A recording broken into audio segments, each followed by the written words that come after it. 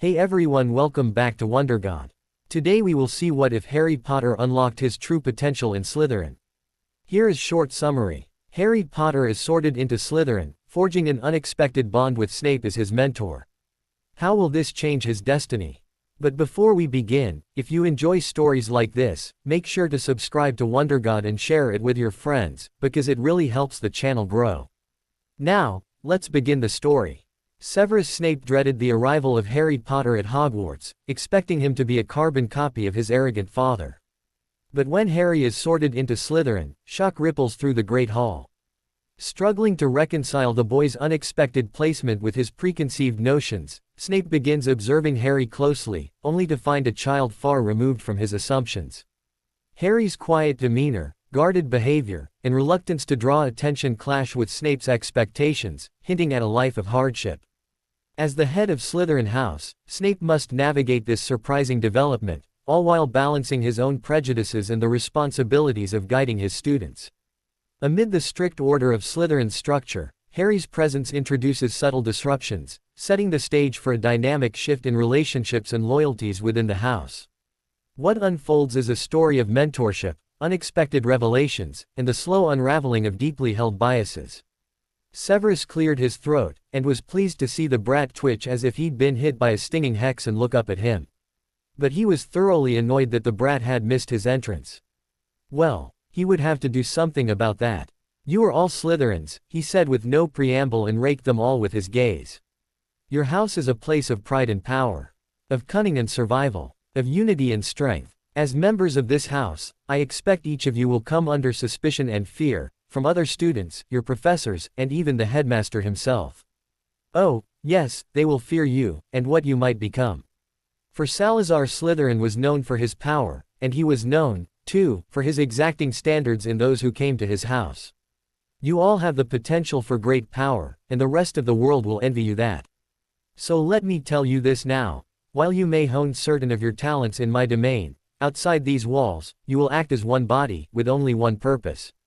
House unity. You must be united. Those who fear you will think nothing of setting you one against the other, and in this way, pick you off at their leisure. Outside the confines of the Hogwarts dungeons, no one will take mercy on you." Severus paced back and forth as he spoke, for he was never one for standing still. As a student, it had caused him some trouble. As a professor, he was considered to be everywhere at once. It was gratifying how positions of authority changed one's perspective. Thus, rule number 1. Mr. Flint, if you would. Marcus Flint stood straighter, if possible, from his ramrod posture. "Yes, sir." Rule 1. Slytherins are the house. "Thank you," Severus said.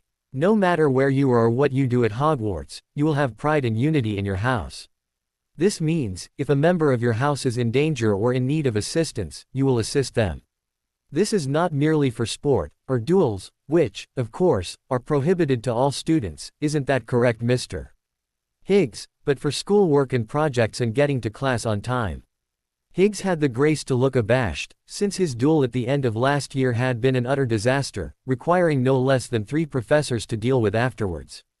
Severus turned from him and glared at his newest snakes. "Having pride in Slytherin also means you will maintain proper dress at all times, down to pants." He waited while thin snickers died out and continued, "And every moment you are on the grounds, you will conduct yourselves as a young wizarding lady or gentleman should. Your prefects will give you lists of the specifics to memorize and follow, and you should understand I will brook no failure to comply with these regulations, at all, effective immediately." Their wide eyes were upon him, and he allowed a moment for them to take in what he had just said before moving on. Even the Potter brat seemed attentive, even a little fearful, which was a bit of a shock. "There are strict homework and bedtime schedules which you will follow rigorously, and you will be up, dressed, and at breakfast with your house promptly at 07:30 every morning. Including weekends, Miss Hutchins, am I clear?" The slothful second-year girl was a menace, but she nodded quickly. "The nighttime schedule is posted on the board here," Severus told them, and pointed to the notice board just inside the portrait. "As is your morning bathroom schedule. Deviation from these assigned times will not be tolerated," he growled, and sent a look at the 4 sixth-year girls, who were notorious, every year since they were firsties, for taking far too much time with their ablutions, often to the detriment of their housemates. Surprisingly, the brat's head shot up at this, and there was a wild, panicked look in his eyes, quickly hidden. What in the world? Severus shrugged off his concerns, and continued with his lecture for the next hour and a half, laying out his other rules and the consequences for trespassing on them, and suggesting his snakes familiarize themselves with any mandates from other houses, too, so as to be better prepared in the larger arena of Hogwarts. At last came the part he dreaded most. Are there any questions? Malfoy's hand went up. No surprise there. Yes, Mr. Malfoy. When are Quidditch tryouts, sir? Severus sneered. You fancy yourself ready for that, do you? Without waiting for, or expecting, an answer he continued, tryouts for the team will be posted on the board by this year's captain, Marcus Flint. On the subject of notices, 5th years and above may post without permission. All others are required to seek a prefect's approval first. Anything else? He sneered again when Potter's hand went up. Mr. Potter, you have a question? Yes, sir. The boy did not react to his condescending tone at all, almost as if he expected it. Are we allowed to use L's for parcel post? Ordering from Diagon Alley, say. Severus lifted a lip in disgust. Run out of your favorite treats already. Or did the famous Harry Potter forget to pack quills? A couple of the older students sniggered, and the boy glanced around and bit his lip. Then he let it go, and that chin came up again, like he was steeling himself for what was to come. Severus was reminded sharply of another time, another boy, and his own experience with that need to be seen as brave. Yes, sir. Something like that. Severus shook his head at the sheer enormity of the brat's idiocy. Surely he had gotten a list. Yes, you may use school owls or your own for such purchases. Are there any other questions? When there were no more hands, Severus turned the remainder of the meeting over to his prefects, who would hand out the specific rules lists, set up study schedules for the 1st through 3rd years, and would show the youngest snakes to their dorms. When the last of his snakes had gone from the common room, he took his leave. Not bad, he decided as he entered his own quarters and poured himself 2 fingers of fire whiskey to enjoy along with his latest missive from the potion masters. Alliance of Europe. It would have gone perfectly, if only he had not been saddled with the brat who continued to surprise him. When the last of his snakes had gone from the common room, he took his leave. Not bad, he decided as he entered his own quarters and poured himself 2 fingers of fire whiskey to enjoy along with his latest missive from the Potion Masters Alliance of Europe. It would have gone perfectly, if only he had not been saddled with the brat who continued to surprise him. Severus was unsurprised to hear his monitoring alarm sound. He groaned, rolled over, cancelled the spell and launched himself from bed, still only half awake. His mouth was tacky from the fire whiskey, and he squinted into the bright light of his rooms as he pulled on his outer robe. Had he gotten 2 hours this time? 3. Really, on the first night, he should just eschew sleep, altogether. Every year it was the same. One of his urchins decided they were too good for rules and attempted to try his patience and his everywhere at once-ness, by not adhering to the schedules he had scrupulously devised. Without fail, every year, some snake or other sneaked out of bed earlier or later than they should have, and he was left needing to set them to rights. The only question, every year, was who was fool enough to face his wrath. Harry sneaked into the bathroom with his toiletry bag and took a towel from the cubby just inside the door. He absolutely had to shower before anyone else was up. It was tempting fate to do so, he knew, but he couldn't bear the inevitable laughter and stares if his dorm mates saw him BPD. And almost worse, he couldn't deal with the thought of earning detention so early in the term for not having proper clothes. He'd lain awake most of the night thinking about the sorting, and about the new rules they were to memorize, and trying frantically to come up with a way to avoid getting detention for the rest of his life before he could do something about his tatty, too large clothes. He wished he'd had more time at Madame Malkin's when he was buying the rest of his school clothes. His robes, trousers, tie and all were new, but Hagrid had been running late, he said, and they'd arrived at the clothier only moments before closing. Fortunately, the proprietress had only them for a customer, so they were able to get through the fitting quickly. Unfortunately, no one had thought to mention pants. This morning, he had to send Hedwig off before anyone was the wiser, which meant getting up very early and getting to the Ullery and back before anyone noticed he was gone. Professor Snape was not one he ever wanted to cross. He'd caught the looks Snape had sent him during the meeting earlier, and he wondered what he'd done to make the man angry at him already. It was probably just that Harry got sorted into his house. No one had been happy about it at supper. Harry wasn't sure what he could do to be accepted here, but the first thing he needed to do was get presentable. He didn't want to be an embarrassment to his housemates. After setting Dudley's hand-me-downs on a bench beside the showers, Harry turned on the tap and was immediately surprised to find hot water. Not too hot, but pleasant for the purposes of bathing. He was so used to cold water showers only that it seemed awfully extravagant, and he vowed to make quick work of his washing up. He put his glasses within easy reach of the shower stall, and stepped under the flow of water. It was glorious. The heat of the water soothed away the aches of bruises and strained muscles, as well as the almost constant headache from glasses that weren't quite right. He did a fast scrub with shampoo over the messy hair that he could never tame no matter how hard he tried, then soaped up his scrawny, according to the Dursleys, body, rinsed quickly and deftly turned the water off in under 3 minutes. He was reaching for his towel when someone grabbed his arm and dragged him, completely starkers, out of his stall. He didn't yet have his glasses on, but he would recognize the billowing robes of the head of Slytherin through a thick fog. "Oh, gods, no. How deficient are you, Potter?" the man snarled. He was rumpled, likely from bed, and his hair stuck up at odd angles, almost like his own. But Harry was too frightened to do more than shake his head. As if he didn't notice, Professor Snape went on, "Could it be that your tiny brain was insufficient to the task of following the simplest of instructions?" "No, sir," Harry said. Then he swallowed his fear and put his chin up just a bit. If he got hit, he got hit. He could deal with that. Didn't Dudley and his gang pummel him practically every day? But he wasn't going to cower for anyone. "No, sir," he said again. "I'm not deficient. Really," the professor drawled, still holding his arm in a pincer-like grip. "Damn, it was going to leave another bruise. Then how is it you were in here, when you should still be abed?" What could he say? Not the truth, certainly. That only led to more questions and angry Dursleys and probably expulsion from school. He knew how this went.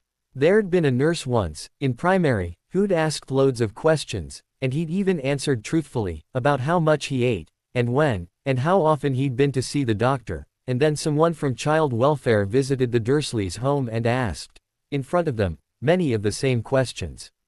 Well, what was he going to say? He'd lied, of course, and smiled and said all was grand, and the nurse had treated him like an attention-seeking freak after that. He didn't like to recall what Uncle's reaction had been. Snape shook him by the arm and snarled, "I asked you a question, boy." Despite his resolve not to cower, he couldn't help but flinch a little. "I'm sorry, sir. You certainly will be. I suppose you feel you don't need to answer a proper question, is that it? And that rules are for everyone else, but not for Potters. Well, let me tell you something, you insufferable brat, you will learn very quickly that when I give orders, they are meant to be followed. And when I deem something forbidden, you are meant not to do it." By the end of his tirade, he had pulled Harry very close and specks of spittle hid Harry's face and bare chest. Even without glasses, Harry could see the disgust and rage clearly in the man's eyes. "Yes, sir. I'm sorry, sir. I'll obey the schedule." "Indeed you will. And you'll have detention tonight at 7. Do not be late." Giving Harry one last shake by the arm, the professor flung Harry away from him and stalked out of the bathroom in a ripple of black cloth and menace. Harry grabbed up his towel and scruffed it over himself, then got dressed, lickety-split, shrugging the encounter from his mind. The words the professor had shouted were no worse than what he'd heard from the Dursleys, after all, and he certainly deserved them. He was just glad Snape hadn't asked more questions he couldn't answer. Once he was dressed, he crept out of the Slytherin common room and made a quick, or as quick as he could make it, trip to see Hedwig and give her an order to take to Gladrags, down in Hogsmeade. He was glad directions to the Ollery had been part of the information handed to him by his prefect, as well as a list of clothiers who serviced the school. By the time he returned, the other students were just starting to stir, making their slow way into the showers, or the common room, and Harry busied himself with reading a chapter from his potions textbook, wanting to be as prepared as he could be when he met Snape in class. He took out some parchment, too, and practiced taking notes with the quill and ink. It was much sloppier than with a ballpoint, and after he splotched up on roll so bad he could barely read anything, he would have traded 100 chocolate frogs for one pencil. While he was trying to scrape away some excess ink, he saw Malfoy come down into the common room, flanked by the two large boys who seemed to follow him everywhere. Goyle and Crabbe. He wasn't sure he knew which of them was which, though. Malfoy, on the other hand. It wasn't hard to make him out from the crowd, with his white blonde hair and permanent half-smile, as if he knew a prank was about to be played on you, and for a price, he'd tell you what it was. Harry glanced at them as Malfoy sauntered and the other two lumbered over to the couches and slumped into them, but he kept at his work. Malfoy hadn't said anything to him at dinner, but he'd been one of the ones who stared. "It's ridiculous, isn't it?" the blonde said, and covered a small yawn with a hand. "That we have to be up so early every day. I mean, I could understand the first day, with schedules to be handed out and all. But weekends." Harry, not sure if Malfoy was speaking to one of his goons, didn't say anything, though he privately agreed. "Are you deaf, Potter?" Making sure to hold his quill away from his parchment, he looked up to see Malfoy smirking at him. "No, I didn't know who you were talking to." Malfoy rolled his eyes. "Like I make conversation with these two, honestly." Harry gave a half-smile. Dudley was just about as dismissive of his goons, too. Didn't stop them from having wicked fists on his command, though. And Harry was awfully tired of being beaten up at school. So he shrugged. "I'd rather we were allowed to lie in on weekends. Doesn't make much sense to get us up so early. Though breakfast didn't even start till 8 then." "Exactly." Malfoy leaned forward a little and held out his hand. "I don't think we've had a proper introduction. I'm Malfoy. Draco Malfoy." "Harry Potter," Harry said and shook the boy's hand. "I tried to find you on the train." "You did?" Harry asked. He'd thought he'd caught a glimpse of the white blonde hair at the end of the car, when he was coming out of the loo one time, but Ron hadn't said anything about it when he got back to their compartment. Malfoy gave him a long look. "Of course. You're rather famous in some circles." He smiled, with only a trace of haughtiness. "I wanted to see what all the fuss was about." Harry laughed. "There's no fuss. Really. I didn't even know I was a wizard till a month ago." Something in Malfoy's face tightened. "But your parents weren't muggles." "No. Hagrid had told him about what muggles were, and that some folks in the wizarding world didn't care for those who weren't wizards, or born of wizards. But I was raised by muggles. You know, after my parents died." Wrinkling his nose as if he smelled something dead a week or more, Malfoy leaned back against the couch. "That's awful." Well, Malfoy didn't know the half of it, but Harry wasn't going to tell him. "They didn't like magic," he volunteered, however. "But I kept doing it anyway, I guess." Obviously. Something in Malfoy's tone suggested that it would be impossible for anything else to have occurred. Breakfast was a quiet affair for the Slytherin table, as all the students had been up late and then up early, but some of the other tables were rather rowdy, particularly the Gryffindors, where Ron Weasley had been sorted. Harry was a little sad about that, but he knew that the boy he'd met on the train and who'd told him about collecting chocolate frog cards and such was probably happier with his family than he ever would have been in Slytherin. Like he was supposed to, Harry waited till everyone had their fill of breakfast before he snagged a slice of toast, though he almost dropped it back on the platter when Draco gave him a hard look. Instead, he nibbled at the edges, just as Professor Snape came around to their table with schedules. Harry kept his head down, his ears turning red, remembering the morning's scene in the bathroom, but Professor Snape said nothing about it, said nothing at all, in fact, just gave him a nasty look as he shoved the piece of parchment at Harry. Draco peered over his shoulder. "We've got transfigurations first." He rolled his eyes and sent a baleful look at the loudest table. "Then herbology. With the Gryffindors. I wonder how they can hear their head of house, with all their noise," Harry murmured. Draco snorted a laugh. "Like my father says, they're uncultured ruffians. They can't help it, really." Harry wrinkled his nose, but finished his toast and waited, according to the new rules, for his year mates to finish, as well as for any announcements, before they left to go to their first class. Though he was feeling rather queasy with the knowledge that he didn't know any magic and was likely going to be terribly behind all his classmates, he was still very careful, while walking next to Draco to their first class, to make sure none of his awful clothes peeked from beneath his robes. It was harder to hide his trainers, but if he took deliberate enough steps, his robe didn't flap around them and kept them from being seen. So far so good, for the day. Professor McGonagall seemed tough but fair, and she told them first thing that her class would be amongst the hardest they would have at Hogwarts, and she wouldn't tolerate any messing around. Later, in herbology, Harry had a chance to say hi to Ron for the first time since the boats across the lake, but to his disappointment, Ron gave him a disgusted look and turned away. Seeing that, Draco swore under his breath something about blood traitors, which Harry didn't understand. The rest of the day went fairly well, and Harry was almost used to the odd way the staircases had of moving when you least expected it, and to the various ghosts who flitted by them in the corridors. Peeves was another matter, but since everyone seemed equally annoyed by the poltergeist, that was okay, too.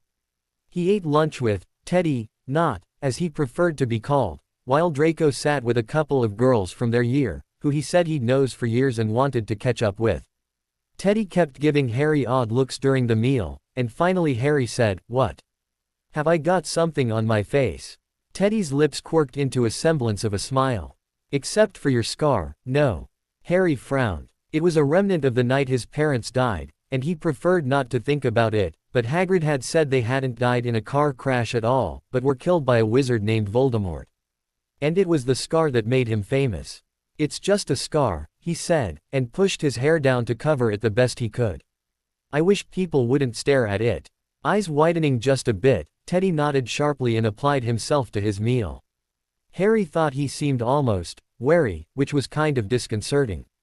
After lunch, they had more classes, and then dinner, and then Harry had to go to Professor Snape's office for detention. He knocked softly on the door, heart in his throat, but determined not to cry, even if he was to get caned, like Dudley said they did to freaks at schools like his.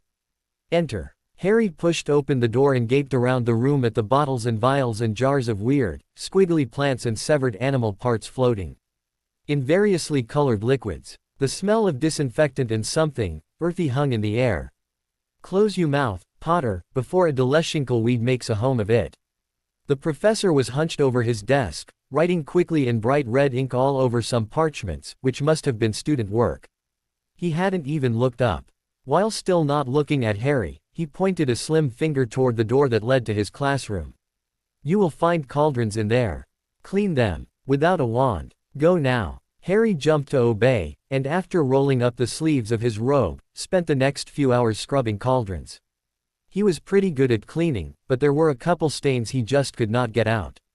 He scrubbed at those for a long time, until his arms ached, and his fingers were sore and blistered from gripping the cloths. He had only 2 left, from the dozen he'd been assigned, and each of them with one last unassailable stain that he was still working on, when a voice behind him made him jump. "That's enough." Dismissed. He spun around to find Snape only a foot or 2 away, and looked up into the sneering face. "But, sir, I wasn't able. Are you still having trouble with simple instructions?" The professor snapped. "I can give you another detention, if that's the case." "No, sir. Sorry, sir." He quickly put away his cleaning supplies and hurried to the door, not catching the pensive look Snape sent after him. He didn't have time to do very much homework before he was scheduled for bed, but he got a start on reading for Transfiguration, in preparation for an essay they had due in 2 days. At bedtime, once again, Harry didn't want to undress in front of his housemates, and so crawled onto his bed, and shut the drapes before changing into his nightclothes, an enormous shirt of Dudley's that was worn enough to be softer than most of his other clothes. "Ah, is the little half-blood shy?" came a voice from the room. Harry recognized it, though the boy had never spoken to him. Hiding away behind his curtains so no one can see his nasty little half-blood body. "Shut it, Zabini," said another, cooler voice. "He your boyfriend, Teddy." Zabini teased. "I said shut it. And I mean it," Teddy growled. "You don't know what you're messing with." With that, Zabini left him alone, but Harry's whole face was burning, as he crept out from his drapes and made his way to the bathroom to brush his teeth and use the loo. He would have to face them sooner or later, sooner, he realized, as he had to shower with them in the morning. He couldn't cross Snape again, that was for certain. That night, for the first time in a long time, he dreamed of the snake-like man who laughed in the midst of a flash of green light, and his scar hurt something fierce when he woke in the morning. The only question, every year, was who was fool enough to face his wrath. As Severus collapsed back in bed, he decided that the least surprising thing about the encounter in the bathroom was that the Potter brat was the one who decided to break the rules. Before he could consider any more of it, he had passed out again. He was getting too old for this. In the true morning, the brat had forced him up at 4 a.m. He'd never had such an idiot in his house before. He spent an inordinate amount of time under hot water in his shower, wondering, not for the first time, how he had ever got along without such things. As a child in Spinner's End, there had been few luxuries, and hot water that lasted for an entire shower was not one of them. He scrubbed at his hair, despairing of it ever being free of the residue of potion fumes. For a brief month at summer, when he was not hunched over a steaming cauldron for 15 hours a day, it hung far less limply. He wondered which student this year would be the first to work up the gall to call him greasy git. Some years, he looked forward to the subsequent detentions he was able to give out as a result. Some years, like this one, since he was assuming it would be the brat who lived who was arrogant to hold that dubious honor, he was positively aquiver with anticipation.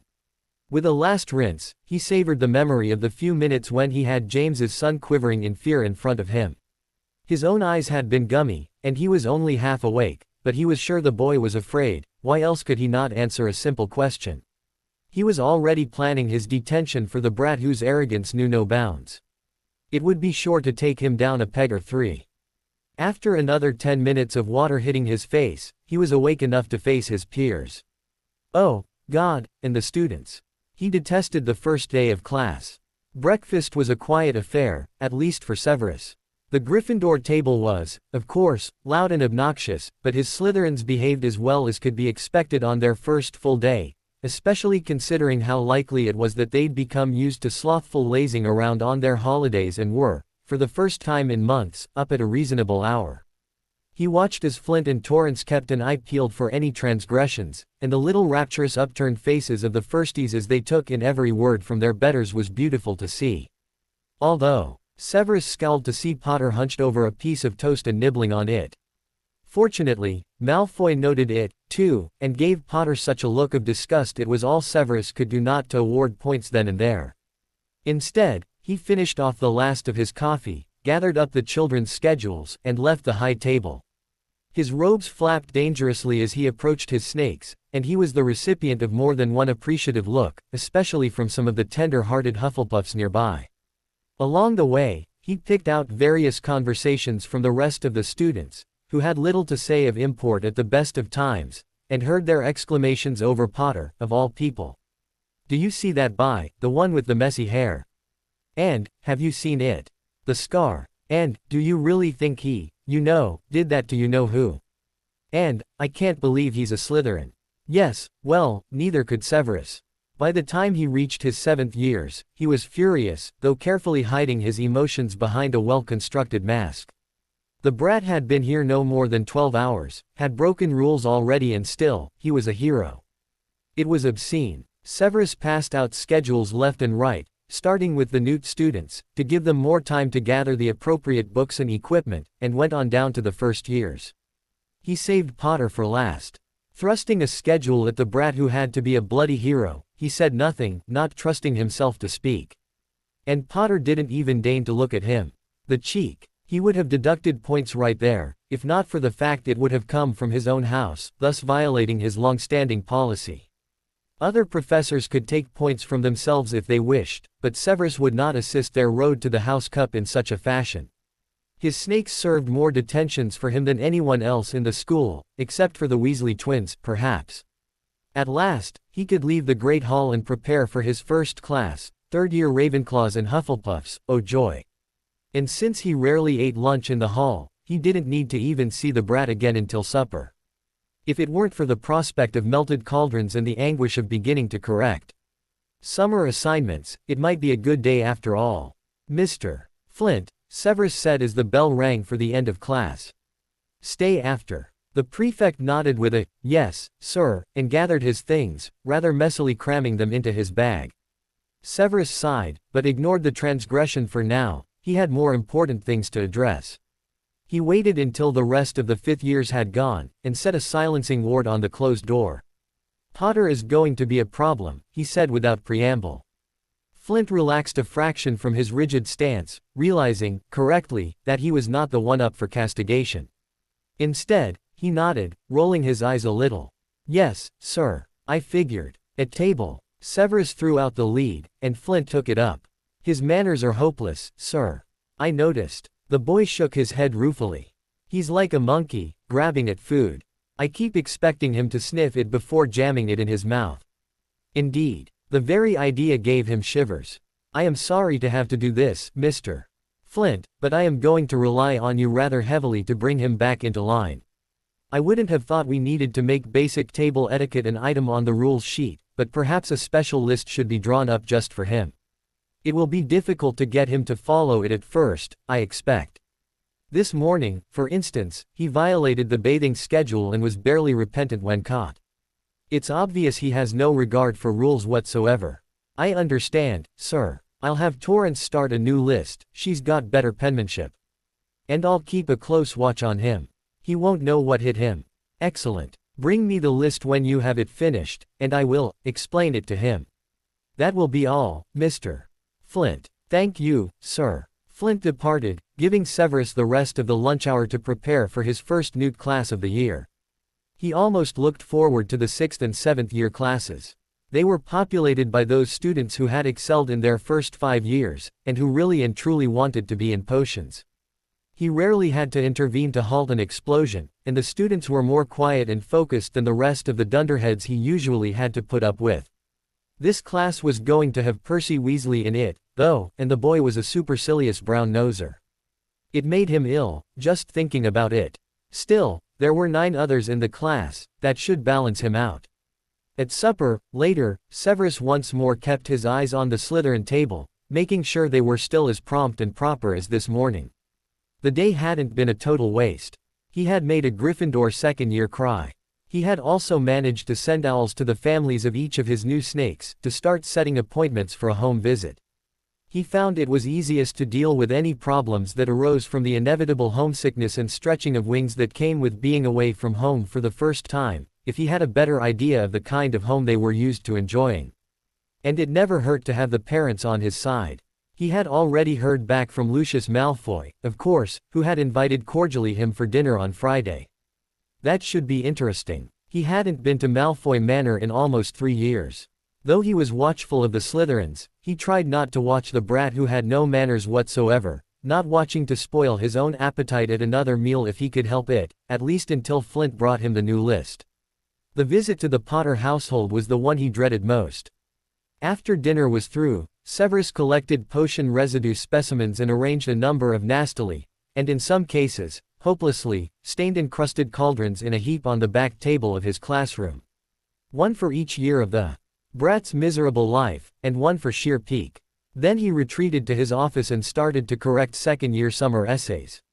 Mostly successfully, he tried to keep from weeping over their infantile efforts, as he waited for the brat who would sure be surprised at his punishment. A tentative knock came at 6:55. Alas, no chance for a dressing down there. Enter, he called, and caught the determined expression on the boy as he came in, chin up again. Did he have a facial tic? Then the brat's jaw dropped open, as if he had never seen potion ingredients before. Well, he had been raised by muggles, hadn't he? And, according to Minerva, the worst sort of muggles, which meant no potions, most likely. Suppressing a smile, he didn't look at the brat and said, "Close you mouth, Potter, before a Deleshinkleweed makes a home of it," and was satisfied to hear the click of jaws slamming shut. Seemed he could obey when properly brought down to size. Still not lifting his head from the current object of his ire, honestly. You'd think after a year of study, one of his students could tell the difference between Murtlap essence and bicorn horn. He suppressed a smirk and pointed a slim finger toward the door that led to his classroom. You will find cauldrons in there. Clean them. Without a wand. Go now. To his deep surprise, the boy obeyed without a word, practically running into the classroom. Severus scowled. He'd been hoping for an argument where he could assign another detention. Well, he would get it, he was sure, when the brat started whining about how much there was to clean, or how hard it was to do, or how he never had to lift a finger before in his life, so why should he start now? But minutes passed, as Severus continued to grade essays, and he heard nothing but the occasional running tap, and the more frequent sound of actual scrubbing. Minutes turned into hours, and when it was nearing 10 o'clock, and he had finished with the second-year essays and was most of the way through the third years, he rose and stretched out his aching back before going to check on the boy's progress. He would sleep well tonight, that was certain. From where he stood in the classroom doorway, he could see 10 perfectly cleaned cauldrons, some of them gleaming as much now as when he had first purchased them for the school, almost 12 years ago. To say he was surprised was an understatement. Of the last two, he knew that certain of the stains would never come out, not with magic, not with bleach, not with a sledgehammer. But the boy was still scrubbing at one of them, his hands red and blistered from the friction. He had an array of cleaning supplies lined up along the table, and it seemed he was trying each one of them in turn on these last two cauldrons. Severus watched him for long minutes, taking in the slightly hunched shoulders, the grim determination in the angle of his head, the obvious fatigue in his arms, which he was starting to shake out, frequently, as well as the stiffness on his legs from standing in one place for hours. Despite himself, Severus was impressed with the boy's stamina if nothing else. He moved up behind the boy and watched him more closely still. The brat was bony, his wrist small enough Severus could wrap index finger and thumb around one with room to spare. His little neck was scrawnier than a chicken's, and was that a bruise on his inner arm, near the elbow. Likely from where he had grabbed the brat early this morning. He felt a sharp pang of guilt, quickly suppressed. He did not believe in corporal punishment, having too often felt a heavy hand in his own youth, and he should not have let his emotions take him so completely by control this morning. Alas, there was little he could do for it now. It was probably just a residue of summer bratly roughhousing, anyway. He sneered. That's enough. Dismissed. The brat spun around to find him only a foot or two away, and looked up, fear in his expressive green eyes. But, sir, I wasn't able. Are you still having trouble with simple instructions? Severus snapped. Ah, the cheek, at last. He schooled his expression to keep his glee from showing. I can give you another detention, if that's the case. No, sir. Sorry, sir. Once more, to Severus' surprise, the brat quickly put away his cleaning supplies and hurried to the door. Severus watched him go, suddenly feeling his world go a little off kilter. Instead of considering it further, however, he put the cauldrons away and went to finish the third-year essays before returning to his own quarters. There he left the fire whiskey alone and settled down with a book. Still tired, though, he retired soon after. Though leaving the same monitoring charms up as the night before, he tightened the ones around the first-year boys' dorm, as he expected to be roused by another Potter excursion, and wanted to know the minute the brat was awake. An alarm went off at 5 in the morning. At least the brat had learned some decorum, but he realized in moments that it was from the girls' dorm. He swore, got up and dressed, and sought out Miss Torrance to deal with it. Afterwards, he decided he may have come down on the new prefect a little hard, but that only meant that she, in turn, would make sure the miscreant in question thought twice before disturbing her prefect's rest again. Before sending Torrance off to catch the culprit, he told her to assign a detention on his behalf for that evening. He had just returned to his quarters when another damned alarm went off. First-year boys. Potter. Growling not quite inaudibly, he spun on his heel and stalked back to the snake den to cut off the newest infraction at the nub. But Potter did not come out into the common room. 5 minutes passed, then 10, and Severus was livid. How dare the brat make him come down here again? Filled with righteous indignation on behalf of his interrupted sleep, he strode into the boys' dorm and scanned the contents. 6 sets of drawn curtains, and 5 beds where there was little to no movement. The last, however, had to be Potter's. He heard a muffled sound from behind that last set. What was the boy doing? Almost afraid to find out, Severus crossed to that bed and wrenched back the curtains, to find a brat curled up in a ball, with one hand pressed to his forehead and mumbling incoherencies. He was wearing only an overlarge worn and faded muggle t-shirt, which covered him almost completely. What is the meaning of this? Severus hissed, keeping his voice low for the benefit of those the brat had not already woken. The brat's eyes flicked open, filled with palpable fear, and he shook his head. Sorry, sir. I didn't mean to wake you, I'm sorry. His fingers pressed into the skin around where Severus was sure the famous scar lay, and Severus frowned at the livid piece of flesh now standing out sharply on the boy's otherwise rather pale skin. Was it bleeding? You've injured yourself, he said. Move your hand. Sorry, sir, the brat whispered as he complied, but he squeezed his eyes shut as if the lack of pressure on the scar increased the pain. Severus peered at it clinically. It looked almost infected. But the blasted thing was 10 years old. Have you been picking at it, Potter? No, sir. The boy swallowed audibly. I had a dream. A dream. You've mangled your forehead because of a dream. Yes, sir. I mean, I didn't mangle it, the brat amended. If anything, he looked even more terrified now. And miserable. But shouldn't he be pleased that he was getting some attention? Isn't that what he wanted? The brat continued in a whisper, not meeting his eyes anymore. But it was a dream. And when I woke up, my scar already hurt. Severus nodded, though he was certain the boy was lying. Well, there would be time enough to learn why exactly. Detention tonight at 7, Potter. For lack of regulation pajamas. The look of consternation upon the brat's face carried him cheerfully through breakfast. Severus nodded, though he was certain the boy was lying. Well, there would be time enough to learn why exactly. Detention tonight at 7, Potter. For lack of regulation pajamas. The look of consternation upon the brat's face carried him cheerfully through breakfast. Harry's career at Hogwarts was off to a really crummy start.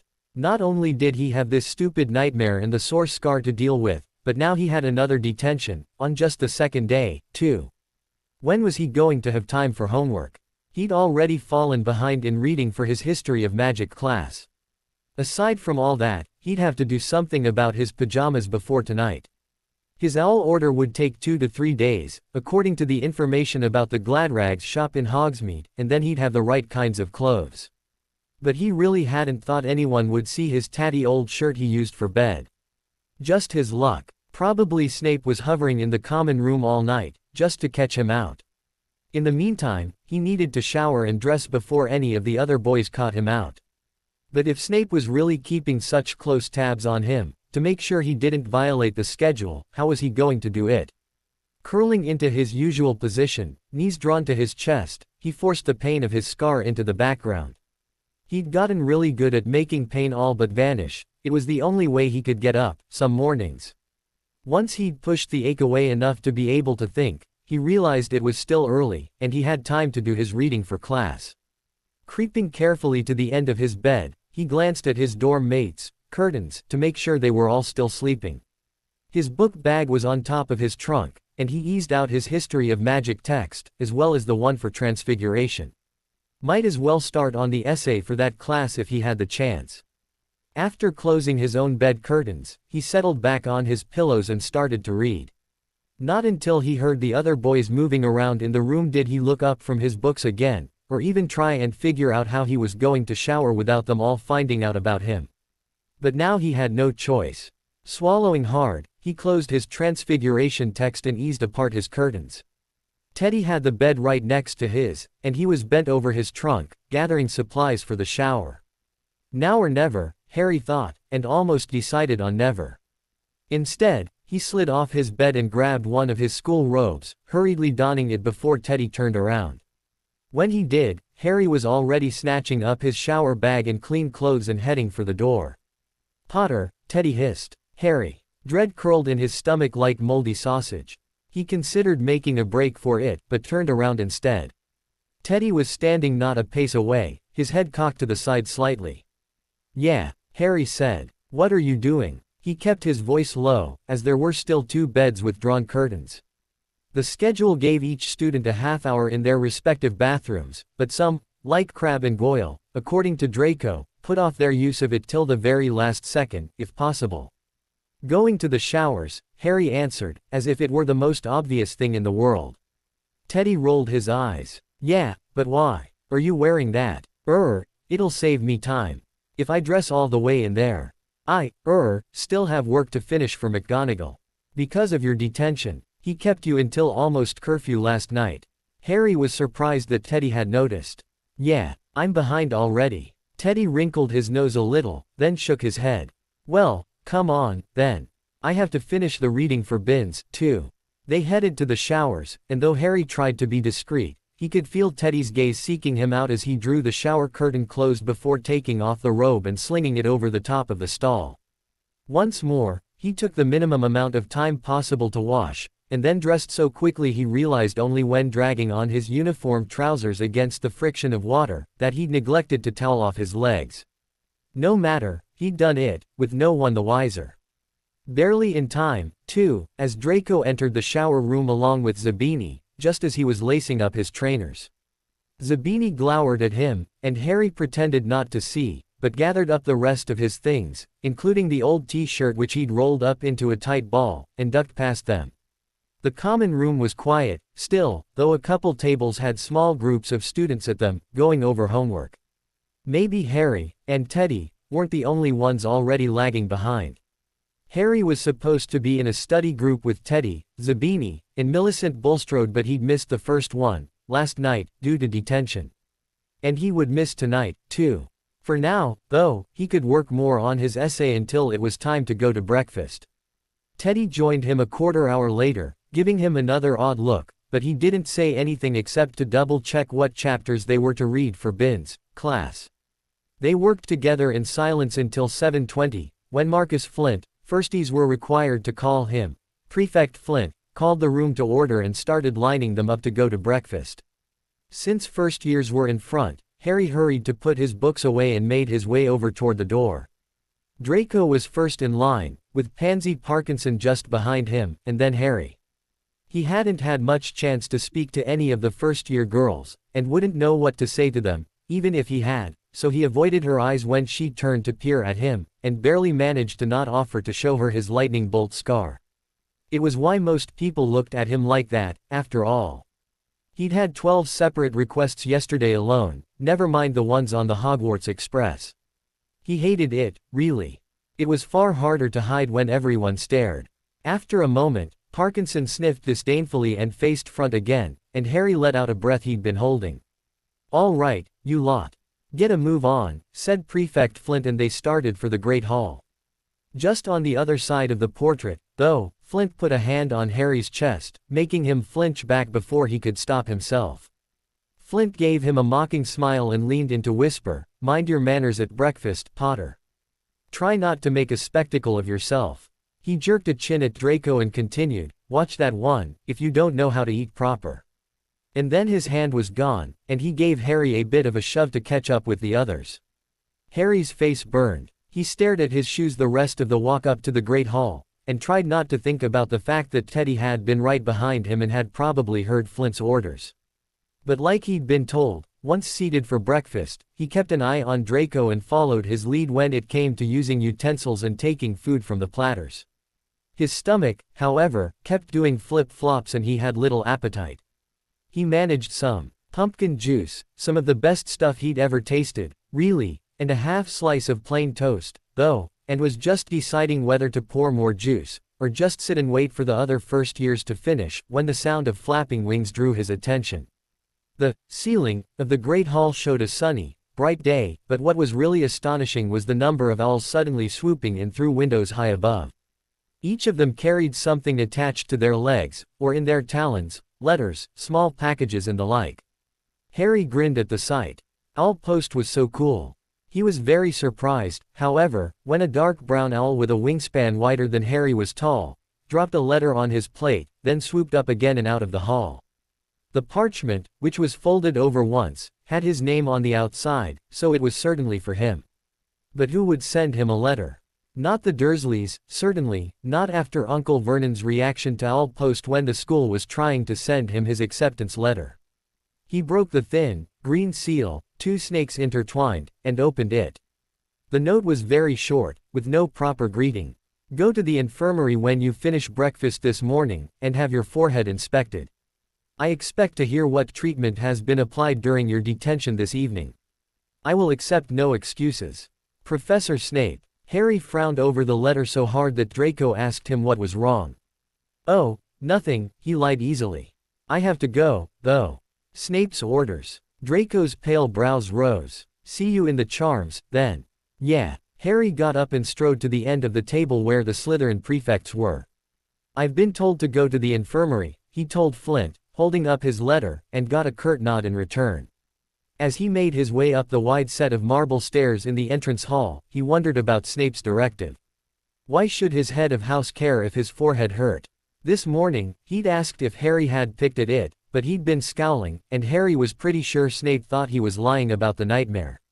With a sigh, and no closer to understanding the professor, Harry entered the infirmary. A long row of beds lined both of the side walls, while the wall straight ahead was almost all windows and looked out onto the grounds. The room was very bright, with all the white linens and white walls, especially compared to the Slytherin rooms. A middle-aged witch stood near a cabinet at the far end of the room, going through bottles one by one and marking a list in front of her. "Madame Pomfrey," Harry said as he went a few steps into the room and let the door close behind him. The woman looked up and smiled.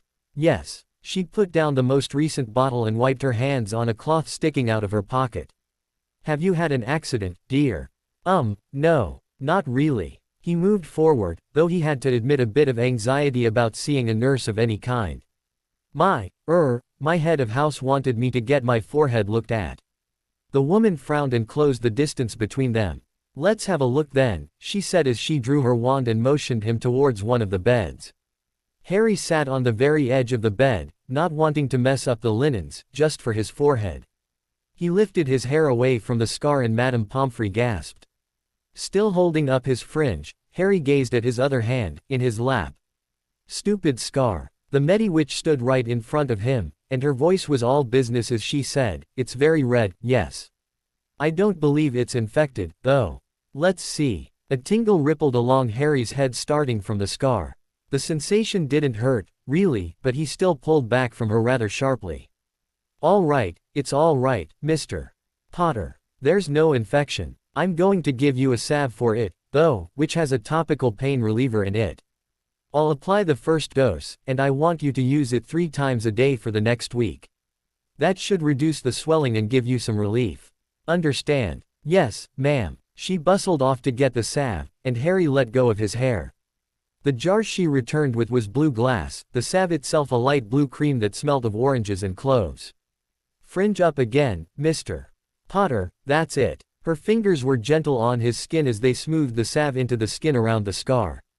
The aching eased almost at once, and the burning pain subsided.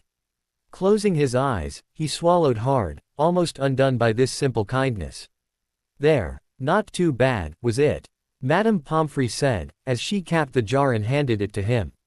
"No, ma'am," he said and slid off the bed, avoiding her eyes. 3 times a day, remember. And come and see me again if the pain gets worse, or if the ointment doesn't help." A pause. "Or for any other reason whatsoever," she added. She made it sound like an order, so he nodded his understanding as he made his way to the door. Classes that day were much the same as the first, except he had a free period right after lunch and charms instead of transfiguration. He'd gotten his feather to fly using the Wingardium Leviosa on maybe his 6th try. Not as fast at Teddy or Zabini, but far better than Draco's 2 goons. In herbology, he once again tried to say hello to Ron Weasley, and the boys he was near, but once again, the redhead turned his back with an ugly sneer. Harry pushed the hurt back away from him, like he did with most pain, and shrugged as he returned to the table he shared with Draco, Goyle and Crabbe. "Waste of space, that one," Draco muttered. "I don't see why you bother." Harry shrugged again, keeping his face as blank as possible. "He was nice to me on the train.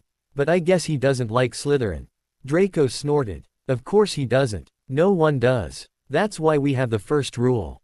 With a nod, but wishing he didn't understand, Harry turned his attention to Professor Sprout, a short woman with dirt crusted under her nails as if she did nothing besides garden.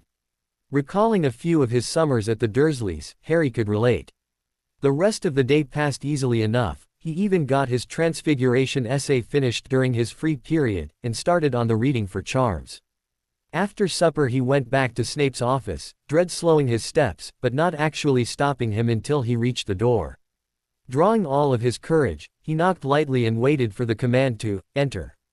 Snape was sitting over a pile of parchment, just as he had been last night. And like last night, he did not look up from whatever he was doing. "Cutting it a little close, weren't you?" he asked coldly. He hadn't been late, he was sure, but almost a minute early. Still, Better to agree than disagree, he'd learned that lesson early on. Yes, sir. Sorry. Pointing his quill at a chair in front of his desk, he said, sit. Harry obeyed, but wondered what he was going to do for detention tonight, and why Snape hadn't just told him, like he'd done before. Knowing better than to fidget, Harry sat as still as possible, gaze on his hands, clasped together in his lap. Time passed, he couldn't say how much, before his head of house put down his quill and settled his gaze on Harry. He could feel the dark eyes on him, boring into his head, but he did not dare look the man in the eyes. You went to the infirmary. It was not a question. Yes, sir. And a hint, well, more than a hint, of impatience. Madame Pomfrey said the scar's not infected, sir. She gave me a salve for it. Let me see it. Harry lifted his head at last, and brushed back the hair from his forehead. Snape sneered at him. Not the scar, I know what that looks like.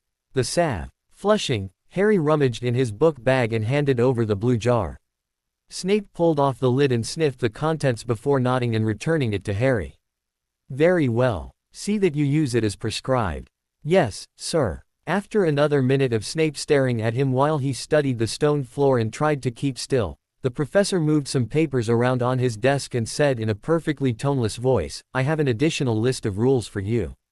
Your behavior at meal times has not gone unnoticed, even by those of other houses. I require all Slytherins to maintain proper decorum, especially when in such a milieu. Harry's stomach tightened with the implications. People talked about him all the time, as if something he'd done as a baby, and which he had no memory of was worthy of discussion, when he knew it wasn't. But if they were discussing his table manners instead, he felt sick. With the Dursleys as his only role models, and by proxy at that, as they rarely allowed him to sit with them for meals, how was he supposed to know what to do? The pause was so long this time, that Harry realized he was supposed to reply, but it hadn't really been a question. He set his jaw and raised his head. Yes, sir. Prefect Flint mentioned the problem to me earlier. Good. See that you incorporate these rules, effective immediately. Snape handed over the parchment, and Harry was annoyed to find his hand shaking. Yes, sir. Snape's lip curled slightly. You have not read them as yet, Potter. Do so now, that I may answer any questions you have. Harry had been hoping to tuck the list away and read it somewhere private, later, but it seemed he was doomed to be humiliated again. Fine. He scanned the sheet, noting how many of the items were don'ts, as opposed to do's, and the number of times the word appalling came into play.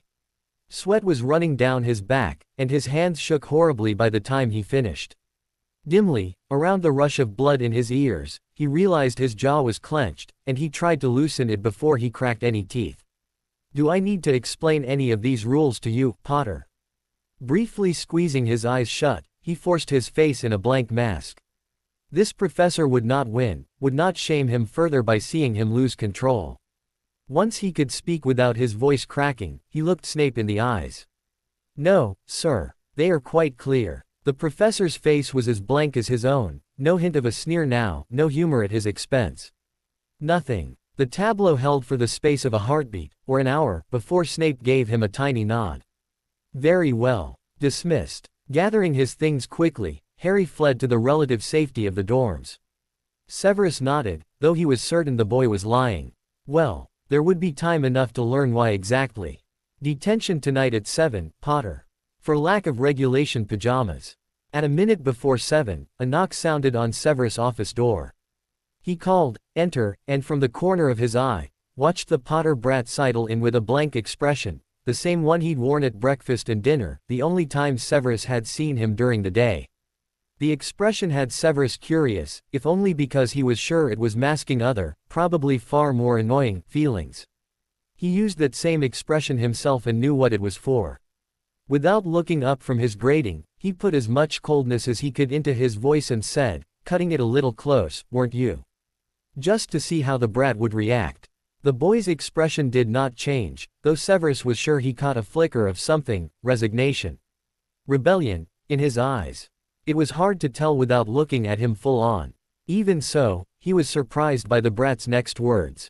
Yes, sir. Sorry. Pointing his quill at a chair in front of his desk, Severus said, sit, and was equally startled when Brat, who kept surprising him, obeyed without question. merely clasping his hands together in his lap and sitting with his head down, shoulders hunched, almost perfectly still. Too still, really, for an 11-year-old. Severus was used to fidgeters, and knee bouncers and shoe scrapers of all kinds. He wasn't used to children who sat still, especially without being told to do so. When he felt he'd given the boy enough time to fret, Severus put down his quill, capped his ink bottle and looked up. He'd known the boy had kept his own gaze on his hands, but it was quite another thing to see the bowed head in front of him. What the hell was going on here? Where were the arrogance and snide remarks? Where was that Gryffindor bravado? He'd assumed the brat would still possess it, even if he wasn't sorted into his father's house. Was the boy a coward, then? Was that why he'd been sorted into Slytherin? He shook his head. Such ruminations were getting him nowhere. A note from Madame Pomfrey sat to one side on his desk, and Severus tapped it lightly with his index finger, considering its ramifications. As she always did when one of his snakes came to see her, she'd alerted him to the child's ailment and advised him of her subsequent treatment and any necessary aftercare. She also mentioned that she'd observed some odd behavior from the boy, and that he was too skinny by far for his height, which was also under par for his age. In the process of checking his scar for infection, she had slipped in a few other diagnostic spells, and thus determined that Potter was malnourished and dehydrated, and that the prescription for his glasses was not correct.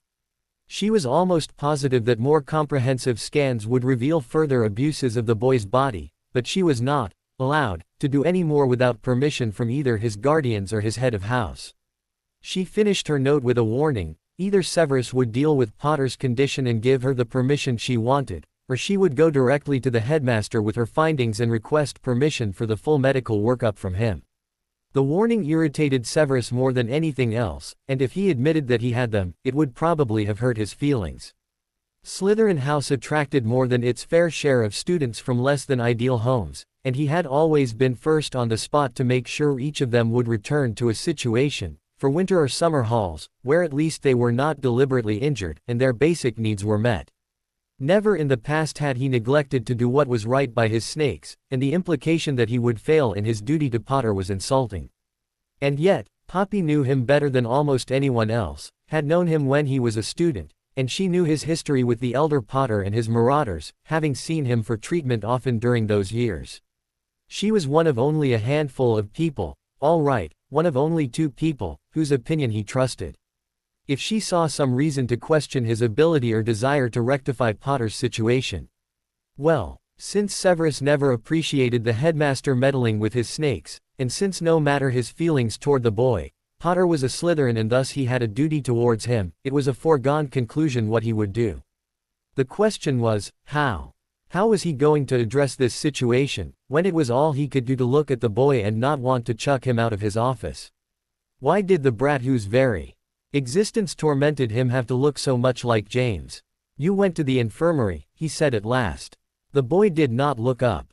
Yes, sir. And, though his snakes were usually more reticent than most, thus ensuring he had plenty of experience in the art of dragging answers from the reluctant, he still detested the practice, and annoyance sharpened his voice.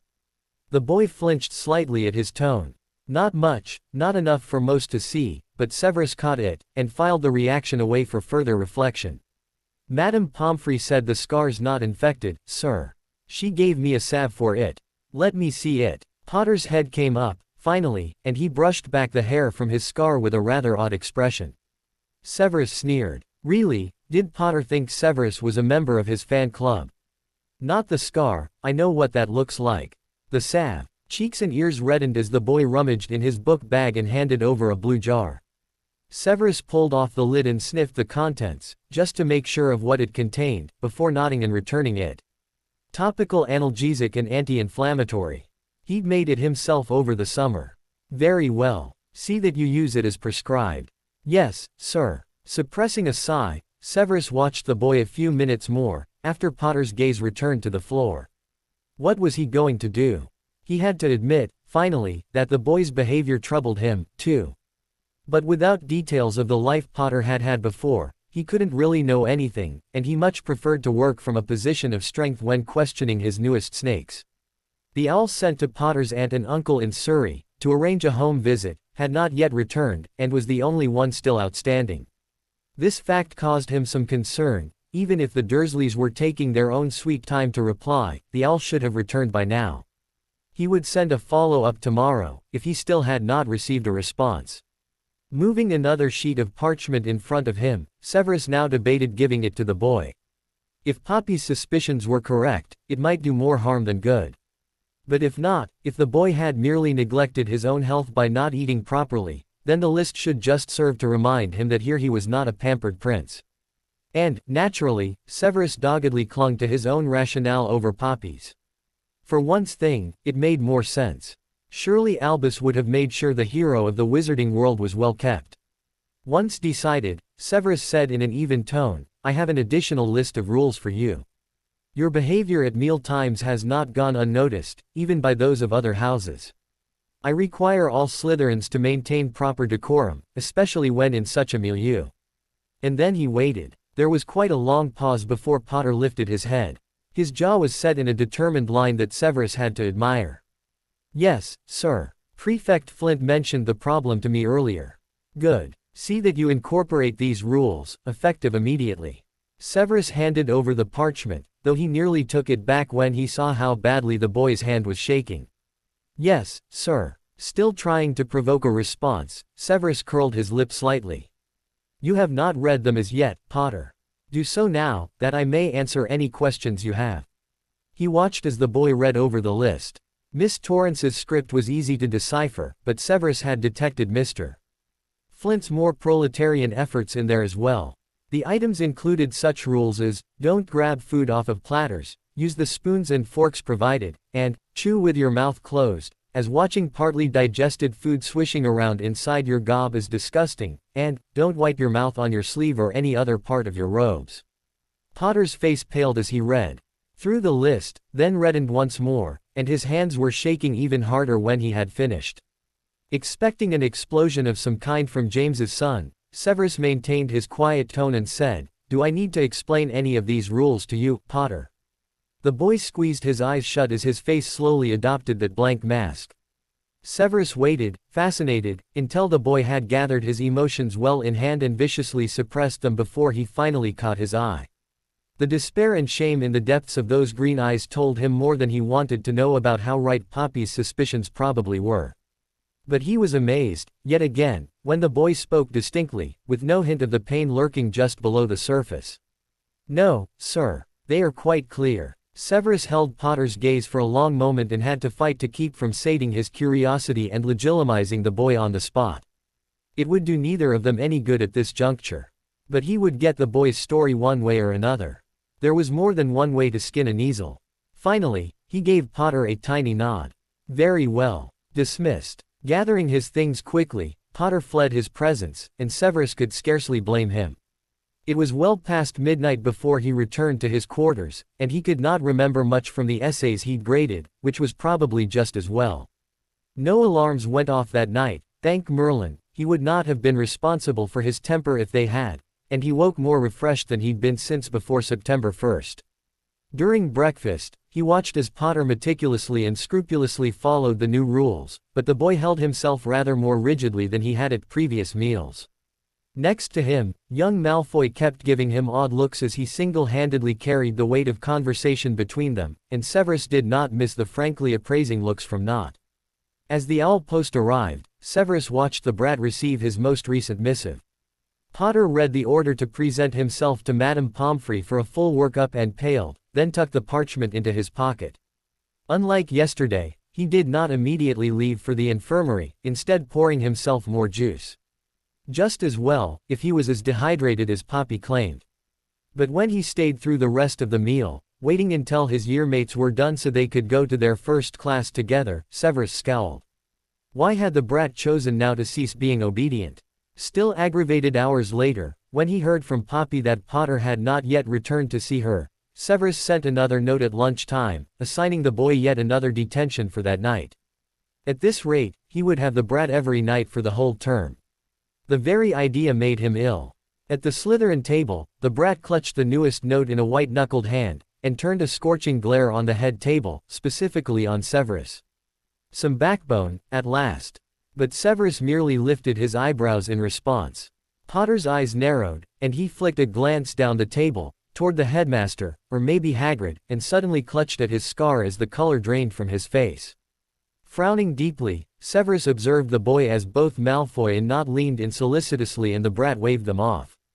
The pain must have faded quickly, for a moment later, Potter had removed his hand and flushed with embarrassment, likely for making a spectacle of himself again, and gone back to his meal, though he merely poked at his food instead of actually eating anything more. Suppressing a sigh, Severus ignored the stuttering Professor Quirrell beside him and swept from the Great Hall. Before his next class arrived, he sent a second letter to the Dursleys and jotted a few notes in the files he kept on each of his students. The rest of the day passed more quickly than he would have liked, given what he had facing him after dinner, though his first 7th-year Newt class took some of the edge off. When Potter arrived, promptly as always, he let the boy sit and fret in front of him again, while he finished marking the last of his summer assignments. When he put his quill down, he observed the boy for another minute, taking in the mulish expression and the tightness of the narrow shoulders. "Have you been to the infirmary, Potter?" "Yes, sir," came the response, a bit sullen in his estimation. "Today?" The boy's head came up and there was no doubt of the insubordination flaring in those green eyes. "No, sir." "Right." Severus stood. "Then we shall make the trip now. Let's go." Eyes widening, Potter made no move to rise, but slid as far away as he could while still remaining on the chair. "No, sir." "Excuse me. I said, no, sir. I don't need what you call it, a work-up. I'm fine. Really. Potter." Severus set his expression in stone. "Get up this instant, I will not brook your insolence. As your head of house, I will decide how you serve your detentions, and this time, it will be in the infirmary." He paused and then continued in his silkiest tone, the one that sent even some of his colleagues into paroxysms of fear. "Don't make me drag you through the halls." The boy swallowed, and glanced at the door as if weighing his options. They were, admittedly, few. Under the pretense of moving things along, Severus took a step towards him, lifting a hand as if to grab his collar, and the boy jumped from his seat. Potter's hands went up as if in supplication and he sprinted for the door. All right, I'm sorry." Severus followed him out, ready to grab him if the boy made a break for it, and they made their way to Pomfrey's domain. Severus followed him out, ready to grab him if the boy made a break for it, and they made their way to Pomfrey's domain. Taking the lead, Harry stalked toward the infirmary, knowing he was in a world of trouble and wishing he had the courage to just make a break for it. In truth, the only thing that kept him from doing so was the knowledge that he'd probably be expelled and then have to go back to the Dursleys. What the hell was Snape's problem anyway? Harry hadn't done anything to him, didn't even have him in class for another day or two, and yet, the professor seemed to really hate him and want to make his life miserable. Harry had hoped that being in the magical world would be better than with the Dursleys, but so far, he'd been very disappointed by Hogwarts. It was too much like Little Whinging, where everyone seemed to dislike him for no reason or, like his relatives, just out and out despised him. And now he was being shuffled off to see the school nurse, and he'd have to lie to her in order to keep his secrets. The last thing he was ever going to do was spill his guts in front of Snape. Too soon they were there, and Snape brushed past him to push at the door, which he then held open for Harry to walk through. Not really sure what to expect, a favorite game of Dudley's had been to do this very thing, and then cuff Harry about the head as he went by. Harry ducked a little as he entered the long room. Snape frowned at him, though, and Harry moved a little faster, to get out of his way. Madame Pomfrey was walking toward them, before they'd gotten a pace or two inside her realm. "Ah, good, Mr. Potter. I'm glad you decided to return so promptly." Since Harry had decided no such thing, he said nothing, just shrugged a little. "Well, let's have you behind the curtain, then," she said, and gestured to a movable curtain closing off a bed in the corner. "Near her office. Stripped down to pants if you will."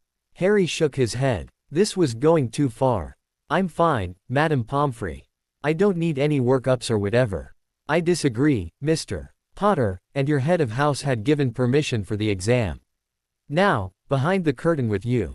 His head of house. Harry glared at Snape again, angry and embarrassed and not in the mood for more humiliation. "You can't do this, sir. You've no business giving anyone permission about me." Snape sneered at him and leaned in close, so Harry could feel his breath on his face. Oddly, it smelled of peppermint. He'd been expecting old socks. I have a duty to all the students in my care, Potter, to make sure they are of sound mind and body.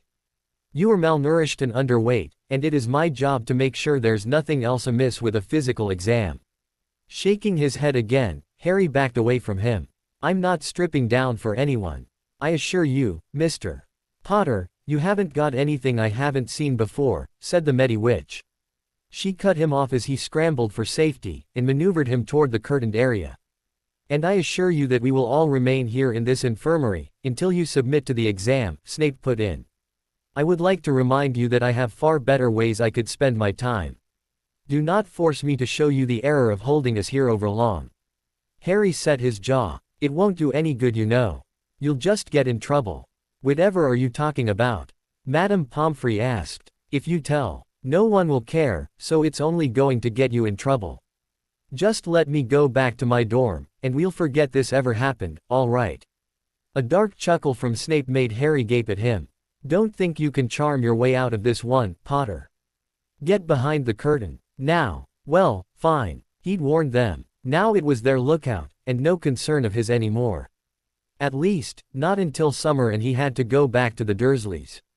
Anger tightened his steps as he went behind the curtain, and made it hard for him to undo the buttons on his robes and his shirt. He was working on removing his trainers when Madame Pomfrey's voice came to him from rather nearby. There's a gown on the bed, Mr. Potter. Once you're down to pants, put it on, please. Yes, ma'am, he said automatically, and then did as he was told. It was big on him, even though the tag inside said, small, and he wrapped it twice around his torso and draped it over his knees before hiking himself up onto the bed. Okay, he said finally, and cursed his voice for wavering. I'm done. Excellent. Madame Pomfrey pulled aside the curtain only long enough to come through, and for Harry to catch a glimpse of Snape waiting on the other side, before she closed it up again. Was he really going to stay through the whole thing? Now, how's that scar doing today? She asked and lifted the hair that was always flopping onto his forehead so she could peer at it. You've been using the salve I gave you. Yes, ma'am. Good. Her fingers were light as they ran over the skin near his scar, and she nodded. It looks a sight better. Now, chin up and glasses off, so I can get a look in your eyes. When was the last time you had your eyes examined, Mr. Potter? While she spoke, she was waving her wand around in odd circles and twists, and her question threw him off guard. I don't remember. A year ago, she asked helpfully. 2. Harry shrugged. It had been almost 6 years, but damned if he was going to say so. Come now, Mr. Potter, let's not have any of that, shall we? I know the prescription is out of date, so you can answer these questions now, like this, or you'll answer them later, when we have to bring in specialists. Specialists. Indeed. You don't imagine you're the first child reluctant to speak of their health history, do you? We have a connection to Wizarding Child Services, who would only be too happy to come and spend some time with you. Madame Pomfrey smiled at him benignly, but he saw it for what it was. She was a great manipulator. I still don't see why. I want you to feel comfortable, Mr. Potter, she said, and he could almost believe her. But I am concerned about your health and well-being. It would go much easier if you were honest with me from the start. Harry swallowed, recalling how kind she had been with him the day before, with the ointment and everything. He couldn't repay that kindness with lies, not all the time anyway. He let out a huff of breath. Fine. It's been 6 years. I just started at primary. Thank you, she said, and sounded like she meant it. Now, I can get your glasses to the correct prescription in a trice, and you tell me how well you can read this chart. He tried on his improved glasses and gasped. Everything was so clear. Excited, he rattled off the letters on the chart, down to the last line. Thanks, he said sincerely. She waved it away. Now that's taken care of, I want you to tell me about how you've managed to break so many of your bones. There was a rustle of cloth, like robes, from the other side of the curtain, but Harry paid it no mind as he yelped, What? From my readings, I see that in the last 12 months, you have broken your left wrist once, your nose twice, and your collarbone 3 times. Please tell me how. I'm clumsy, he said immediately. I'm always falling down. She gave him a piercing look. Now, how about the truth? Could she read minds? He wondered. Or did she use magic to tell her when someone lied? If so, he was in even more trouble than he'd expected. I get into a lot of fights, he said warily. It was the truth, sort of. Oh, with whom? You know, he said, shrugging one shoulder. Other kids. He was starting to hate that sound. Who? You want their names? Not just now, she said. But tell me, were they in your classes at school, or in your neighborhood? Please be specific. Harry squinched his eyes shut. This was going from bad to worse. Yes, they were in my neighborhood, and in my school. He paused, and peeked at her, and she gave him that look again, and he added quickly, and one of them is my cousin. Mostly, they're Dudley and his friends. I see. But it's okay. I mean, it's no big deal. She waved her wand about a bit more. And you never had them properly set. Sorry. The bones. You were raised by muggles, correct? And you never went to a muggle healer and had the bones set so they would heal properly. Harry hugged the thin cloth of the gown tighter to himself.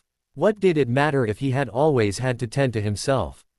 It wasn't like anybody else was going to. That's answer enough, I imagine. For the first time, she picked up a clipboard and jotted something down on it.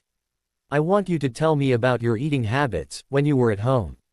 Harry frowned. Like what I like to eat. No. More like, how often you ate, and what kinds of things you had. Nutritionally. I don't know. Regular stuff, I guess. This was skating too close to that horrid list of rules Snape had given to him last night. Even thinking about the list made him want to scream. Madame Pomfrey sighed. The truth now, Harry, if you please. He gritted his teeth. And if I don't please. Manners, Potter, growled a voice from the other side of the curtain, and Harry jumped, having nearly forgotten Snape was there. Mind your cheek. Something inside him snapped, and he hopped off the bed and grabbed up his clothes. From the floor where he'd dropped them. I won't, I'm not. I'm not doing this anymore. You can't make me. Snape burst through the curtain like a demon. His scowl could have scared demons. I can and I will. Get back on that bed. Harry shook his head, and tried to make a break for it. This was stupid and surreal and he wasn't going to do it anymore. But Snape snagged his arm as he was dodging past, and whirled him around so they were face to face again. I am not playing here, Potter. You will remain here until you are given leave to go. Tugging at his arm, the same one Snape had grabbed to haul him out of the showers before, proved fruitless, but damn it hurt. He couldn't suppress a wince as the man's bony fingers pressed into already existing bruises, and when Snape's other hand came up, he ducked reflexively, but the professor only took his other arm in hand, and lifted him to put him back on the hospital bed. Professor, Madame Pomfrey said. I'm sure Mr. Potter will be fine if you let him go now. Of course, he said, and released Harry, stepping back just enough to block Harry's only point of exit and folding his arms across his chest. Pray continue. Madame Pomfrey took the clothes out of Harry's hands and set them gently on the bed beside him. His trainers were still on the floor. If he'd escaped, he would have had to back to the dungeons barefoot. I know this must be rather frightening for you, she said, and Harry looked away and shook his head, but it really is for your own good. Harry didn't bother to correct her. Why should he care anymore? He was in for it, no matter what he did. In a low voice, he said, fine. I ate whatever was left. And only if my chores were done. Whatever was left from what? She asked quietly. From when they ate, the Dursleys, I mean. If there was anything left over, and I'd done my chores right, then I could eat. And was that often the case? Harry sighed. In for a penny, in for a pound. I got to eat almost every day. In the summer, when I work outside, it's easy to fill up on water from the hose so I don't get hungry. I see. She scribbled something more on her chart. How did you get along with your friends at school? I didn't have any. None. Harry snapped. I couldn't very well, could I? With Dudley threatening anyone who talked to me. All right. And have you ever used drugs or alcohol? No. What kind of stupid questions were these anyway? Easy, Harry, I'm almost done. Well, thank God for that. And then I can go. Of course. Just a couple more questions. How safe do you feel at home? Harry frowned. Safe? I don't know. Compared to what? He was almost sure he heard a snort or something from Snape, but when he shot a glance at the man, his face was as scowly as ever. Compared to, say, when you were at primary school, or here. He studied her face for a minute then shrugged. I'm most safe here, he admitted and smirked. You know. No Dudley. Do you worry about being alone with him? No. I worry about being alone with him and his friends. He shrugged one shoulder again. They're bigger than me. I'm faster, though. All right then. I'll have you lie back on the bed now. Let's move the gown down around your hips. That's right, dear. Harry complied, lying back, feeling beefy despite the gown, and sick to his stomach. His ribs were dotted with bruises, and his arms looked like someone had made grabbing him a national sport. He also had part of a handprint around his throat, from when his uncle had choked him a little, last time he'd failed to prune the roses properly. You tell me if any of this hurts, all right? Madame Pomfrey asked, and started pushing on parts of his chest and stomach with her fingertips.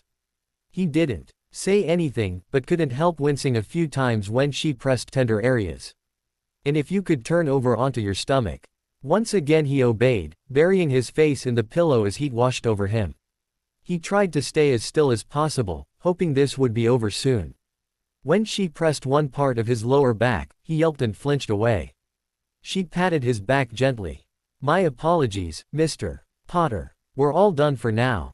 You may get dressed while I prepare a few potions for you. Thanks, he breathed, not sure he could do much more than that.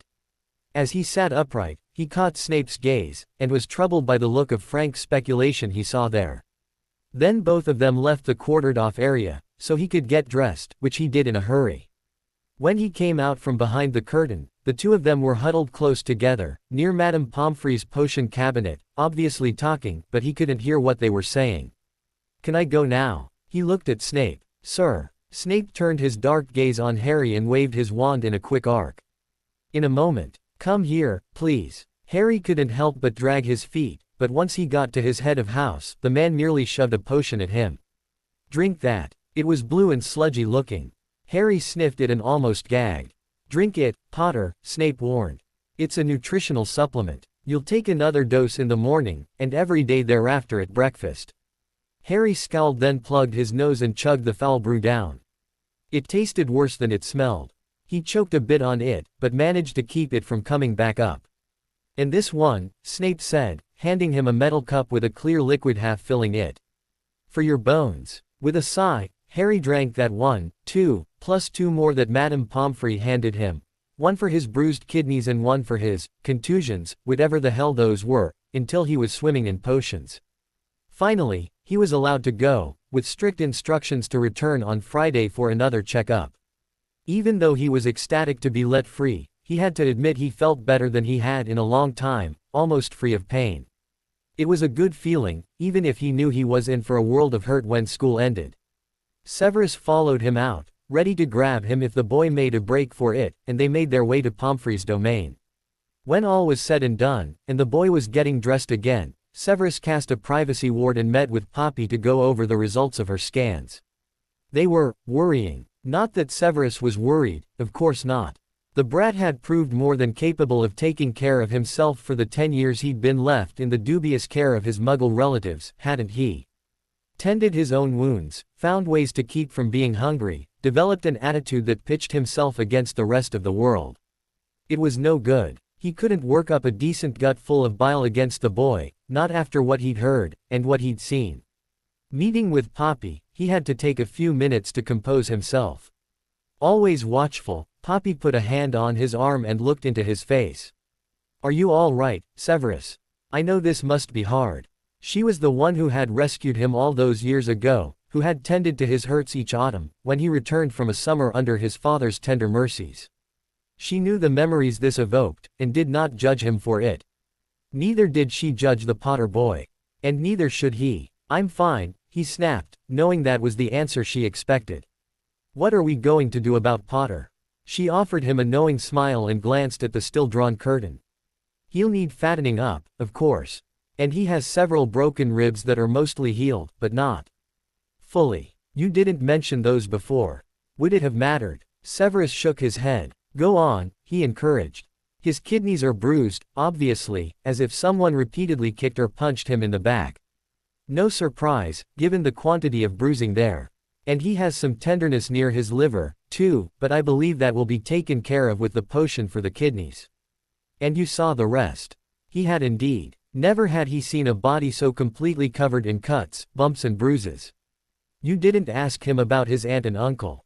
Taking several potions out of her cabinet, Poppy paused and gave him a long look. You saw how afraid he was. Do you really think he would have told us the truth? Did you, the first time we talked? Well, she had him there. I have not yet heard back from them, about an appointment. Ah yes, your first-year home visits. Well, from what I heard, Harry had a great deal of difficulty getting his owl informing him about school. Despite hundreds of owls sent, Hagrid finally had to give him his letter on the 31st, searching him out in some cabin on a rock in the middle of the ocean. Severus stared. He hadn't heard that story. No surprise, as he'd not wanted to hear anything about the Potter brat if he could help it. I've sent 2 owls, he said, feeling almost stupid. I wouldn't expect them to return promptly, she said quietly, and he knew what she really meant. He should expect them to return at all. The curtain was pulled aside, and the boy came out, still a little wild-eyed, but holding himself still and trying for composure. Good. Can I go now? The boy looked at Severus. Sir. Severus looked him up and down, then cancelled the privacy spell with a wave of his wand. In a moment. Come here, please. The boy dragged his feet, obviously reluctant and expecting the worst, but Severus merely shoved a potion at him. Drink that. Potter sniffed it and wrinkled his nose at it. Drink it, Potter, Severus warned him. It's a nutritional supplement. You'll take another dose in the morning, and every day thereafter at breakfast. When Potter had choked that one down, Severus handed him a Skele-Gro for his ribs, and Poppy gave him 2 more potions and set an appointment with him for Friday.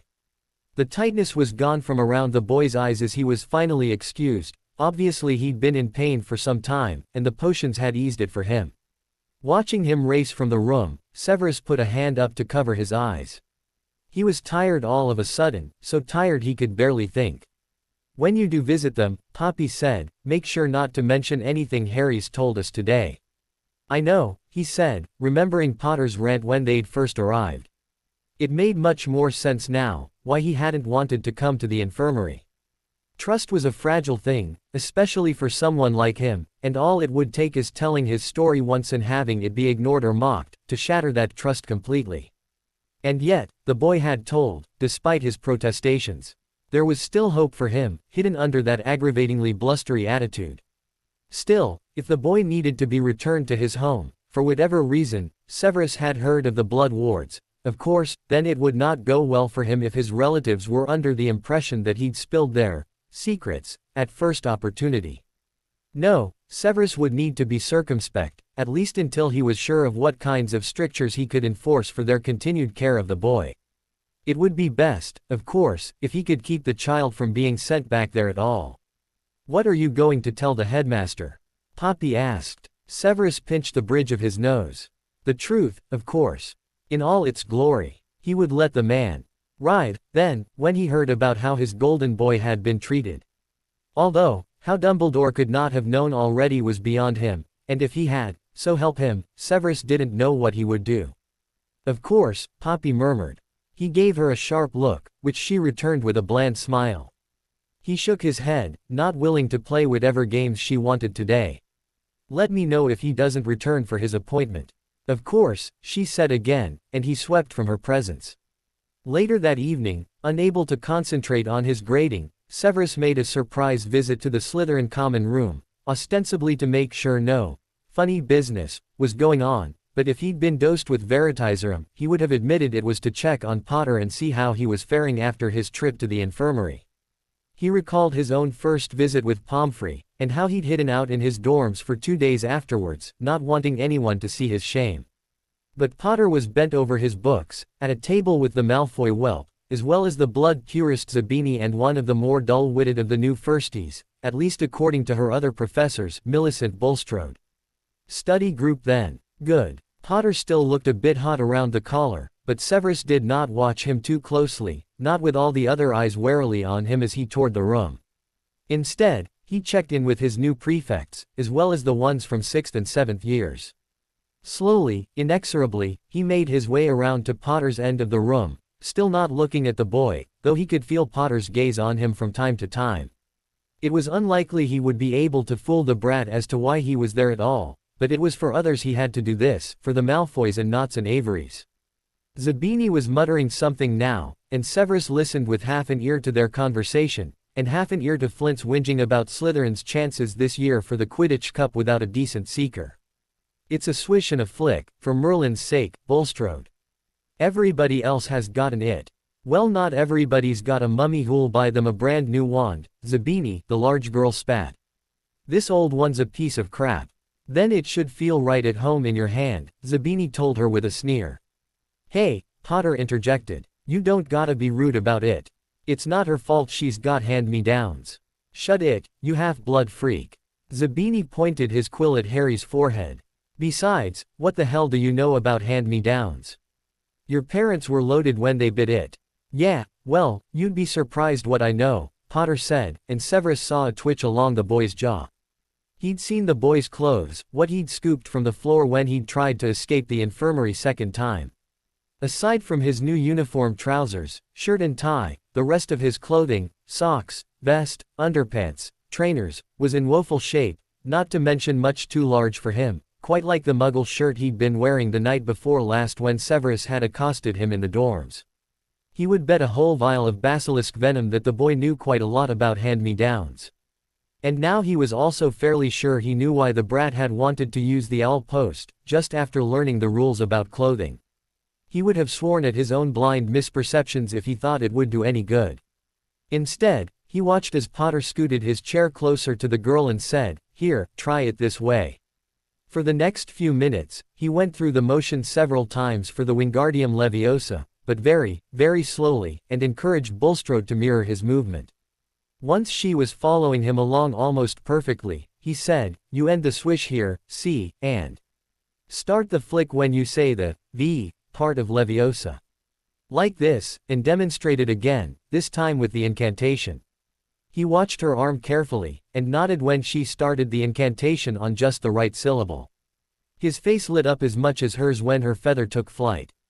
"Hey, good one, Millie," Draco said, entering the conversation at last, and then he elbowed Harry in the side. "You, too." Zabini rolled his eyes but said, "Yeah, okay. Let's try the next one." Severus, of course, did not smile. Instead, he nodded to Flint and said, "You'll need to be selective at tryouts, then. They'd better be soon, or your practice time will be cut short. And for heaven's sake, see if you can't get beaters who can actually sit a broom, too. I'm weary of redheads flying circles around our team." "Yes, sir," Flint said. "I'll put up the notice tomorrow." "See that you do," Severus told him, and left the common room before witnessing another sickeningly sweet display of the brat's wonderfulness. He knew he was being unfair, and that he had some more serious readjusting of his thinking to do, but decided he could do it better on a full stomach. He'd missed dinner, what with one thing and another, and so ordered up food from the house elves before settling back to his grading, this time with a clearer head. The next day, the answer to the Slytherin seeker problem fell, almost literally, into his lap. Once again, Potter had broken rules almost as soon as they were handed out, but this time, what with the catch Severus witnessed and the visions of the Quidditch Cup now dancing madly in his mind, he could hardly make himself care. He did give the brat who could apparently make bloody rainbows bend to his will detention for a week, though. And a week for the Malfoy boy, too. He wasn't going to allow that much leeway, no matter how impressed he was. It was enough that he would need to secure the brat a decent broom before the first official team practice. And some gear that fit. The next day, the answer to the Slytherin seeker problem fell, almost literally, into his lap. Harry slept poorly, just like he knew he would. Stupid, interfering professors and their stupid interfering nurses. One good thing had come of the whole ordeal, though. At least he didn't have to hide to take a shower the next morning, as his bruises were mostly gone. Zabini was as snotty as usual, making some remark about how Harry must have finally gotten over being shy, but Harry ignored him. It was easiest to do so. He didn't know what the other boy's problem was, but he'd known bullies aplenty back in Little Whinging, so he wasn't unused to the concept. At breakfast, surprisingly, Millicent sat on one side of him, while Teddy sat on the other.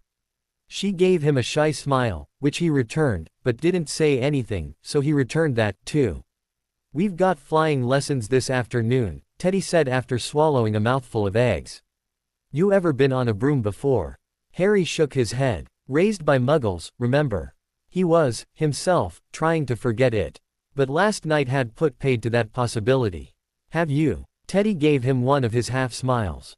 Yeah, but don't worry about it. Half of the Gryffindors haven't been up yet either. Harry snickered a little over the nickname. It was fairly lightweight compared to some things he'd heard in the Slytherin common room. We're to have our lesson with them.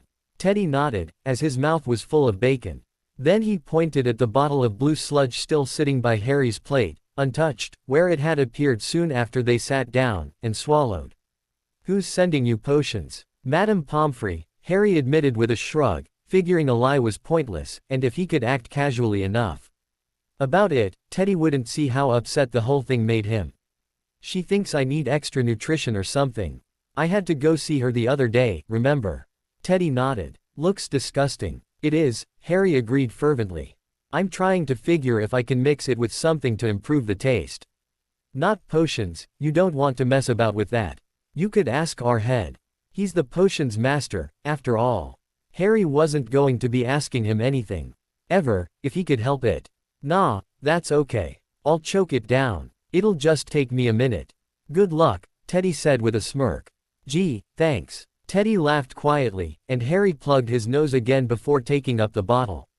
He didn't even want to smell the awful odor of it first this time. The potion was just as bad as the one last night, and again, Harry had to try and keep it down by force of will. He hurriedly drank a whole glass of pumpkin juice right after, to wash away some of the taste. Bletch. Millicent was giving him a concerned look as he put his glass down.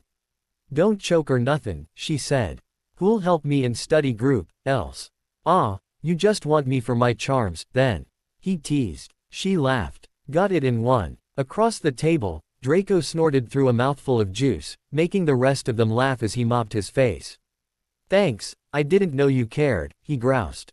From the other end of the table, several prefects growled at them to mind their manners, making Harry and the others sit straighter and school their laughter and expressions to something less raucous. Harry chanced a look at the head table, and was disconcerted to find Snape watching him. Again, hadn't he done enough already? He glared back at Snape, then cocked his head toward the empty bottle, so the interfering git could see he'd already drunk the nasty gunk down, before he turned back to his toast. The mail arrived soon after, and Harry was glad that no owl swooped down to him, for once, to give him detention or infirmary directives. Draco, though, got a big package of sweets from home. After a minute's cajoling, he handed some of them out to the other first years. Harry got treacle fudge and munched happily on it. It did wonders for driving the taste of blue yuck from his mouth. After they finished breakfast, Draco brought the rest of his sweets back to the dorms, with Crabbe and Goyle alongside him as always, and the rest of the first years made their way to Transfigurations. Draco and his two bodyguards, looking flushed, got there just before the door closed. Long trip? Harry asked as Draco slid into the seat beside him. Something like that. I'll show you later. He smirked and took out his quill as McGonagall got started with her lecture. At 3:30 in the afternoon, the Slytherins traipsed out of the castle, down to a broad expanse of flat lawn on the opposite side of the grounds to the Forbidden Forest, where they were to have their first flying lesson. Harry eyed the brooms uneasily. None of the Gryffindors had arrived yet, but Madame Hooch, their instructor, was laying the brooms out in a precise line, with about a meter between each one and the next. Teddy, beside him, was looking them over, too, then jerked his head a little at Harry as he strode over to get a closer look. School brooms, Teddy said with a sigh, as he gestured to a couple of brooms nearby. See how some of them have bent or missing bristles. You want to avoid those. That one there, though, it's had some replaced, but the new bristles are at the wrong angle.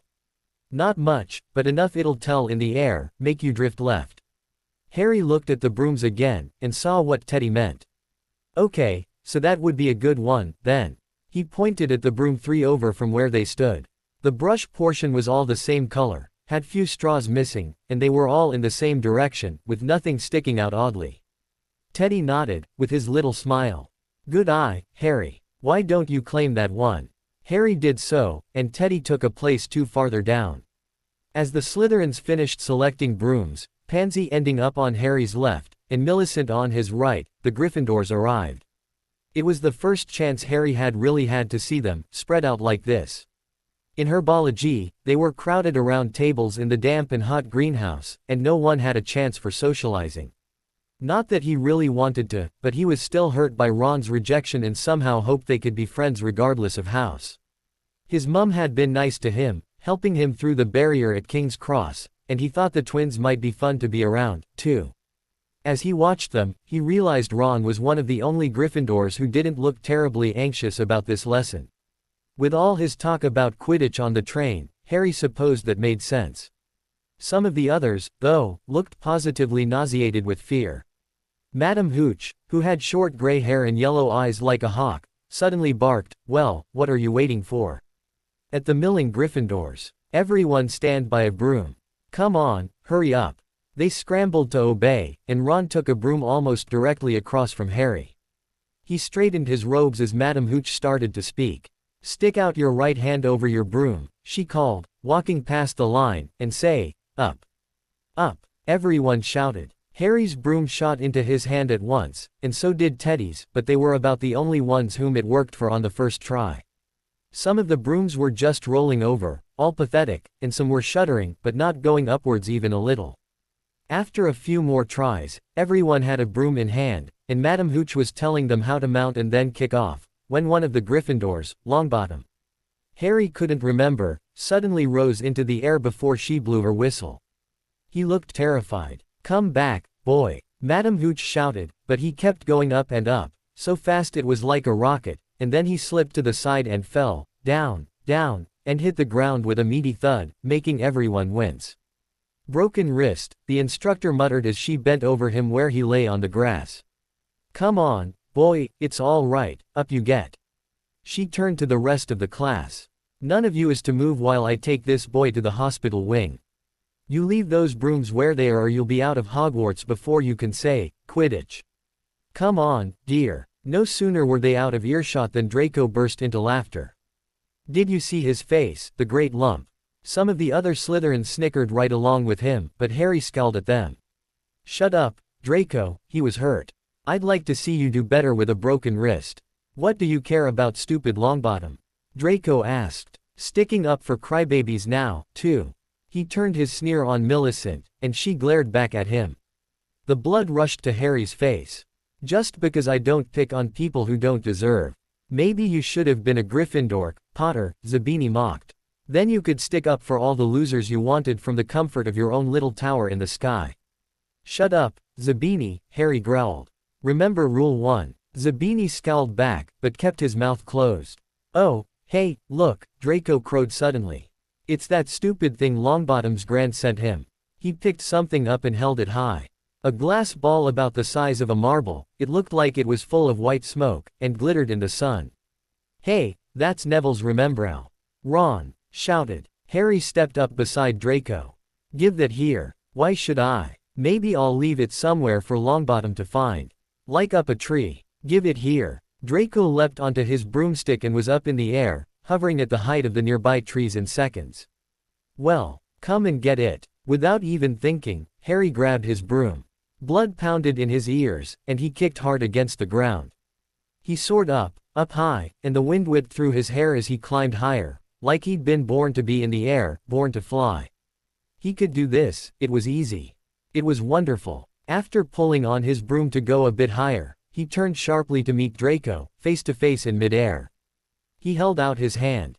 "Give me that," he said clearly, but in a low voice. Draco shook his head. His voice was low, too, by unspoken agreement. Both of them tried to keep their conversation just between them. "No mercy, remember. Let it go, Harry." "I won't." The kid was scared and hurt, and he didn't do anything to you or any of us. "I won't let you break his present from his Grand, too." "Suit yourself," Draco said. "But you'll have to catch it."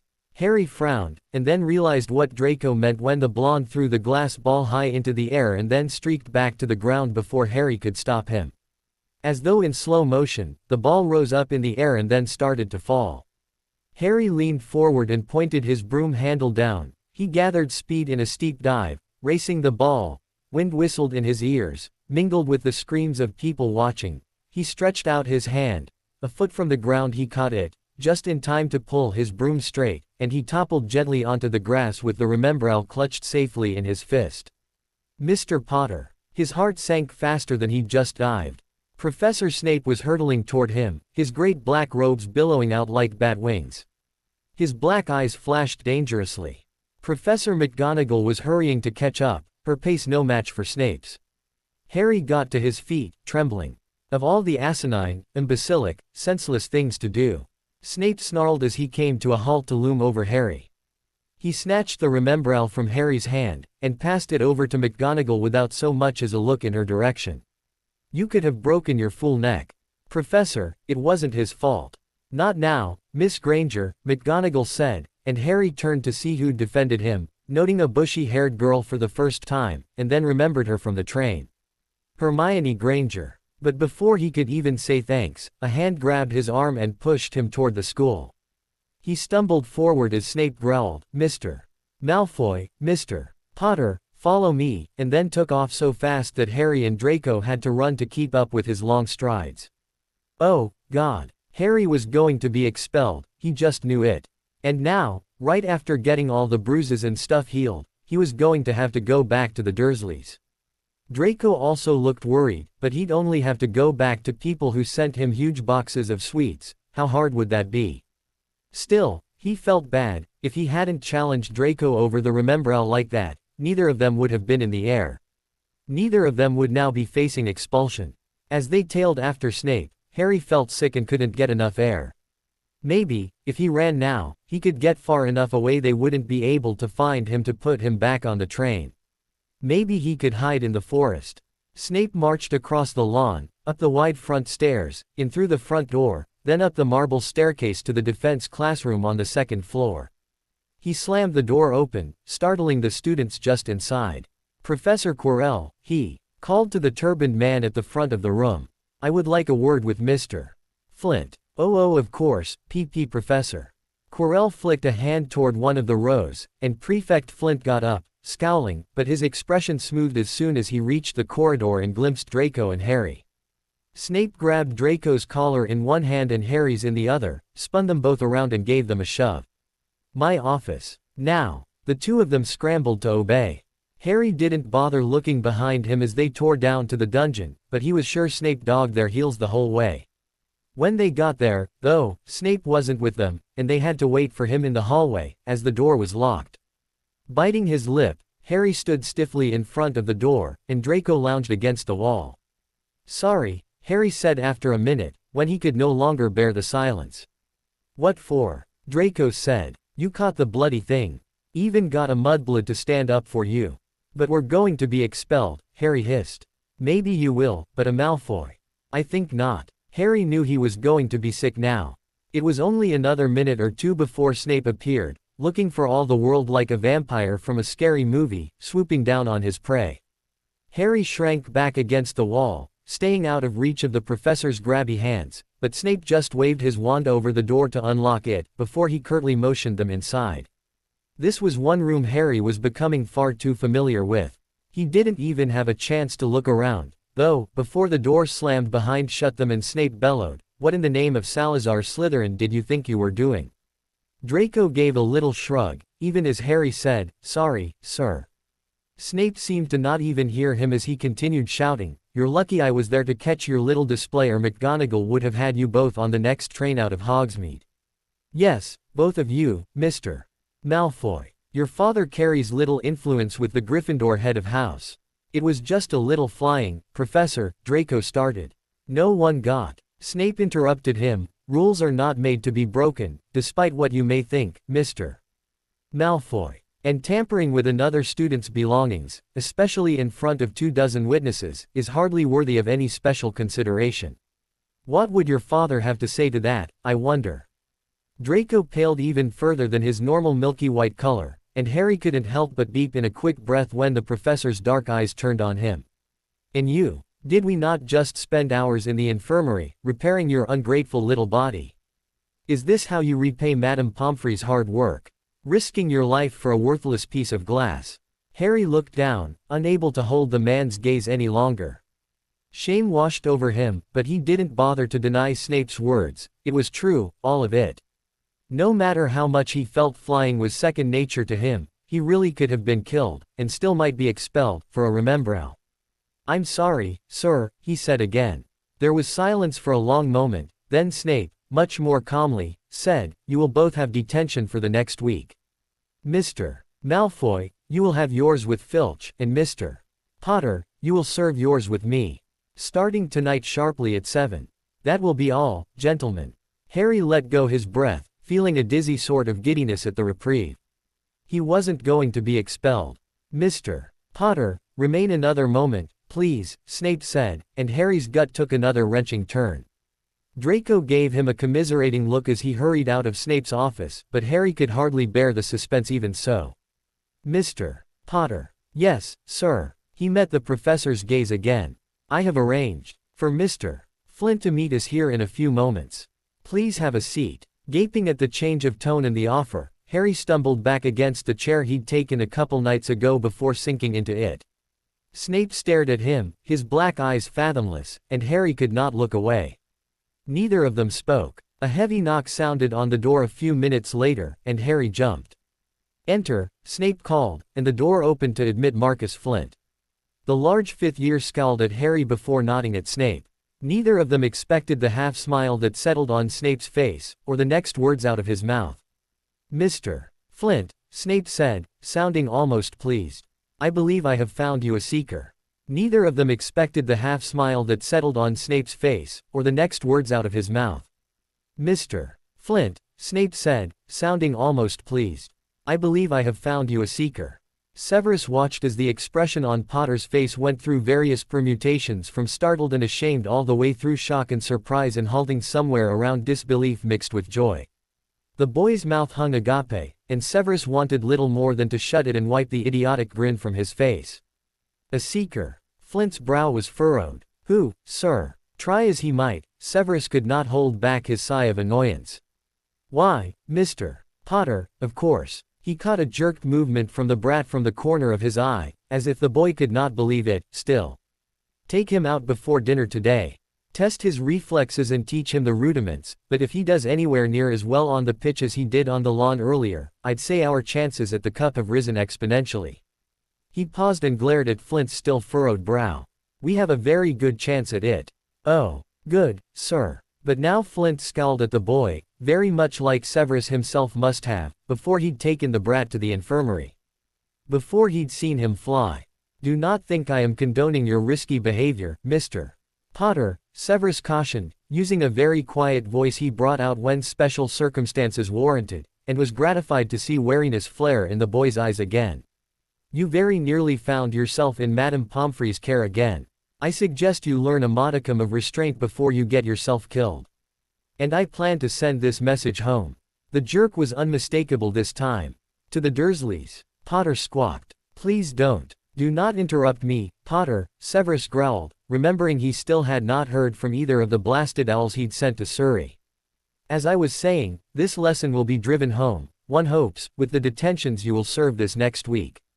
You will have a new appreciation by the end of the week of the serious consequences for breaking rules, especially those designed for your protection. Am I clear?" "Yes, sir. Thank you." The boy's face, which had lost color when he thought Severus was sending a note home, now looked flushed, and he dropped his gaze. "You are dismissed. I believe you have an hour before dinner." Potter nodded, and looked at Flint, who glared back. Severus cleared his throat. "Mr. Flint, if you would be so kind, the pitch awaits." "Oh, yes, sir. Come on, Potter." With that, the large boy led the brat out of the dungeon, and Severus let his heart finally settle back in his chest, from where it had lodged, at about the time he'd seen the brat who lived to make everyone fear for his life hurtling through the air like a javelin aimed at the castle. Then he sent a notice to the caretaker, Filch, to let him know to expect Draco Malfoy for detention. Perhaps a week scrubbing the mud from the entrance hall floor and combing the fleas out of Mrs. Norris's coat would teach him some humility, or at least the value of not getting caught. At dinner, after getting the report from Flint on the boy's exceptional talent, he had to gloat to Minerva. She was suitably annoyed, and jealous. "Well, it makes sense," she snapped. After all, James was a very talented player. The words froze the smile on his face, but he made himself respond anyway. Ah, yes, and I can just imagine his pride, showing up for Quidditch games and cheering for Slytherin, waving a green and silver flag, holding. That's quite enough, Severus, she interrupted. You've made your point. He smirked. And it's worth 150, let's not forget. She rolled her eyes. As if you'd let me. Pass the potatoes, if you would. He did so, and took the opportunity to look over his snakes, who were behaving themselves, for the most part. When he caught a glimpse of the Potter brats speaking animatedly with Draco Malfoy, both of them sporting frowns, he wondered if they were discussing the information he'd given each of them to hold over the other. The son of Lucius Malfoy would have little trouble making use of such information, he knew, but he was looking forward to seeing what use the brat would put it to. Well, he supposed he'd find out, one way or the other. That night, he set the brat the task of chopping half-keg of flobberworms. As before, Potter didn't complain or even look put out by the request, just went right to work. Severus watched as the boy's confidence grew at the task after a few misstarts. It was obvious he had never touched a flobberworm before, but just as obviously, he knew his way around a knife. The first was unsurprising, the latter. As Potter cut one flobberworm lengthwise, then turned it to dice smoothly up the length, Severus stepped up behind him. Were you a chef in another life? Potter's shoulders twitched, but his knife did not pause. Something like that, sir. Explain. Severus did not mistake the tightening of the boy's grip on the knife, and the way his shoulders were now hitched a bit higher. There was a long pause, in which Severus had to keep a firm hold on his temper, but he knew the boy was gathering his courage, and so he waited. He was rewarded with, I cooked. For them, from when I was little. This would be the same them who starved you. I wasn't starved. The knife came down hard on a poor, unsuspecting flobberworm and reduced it to mush. Ah, I wasn't, sir. The boy took the few moments of Severus' silence to recapture his equilibrium and quiet his breaths. But there were still spots of color on the boy's cheeks, and the knife was held too tightly for fine work. Why'd you have to go and say that in front of Malfoy anyway? Severus smiled to himself. I'm sure I don't know what you mean. You told him I was injured. You told him I needed to be put back together. Now he knows stuff that he has no right to. I did no such thing. Well, you yelled it in front of him. Same difference. Mr. Potter, I do not appreciate your tone of voice. Another twitch, and the shoulders hitched higher. Then a soft, I'm sorry, sir. Severus stared at the boy's back for several long minutes, letting the boy get his breathing under control again. Then, in an equally quiet voice, he said, Draco Malfoy will use any weapons at his disposal in his interactions with others. You would do well to remember that, and that I did not play favorites. The silence went on far longer this time, and the boy's shoulders relaxed, only to twitch again as Severus moved back a few paces. His startle reflex was rather well honed, for someone who was only terrorized at school as he claimed. There was quite a lot more to this situation, and Severus planned to get to the bottom of it. Despite his careful scrutiny, and what he thought the silence meant, he was very surprised when the brat said, almost too quietly to hear, but I wouldn't use a weapon like that against him. Severus took a moment to recover from this admission, then sneered at the brat who lived to confound expectations. Then he will always have you at a disadvantage, Potter. When the boy sighed and made as if to turn around at last, Severus growled, get to work. Those flobberworms won't cut themselves. Later, he had to admit, though he was sorely tempted not to, that he hadn't seen worms diced so well by a student in years. The next day was the first potions class with the brat and the rest of the first-year Slytherins. Severus was prepared for anything. Every year, against Severus' explicit requests, Albus grouped the Gryffindors and Slytherins together. It was all he could do not to howl in frustration. The combined Ravenclaw-Hufflepuff class was, frankly, dull by comparison. But this group, he had to watch them more closely than any other class. Untrained and prone to taunts and tricks, they were 40 times more likely to blow up his classroom. He swept in, scowling, and set the tone immediately, his voice pitched so they could only hear him if they were perfectly still, with a hint of wonder, and a hint of madness, in it. They all watched him, enraptured, as he went through his introduction, promised them glory, beauty, a stopper for death, if only they would apply themselves, all of them watching and waiting, eager young dunderheads that they were. Abruptly, he began taking roll. He paused only once, at Harry Potter, letting the syllables linger in the air. Our new celebrity, he intoned, watching the brat's expression carefully. Potter's head came up, eyes narrowed. Beside him, to Severus' surprise, Theodore not stiffened, his own gaze piercing. Severus suppressed a smile. Seemed Potter had a fan club already. Time to find out for certain who he could count on.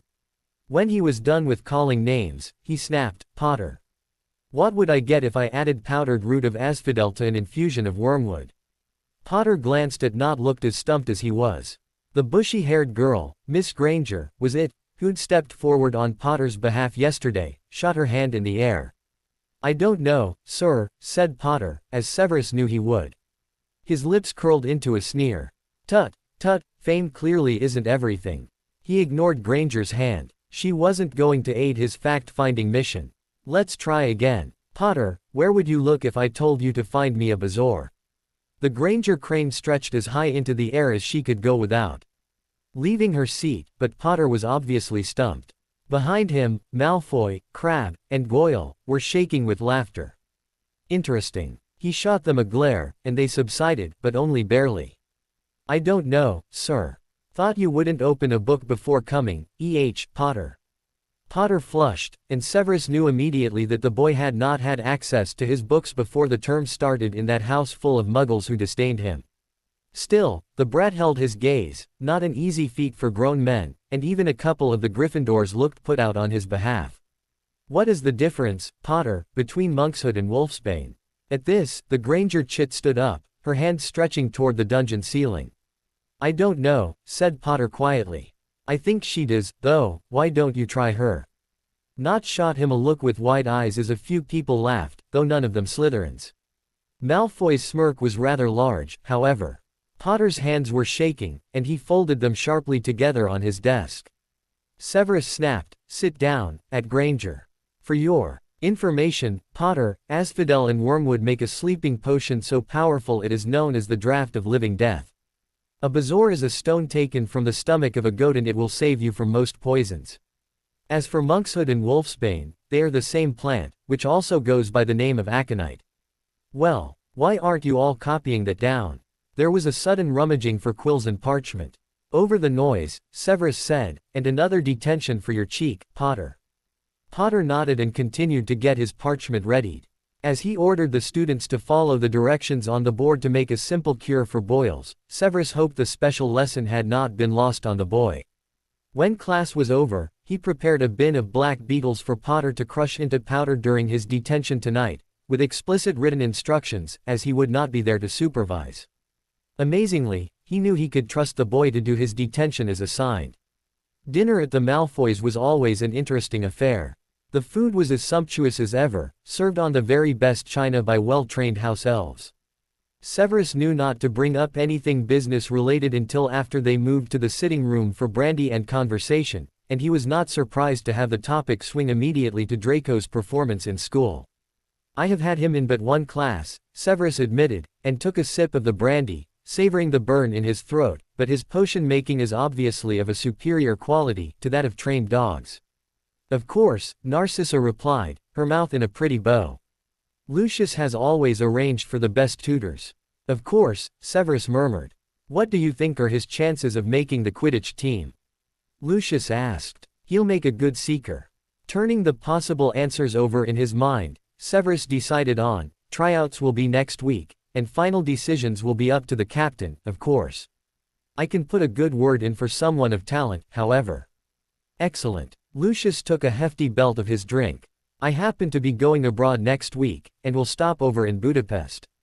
There is an apothecary just south of there you have frequented, haven't you? I wonder if I might pick something special up for your private stores." Once more, Severus chose his words carefully, a little disconcerted that Malfoy was monitoring his activities. And he did not want to be beholden to this man for any reason whatsoever. "Even so, I am in need of a quantity of boomslang skin," he admitted.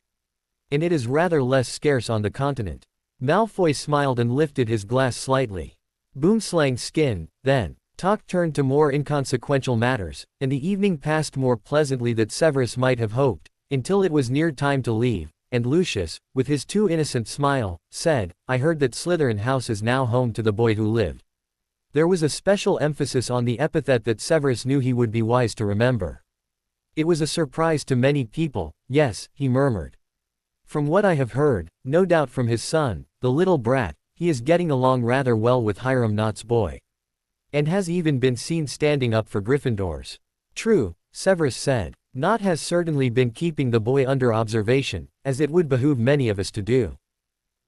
Lucius poured himself another drink, ignoring the small sigh from Narcissa. I should hope Draco sees the merit in that, as well. As to that, Severus said, there seems to be some rivalry between Mr. Potter and Draco. While I heartily approve of activities that will make both boys strive to be and do their best, I have noticed a tendency for their interactions of this nature to spill over past the house boundaries, thus breaking Rule 1, Severus. Exactly. Severus smiled a little. I'm sure you can see how I would be concerned. I do. I will speak to Draco. As if he didn't already do so every day, Severus thought. Soon he was able to take his leave. Immediately upon returning, he sought out Dumbledore, to let the old codger know that his precious golden boy, albeit with green and silver trim, was under scrutiny from Malfoy at least, and that this same personage was going to Hungary next week. There had been odd rumblings from that area, specifically Romania, Hungary and Albania, over the last few years, and with the brat who garnered too much attention now at Hogwarts, there were many more precautions they would need to take, against former Death Eaters, and even against a return of Voldemort. Severus wasn't fool enough to think he was gone for good, and Dumbledore shared his feelings. He knew this was unlikely to be the kind of quiet, uncomplicated year he always appreciated, and at the center of the hurricane was one green-eyed boy. When class was over, he prepared a bin of black beetles for Potter to crush into powder during his detention tonight, with explicit written instructions, as he would not be there to supervise. Amazingly, he knew he could trust the boy to do his detention as assigned. When Harry arrived at Snape's office for his detention at 7 o'clock on Friday evening, there was no answer when he knocked and a quick test of the knob found the door locked. Then he noticed the folded piece of parchment stuck to the door, next to the list of Snape's office hours and the "Do not disturb upon pain of flagellation" sign. Harry's initials were on the front of the parchment, so he yanked the note off the door. The script inside was tiny, crabbed and slanting, and Harry had to squint to make it out. Mr. Potter, your detention assignment is readied in my classroom. I have temporarily changed the password to permit you entrance, namely an infusion you seemed to have no knowledge of in class today. I trust that is no longer the case. When I return, I expect to find you have completed the work and cleaned up after yourself. Do not disappoint me. S. Snape. Odd, Harry thought, but he didn't dwell too much upon it and simply continued down the corridor to the potions classroom, where the door opened to the word, Wormwood, letting Harry inside. On a table near the front of the room sat a bin of black beetles, a number of small glass jars, and a mortar and pestle. A set of instructions on the proper method for grinding the beetles and how much went into each jar was on another piece of parchment leaning up against the bin, in that tight scrawl of the professor's. With a sigh, Harry got started. Using a small scoop, he moved beetles from bin to mortar, then took up the club-shaped stone pestle and ground them to a fine powder before scraping them into one of the jars. It took 3 full scoops of beetles to fill each glass jar halfway as instructed, and Harry soon lost himself in the mindless, repetitive work. His thoughts drifted to the last couple of days, and the highs and lows of his first full week at school. From almost being expelled to that session with Flint on the Quidditch pitch, where the large prefect had first explained about the different roles on the team, then watched, with his mouth hanging open, as Harry caught the little golden snitch over and over. At dinner time, Flint actually clapped Harry on the back when he touched ground after his last catch, and smiled at him for the first time ever. Good one, Potter. That cup will be ours for sure this year. Still riding that high at dinner, he'd almost forgotten to go to detention afterwards, and had to scramble to get there on time.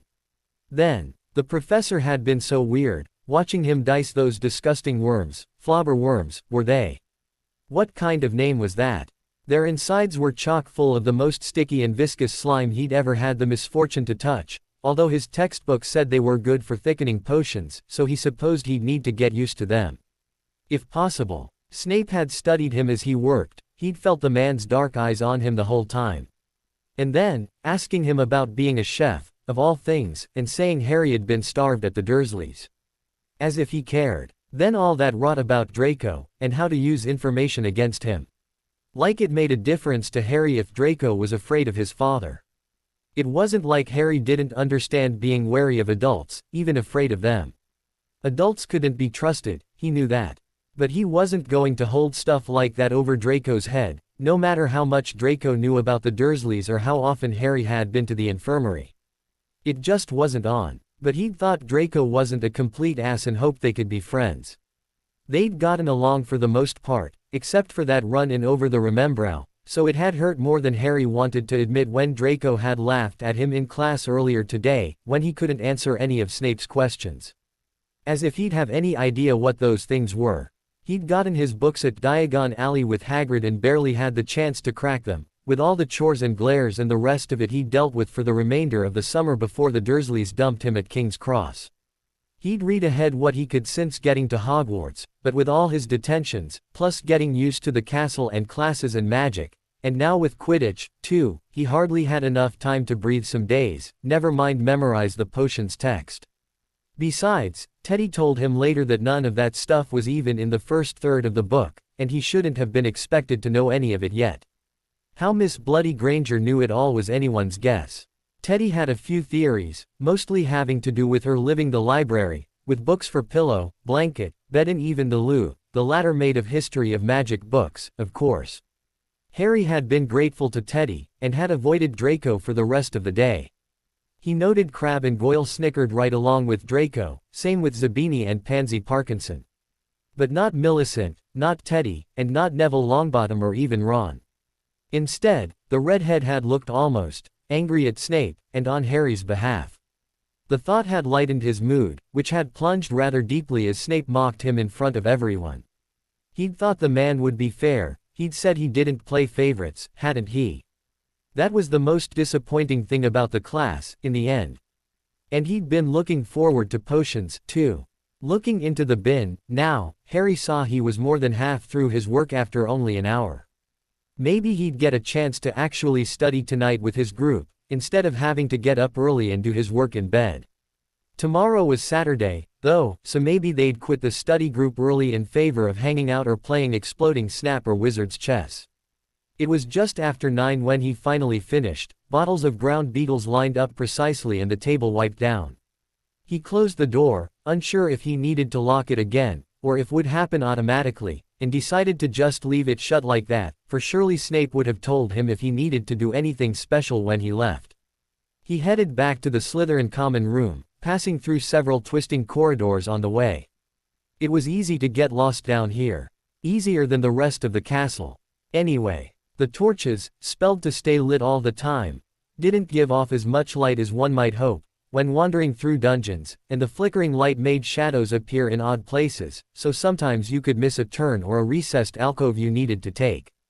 Harry was mostly used to it by now, but his thoughts were still running away from him with all that had happened over the last few days, and he didn't realize until he hit a dead end that he'd missed a cross passage somewhere. Turning to retrace his steps, he found himself face to translucent face with the Bloody Baron. Silvery blood covered the Bloody Baron's hands and clothes, and his face, also splashed with a streak of sliver, was caught in an expression of deep pain. A gaping hole in his chest leaked a never-ending flow of that silver blood, dripping toward the floor, but then it winked out of existence before actually hitting the stone. Chains wrapped the ghost's torso and rattled ominously, even while he hovered right in front of Harry. "Harry Potter," the ghost intoned.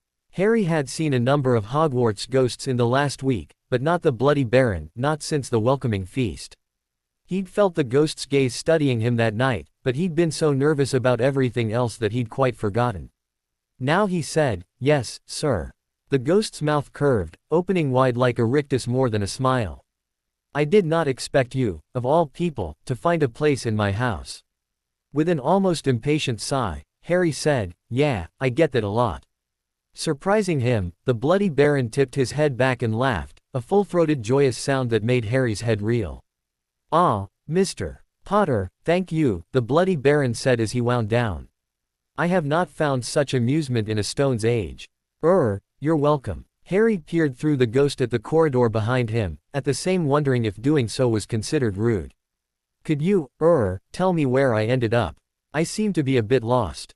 I should say so. Harry was pretty sure the Bloody Baron wasn't talking about just tonight, but he didn't feel like getting into some kind of weird philosophical discussion with a ghost, so he ignored that jibe and said, I'm meant to be back at my common room, now. For a study group. Of course, the Bloody Baron said and stared into his eyes. The ghost's eyes were black holes, like the entrance to a cave in which something deadly lived and breathed and drew unwary victims in. A cold feeling enveloped Harry from toes to ears. He shivered and backed away from the ghost, until he came flush against the wall behind him. What do you want? What we all want, Mr. Potter. The dark caves narrowed, trapping the lurking danger inside. Peace. With that, the ghost floated right through Harry, raising goosebumps all over his skin and making him feel bloody and exhausted and bruised, as if he'd been in a fight. One he'd lost. But before Harry could turn or make a sound or call him back to explain himself, the Baron vanished through the wall behind him.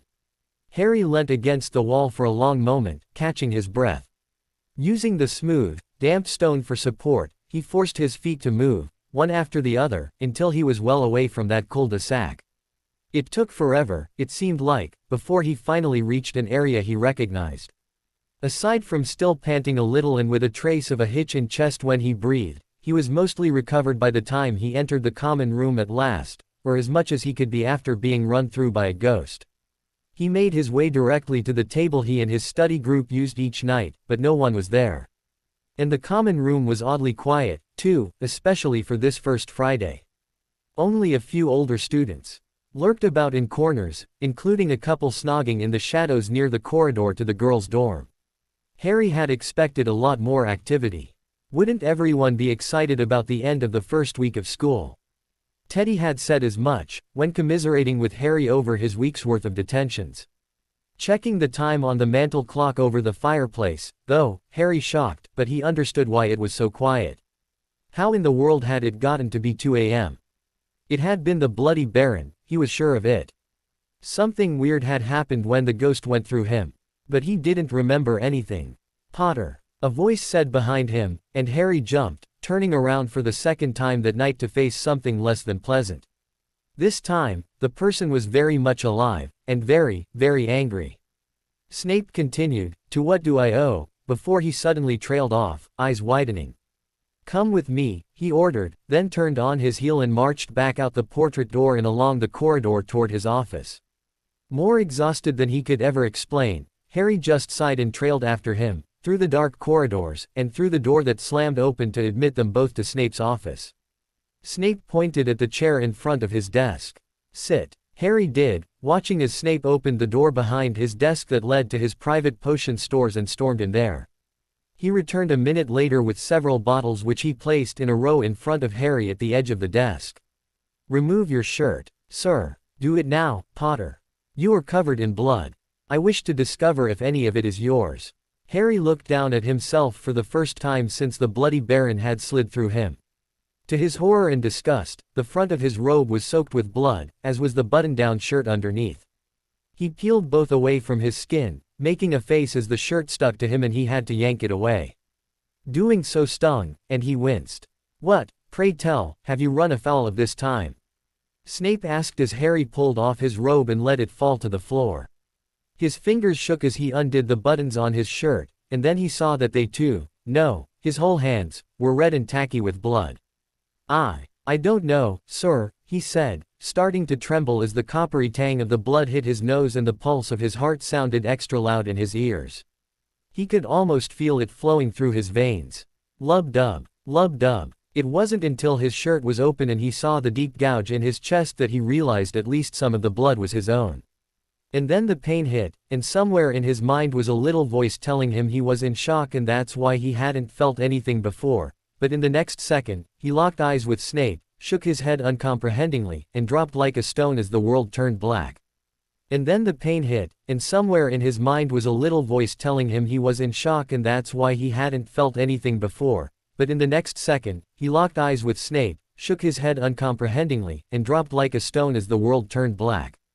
Severus managed to catch the boy before he hit his head on the stone floor, but only because he'd had years of honing his reflexes amongst negligent children and their exploding cauldrons.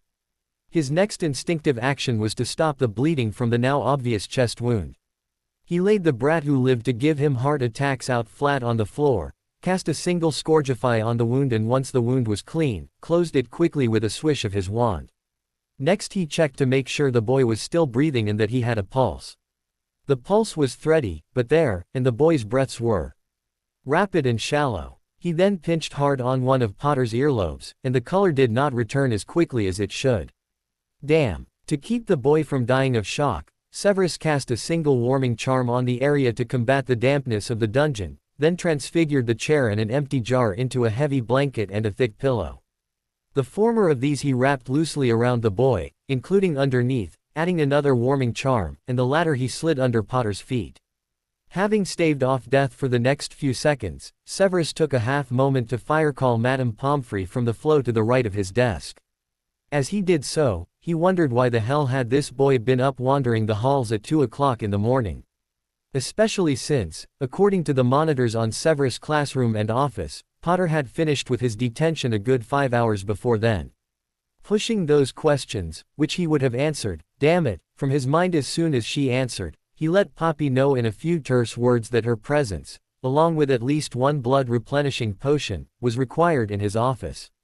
He hurried back to the boy as she gathered supplies and came through the flow. Potter's face was white as chalk, and wet with perspiration, but when Severus felt his forehead, he found it clammy. His pulse was still weak, but had not deteriorated, at least, and he was still breathing, though he had not regained consciousness. A moment later, Poppy was beside him, and he told her about the chest wound and what he'd already done to prevent the shock from worsening.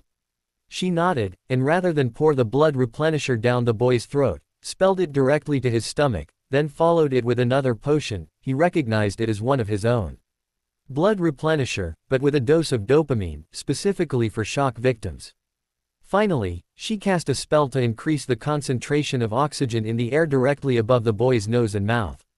Now we just need to watch and wait, Poppy said with a sigh. She gave him a hard look. Dare I ask what brought him to this?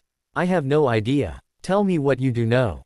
The boy's breathing had evened out, and when Severus felt for the pulse again, he was glad to find it more steady than it had been 10 minutes ago, though still weaker than it should be. His relief made him more forthcoming than usual as he related the events that led up their present situation. If pressed, he would say he rambled. I had an alarm go off in my quarters, alerting me that one of my students had opened the portrait door to their common room from the outside. When I investigated, I found Potter, standing in the middle of the room looking lost. He couldn't find the right words to describe the look in the boy's eyes when he'd spoken his name and he had turned to look at Severus. Haunted was almost right. I was about to ask him what the hell he was doing out of bed when I noticed his robes were covered in blood. He was standing, though, so I made him follow me here, to question him. I assumed. He trailed off. He'd assumed since the boy was mobile, he was fine and had gotten someone else's blood on him, somehow.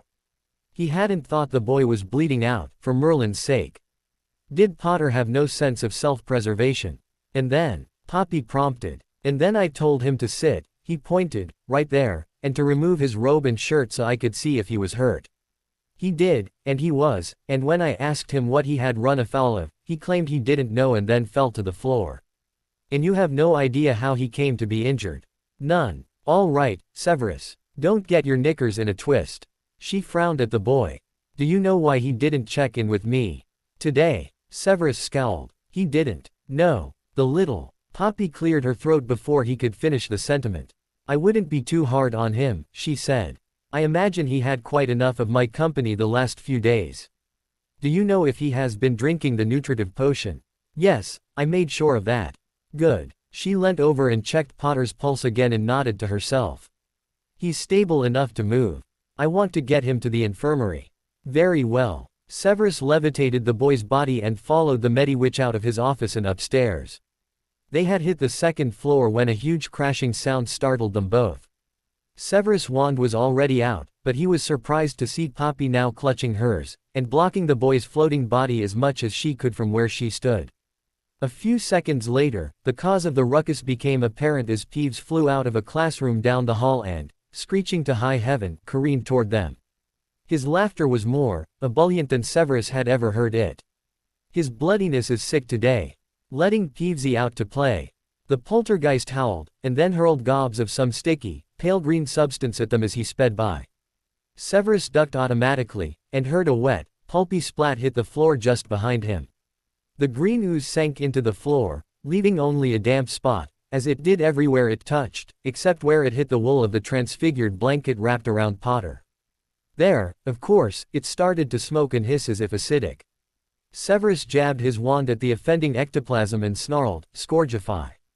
Thankfully, the ooze vanished before eating through to the Potter brat's skin. Madame Pomfrey scurried ahead to the infirmary and inside, then led Severus and his levitated bundle to one of the beds closest to her office.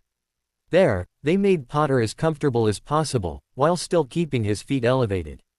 After casting a warming charm on his bed, Poppy unwrapped him from the blanket so she could clean him up and get him into non-blood-soaked clothes. Severus stayed to watch her work. He was just making sure the brat wasn't going to die, he told himself. And he wanted to be sure he could ask his questions when the boy regained consciousness. It wasn't because he needed to reassure himself about the boy's well-being, or make sure Potter wasn't frightened when he woke. Not at all. More than 2 hours passed before Potter's eyes flickered and his breaths, which had deepened significantly after Poppy spelled a pain relief draft into his belly, came more rapidly. A few minutes later, and he blinked his eyes open and stared around him, with that same lost, haunted look. Then those green eyes widened considerably when the boy saw who was sitting beside his bed. Even so, the boy fumbled for glasses weakly for a moment before Severus snatched them up and put them in his hand. "Thank you, sir." Potter's voice was dry, rasping. He unfolded the dark frames and hooked them over his ears. His face was still pale, but not the grayish hue it had been earlier. "Thirsty?" Severus asked. "Yes, sir." Severus poured a cup of water for him and then helped him sit up. "Sip it slowly," he told the boy. Potter took several sips before he said, "I'm in the infirmary, sir." "Yes," Severus said slowly and let the boy finish his water. After he took the cup and placed it on the side table, he said, "And now, perhaps you can tell me what transpired this evening to cause such an uproar on your behalf." "Sorry, sir. How did you manage to carve open your chest and bleed out half your blood?" Potter's eyes widened. "I don't know, sir." "You have no idea how." "Severus." Poppy was at the boy's bedside, hand on her hips and glaring at him. "Do not badger my patient. If you can't remain calm, you have no place in my infirmary." Severus gave her a brief nod of acknowledgement. He knew she was right, but he needed to get to the bottom of this. To let Albus know what had truly transpired if nothing else. Severus had sent the headmaster a quick message, right after they'd come to the infirmary, but they would need more information about who was trying to kill the savior of the wizarding world, and soon. "Very well, Mr. Potter, if you would please tell me what you do know about this evening. Where, for instance, were you coming from at 2 a.m.? "I don't know, sir. I mean," he continued quickly when he saw Severus' expression, "I didn't realize so much time had passed. I finished detention and then walked back to the common room, except I got lost, and then the Baron was there, and—" "Wait," Severus interrupted, his eyes narrowing. "You saw the bloody Baron?" "Yes, sir, and then he flew through." "When was this?" "Well, right after I realized I'd missed a turn. Just after 9, I think." Severus pursed his lips and considered. Peeves' chants rang in his ears, and what had he said, about the Baron being sick? "Did he look different to you, Potter?" "Different? I don't know." The boy twisted his hands together, and Poppy gave Severus a baleful look, so he tried to stop scowling. "But it was very difficult. I mean, I'd only seen him at the welcome feast before, so I'm not sure if he was different. But then he said some stuff and flew right through me into the wall." The Baron had flown through him. Is that how the wound had appeared? But Severus had never heard of any ghost ever having any physical effect on a living being, except to maybe make them feel cold. But if not that, then how had the Potter brat gotten the wound? And then I went back to the common room. And nothing attacked you on the way?" "No." Severus grabbed at the boy's hesitation as if it were a featherfall charm while he was in the process of careening headfirst off a cliff. "But, well, after the bloody Baron was gone, I felt really tired, and sore, like I'd been in a fight. But I couldn't remember anything about it. And it felt like it took a long time to find my way back.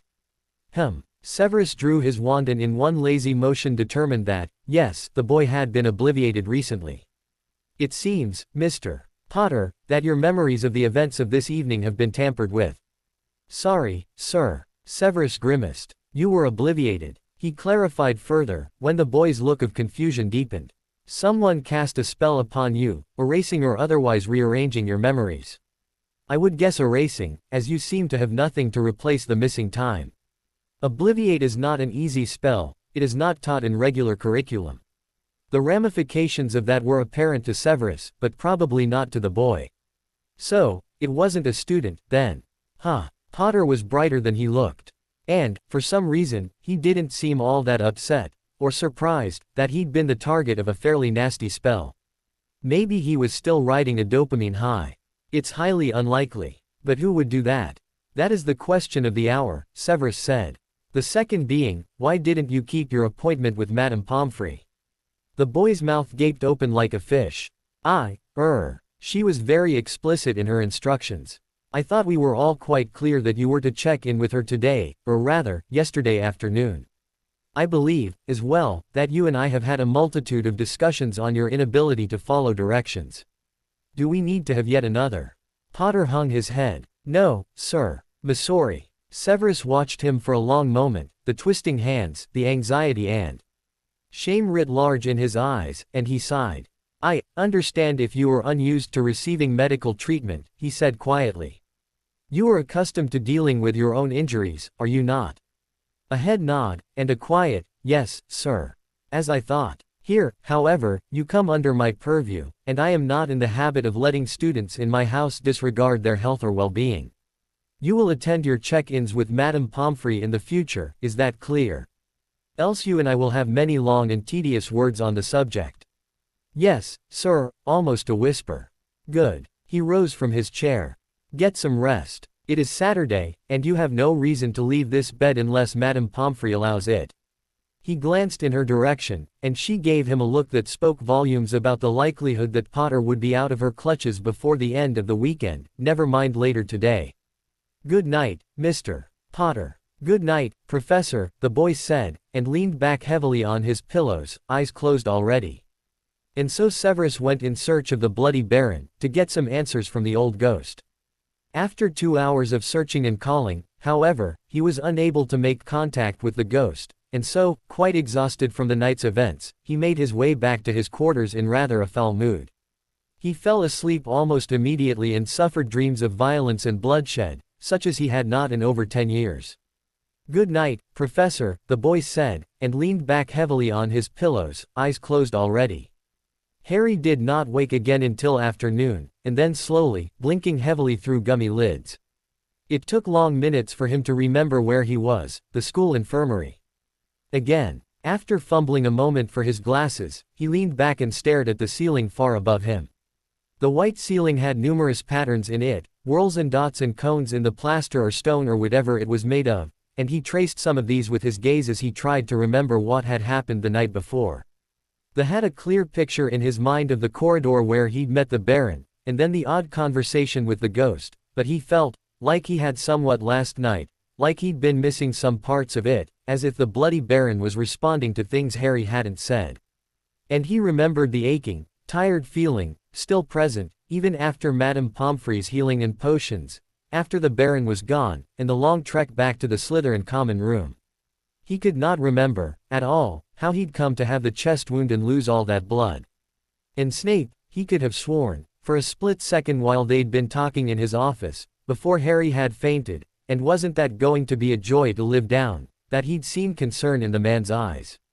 Harry knew better than to think adults, any adults, could ever be concerned for a burdensome freak like himself, so he wondered what Snape was playing at.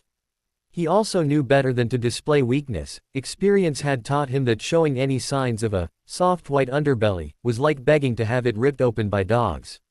Madame Pomfrey appeared beside him, pulling him from his musings, and he gave her a small smile. She returned it, a little wryly, shaking her head as she handed him a potion in an opaque bottle. He took it from her but did not drink. Mr. Potter, I would appreciate it if you could spend a good portion of the rest of the school year not under my care. Sorry, he told her and ducked his head, watching her through his fringe. Her eyes narrowed. I do not mean it like that, young man. I merely dislike seeing you requiring treatment again. I believe you have quite enough to be going on with, just getting used to magic and a new school, without throwing blood loss and shock into the mix. Now, drink that, it's to aid your body in replenishing your blood. He tipped the potion back, shuddering at the metallic taste, almost like blood, except with an afterburn. She handed him another potion, this one orange, in a clear bottle. This is for pain. It's not as strong as the ones I dosed you with last night, but if you need something more, you will let me know. He wouldn't, but he nodded anyway. Yes, ma'am. Her eyes narrowed again, like she knew what he was thinking, but Harry just smiled innocently and poured the potion into his mouth. This one was nasty tasting, like phlegm and almost as thick, but he drank it all down. Once it hit his belly, a warm feeling spread through him, loosening the tight muscles in his shoulders, neck and back, and he sighed gratefully. Madame Pomfrey watched him, nodded, and took back the empty bottles. Please let me know if you need anything, Mr. Potter. It is what I am here for, after all. Yes, ma'am. She sighed then shook her head. You had some visitors earlier. A Mr. Knott and Miss Bulstrode. They seemed to think they could fritter away the entirety of the afternoon at bedside. I sent them out, but I dare say they will return. She gestured to the bedside table, where several get-well cards stood on end, along with a couple boxes of what looked like chocolate frogs and Bertie Bott's every flavor beans. And you have some gifts from those who hope you're well enough to leave soon. Am I? Not by a long shot. Tomorrow evening will be soon enough, if you are recovered sufficiently. Her gaze sharpened, and he could not help but be caught by it. You did almost die, after all, Mr. Potter. I did, yes. If Professor Snape had not found you and administered treatment for your shock, it is unlikely we would be having this conversation. You should have come to me immediately. Did you not realize you had been injured? No, ma'am. I was tired, but... He shrugged. Not until he had me take off my robe, and I could see the blood and all. Madame Pomfrey nodded slightly, her gaze thoughtful. Well, try and get some more rest, she said. It will take at least today for your body to make up the rest of the blood you lost. We'll see how you're doing tomorrow. Yes, ma'am. Thank you. She gave him a brief smile, and went back to her office. Harry reached for the box of Bertie's beans and read the tag on top of it. Get well soon, Harry. From Slytherin House. He knew that when normal people were sick or in hospital, they often got treats and cards and such from friends and family. When Dudley had his tonsils out, for instance, he'd gotten so many new toys and treats, he'd been swimming in them for weeks. But Harry had never been given anything like this before. Of course, he'd never gotten a real present at all before, until Hagrid gave him Hedwig. It made him feel weird, pleased, embarrassed. He wasn't sure. Instead of thinking any more about it, he opened the box and picked out a cream-colored bean. Coconut. His second one was pink and tasted of grapefruit, a little sour, but good. Maybe this was a batch of just good-tasting ones. The next one he tried, though, a light green, was Brussels sprout, and he almost spit it out. There went that theory. He picked up one of the boxes of chocolate frogs next, as there were two, and the card said, "Hurry up and get out of there, Harry, 'cause I miss your charms." From Millie. Harry grinned. He liked Millicent. She had a good sense of humor and was awful protective of people, like him, who stood up for her in turn. He was looking forward to seeing her later, and Teddy, too. He got along real well with Teddy, though the skinny boy was sometimes hard to figure out. And the way he stood up for Harry, with Zabini, especially, well, it was the first time Harry had ever had anyone do that for him, too. Harry nibbled on a frog. The card was of Dumbledore, who he already had 3 of, and looked at one of the freestanding cards. One of them was from the Slytherin Quidditch team, and as far as he could tell, everyone who was currently on the team, Marcus Flint, Terrence Higgs, Adrian Pusey, Nathan Bull and Miles Bletchley, had signed it. Some of them, notably Higgs and Flint, had also jotted a bit about how Harry had better be up on his broom for practices this week, or else. Harry had to smile. Even vaguely threatening, the card was cool, with zooming snitches and bludgers all over it. And it gave Harry a feeling of belonging to something, which he had been wanting so badly when he first arrived here. The second card was signed by all his year mates, including Draco and, even more surprisingly, Zabini. He wondered what they'd had to give him to get him to sign. A few possibilities occurred, and Harry snickered to himself while reaching for the second box of chocolate frogs. There was no tag or card on this one at all. Weird. He moved things around on the small table, in case it had fallen off, but there was no tag or anything like it to be found. Harry placed the box carefully to the side, a little leery of opening it, without knowing who it was from. Maybe Madame Pomfrey knew. He'd ask her later. It would be a shame to not eat the frogs, just because someone had forgotten to sign the gift. He considered the possibilities of who might have left the unsigned gift, and decided it was probably Teddy. He'd ask him later, if he and Millicent really came to see him. He slept a little more, and late that afternoon, when he was nearly ready to scream with boredom, they did visit. Teddy had thoughtfully brought his book bag and the homework assignments he had for the weekend. "Ah, you shouldn't have," Harry said. Teddy snickered. "Well, if you'd rather stare at the ceiling some more instead." No, it's okay. It's a lovely gesture, thanks." Harry grinned. "Although, Millie gave me candy." Out of the corner of his eye, he saw Millicent blush. "Prat, I don't give candy to whiners." "Whiners? Yeah, all whimpering and needing coddling and stuff." Teddy grinned. "I mean, why should a knife through the chest keep you in bed for the weekend, huh? It's not like you had a hangnail or something serious like that." Harry frowned. "How do you know it was a knife through the chest? I don't even know what it was." "Oh, you know," Teddy said with a vague wave. "That's the rumor. You did look pretty awful in the common room, from what I heard. Bled all over the place, according to one of the sixth years. Not that any of those wankers noticed until Snape hurried you out of there." "Yeah, there were a couple people snogging in the corner. Didn't look like I made much of an impression." "So what did happen?" Millicent asked. "Some of the older snakes are saying you did something to the Bloody Baron. He hasn't been seen since yesterday. And Peeves is taking advantage of it, no end," Teddy added. "Supposedly the Bloody Baron's the only one who can control him. He's been pranking everyone, especially the puffies. I think that's 'cause he can make them cry or something." Teddy shook his head as if that was about the saddest thing in the world. Harry shrugged. "Well, I saw him, the Bloody Baron, and he said some stuff and flew through me, but I didn't do anything to him. He wasn't about to tell them about the time he'd lost or how he had no idea how he'd gotten all beak to crap and run through. He wasn't stupid." "Ew." Millicent wrinkled up her nose. "He flew through you. What did it feel like?" "It was kinda weird. Cold, but..." He shook his head, not sure how to explain. "Maybe he stabbed you." "Don't be dense, Millie," Teddy said with a sneer. "Ghosts can't interact like that with corporeal beings. They have no ability to physically manifest." At her blank look, Harry offered, "He couldn't have hit me with anything, 'cause he can't hold a weapon," and she nodded in understanding. Teddy gave him a shrewd look. "And you have no idea what happened?" Harry sighed. "No, I think I got knocked out by something. Maybe the Baron gave you his wound." Millicent said, "When he passed through you. I mean, everyone knows he's got a chest wound, too, like from a long knife or sword or something." "Bulstrode," Teddy started testily, "remember the part about ghosts being non-corporeal?" "Yeah, but there's just no way. Besides, why would he do that to a Slytherin? He's our ghost." "Well, why would anyone?" Millicent cut herself off and looked away. "What?" Harry asked, but Millicent just shrugged. "What do you mean, why would anyone want to kill me?" "I dunno. Are you kidding me?" Teddy asked. "There's plenty of people who are probably hostile about your return to the wizarding world, now, after what you did to you-know-who. Which I don't even remember, being I was only a year old. And he tried to kill me first. Hell, I know that. And there's not like to be anyone stupid enough in Slytherin to try to take you down, at least not at school. Their families would suffer, for one thing. Even Malfoy's not that dim.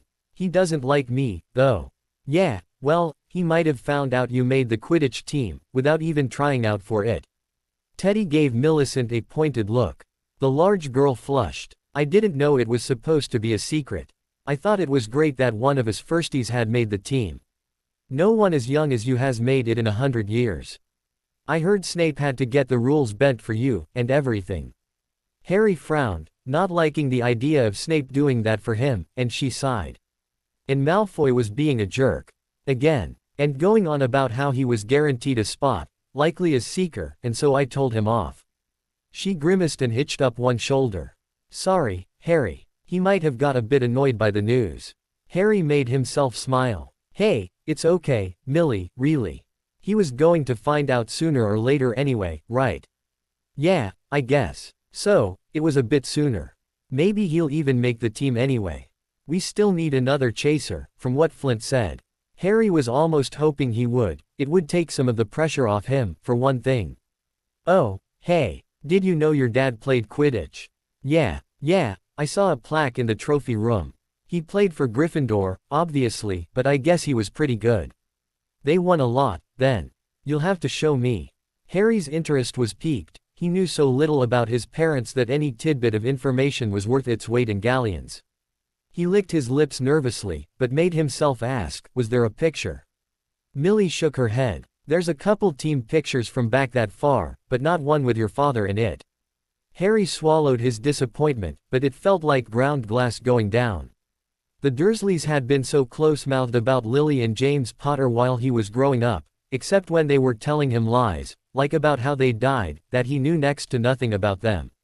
He didn't even have any idea what they looked like, as the only photos in the Dursley home had been of his aunt and uncle and Dudley, so a picture of even just his father would have eased some of that empty ache he always carried with him. Oh, well, he said lightly. It'd be great to see. The plaque and stuff anyway. Yeah, soon as you're up and around, I'll show you. Thanks, Millie. Harry rubbed a hand over his face, feeling suddenly exhausted, so of course Madame Pomfrey had to arrive at that moment and shoo his friends away. You can come back briefly, after dinner, she told them when Millicent asked. But he needs rest more than anything. All right. See ya, Harry, Millie said and waved as they headed for the door. See ya. Thanks for coming by. Teddy smirked. See that you quit your whinging, and maybe I'll bring you a nice treat from dinner. Well, okay. Just 'cause you asked so nicely. Prat. The two of them laughed and Harry closed his eyes when they were gone, thinking about what they'd said, about Peeves, and the Bloody Baron, and even Draco. Was the boys' hostility as simple as that Draco was jealous, or was it more sinister? According to Snape, it was highly unlikely that any student could have obliviated him, and the idea that someone had wiped his memories was enough to break him out in goosebumps again, just thinking about it, which left the teachers and staff. But who among them would do such a thing, and why? Was someone trying to get back at him for defeating Voldemort? And why would they erase his memories and just not make sure to kill him completely? After a while of his thoughts turning in circles, bringing him no closer to any answers, Harry pulled his book bag over and started working on his potions essay, figuring the least he could do was try his best to stay out of Snape's bad graces. Not sure how successful he'd be after the nasty way Snape had treated him in class, he still had to try. And so Severus went in search of the Bloody Baron, to get some answers from the old ghost. After 2 hours of searching and calling, however, he was unable to make contact with the ghost, and so, quite exhausted from the night's events, he made his way back to his quarters in rather a foul mood. He fell asleep almost immediately and suffered dreams of violence and bloodshed, such as he had not in over 10 years. Severus only checked in on the brat who caused uproars once more in the infirmary, on Saturday afternoon. Nott and Bulstrode were in attendance and the three of them seemed to be getting along well, which was a surprise. From what he could tell, Theodore Nott was intelligent, cultured and soft-spoken, whereas Miss Bulstrode was his opposite in almost every way. And yet, both seemed enamored of the brat who lived again enough to put aside their own differences in his favor. Curious. After that, he continued his search for the Bloody Baron, questioning the other castle ghosts, but none of them had any idea where the Baron had got to either. Thus, Severus and the rest of the staff spent too much time running interference with Peeves, now that the Baron was absent, forever. He wondered. Surely not, and the rest of his weekend was spent grading and assigning detentions to students who used Peeves as an excuse for their own antics. He was surprised when the brat showed up at his office on Sunday night. "What are you doing out of bed?" Severus asked immediately, scanning the boy without appearing to look up from his grading. Potter was pale and peaky, still, but upright, which was an improvement. Detention, sir. I missed last night. Severus rolled his eyes. Merlin, protect us. Of course you did, he said with a sneer. You were rather incapacitated. The brat held his ground. But I have it for a week, sir, you said. And I'm feeling better now. Madame Pomfrey let me out. And what were her instructions when she did? Potter had the grace to look abashed. That I should check in with her tomorrow. And, a sigh, and that I should go to bed upon my release. Severus waited. Immediately. Indeed. Severus lifted his gaze at last. Is it really so difficult to obey simple directives, Potter? No, sir. I beg to differ. You have consistently gone against the advice and requirements of Madame Pomfrey and myself, often to your own detriment, I might add. I am curious as to your reasoning. Is it just that you consider yourself above the rules? Or do you truly have some sort of aberrant mind that the very concept of doing what you're told does not even occur to you? The boy set his jaw, with that slight lift to it that Severus had seen on his first day, a defensive maneuver, to be sure, but was there something more to it? I follow the rules. When it suits you. Seemed the brat had no answer to that. In fact, he looked away, nibbling on his lower lip. Now they were getting somewhere. Where? Severus had no clue, but he would find out, oh yes. Regarding the boy through narrowed eyes, he considered what to do with him. Clearly there was a pattern to the brat's regular dismissal of the edicts of others, and Severus would need to determine what that was, precisely. For this evening's detention, I require an essay of no less than 2 feet, due tomorrow night. The essay will contain an explanation from you on which rules you feel it behooves you to follow, and which it does not, citing examples from both Hogwarts and your home in Surrey. You are dismissed. For the space of 3, maybe 4 heartbeats, Severus was almost sure the brat who confounded him would protest, or refuse to follow the very simple order to leave, but then Potter nodded, said, yes, sir, and escaped the office without looking back. Severus sighed and went back to his grading. The next morning's classes were under constant interruption by the unfettered poltergeist, so much so that Dumbledore himself had to step in at least once, when Peeves' antics caused an entire roomful of second-year Gryffindors to start hexing each other in an effort to get rid of him, right through the robes he had jerked over all of their heads. At lunch, Severus kindly hid his smirk over the incident from Minerva, as she was none too pleased about the resulting flurry of feathers and thistledown in her classroom, and had spent more than enough time cleaning up after her class. An extra special surprise was that Professor Quirrell had cancelled all his classes for the day, claiming a bout of flu. Having all the defense students running about in the halls when everyone else was in class was just this short of the best fun Severus had ever borne witness to on a Monday. But all that aggravation went out of his head completely when, on the way back to his office before his first afternoon class, Severus at last found the Bloody Baron. The ghost was hovering just in front of his office door, in fact. He looked less substantial than usual, for the Bloody Baron, though the silver streaks of his blood were brighter than ever. Severus stepped closer, but stayed slightly out of range of touch. If the Baron had turned, well, evil, Severus would not present him with an easy target, at least. He did, however, erect a simple privacy ward, so anything spoken here now would remain between only the two of them. Severus Snape, the ghost intoned as it turned to see him. His voice was breathy, almost a whisper, and curiously flat. His eyes were odd, too, dark tunnels with a touch of madness. Baron. Severus inclined his head slightly, but did not lower his gaze. We've been looking for you. The boy, is he well? By boy, I presume you mean the Potter child. The Bloody Baron nodded, barely, and Severus said, he fares well enough now. But he lost blood, a lot of it. As well as some memories. Ah, the fault lies with me. For both of those. Does it? Severus surreptitiously slid his wand into his hand, though what he could do if the ghost really attacked him, he did not know. How so? I am unsure. Funny, that's what Potter said. He remembers you flying through him. I did not fly through him. No, I possessed him. I see, Severus said, though he did not.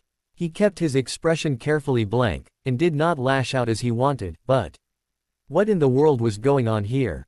May I ask why? The Baron's face matched his for blankness, though there was a flash of something in his eyes. He is a Slytherin. Yes, I did not expect it. Join the bloody club, Severus thought. That's not an answer. There was no time. Getting the odd sense he was holding more than one conversation here, Severus said, no time for what? To aid him, in any other way. He is powerful, but weak yet. Damn it, this was getting him nowhere. So, Potter was in trouble and you possessed him in order to aid him.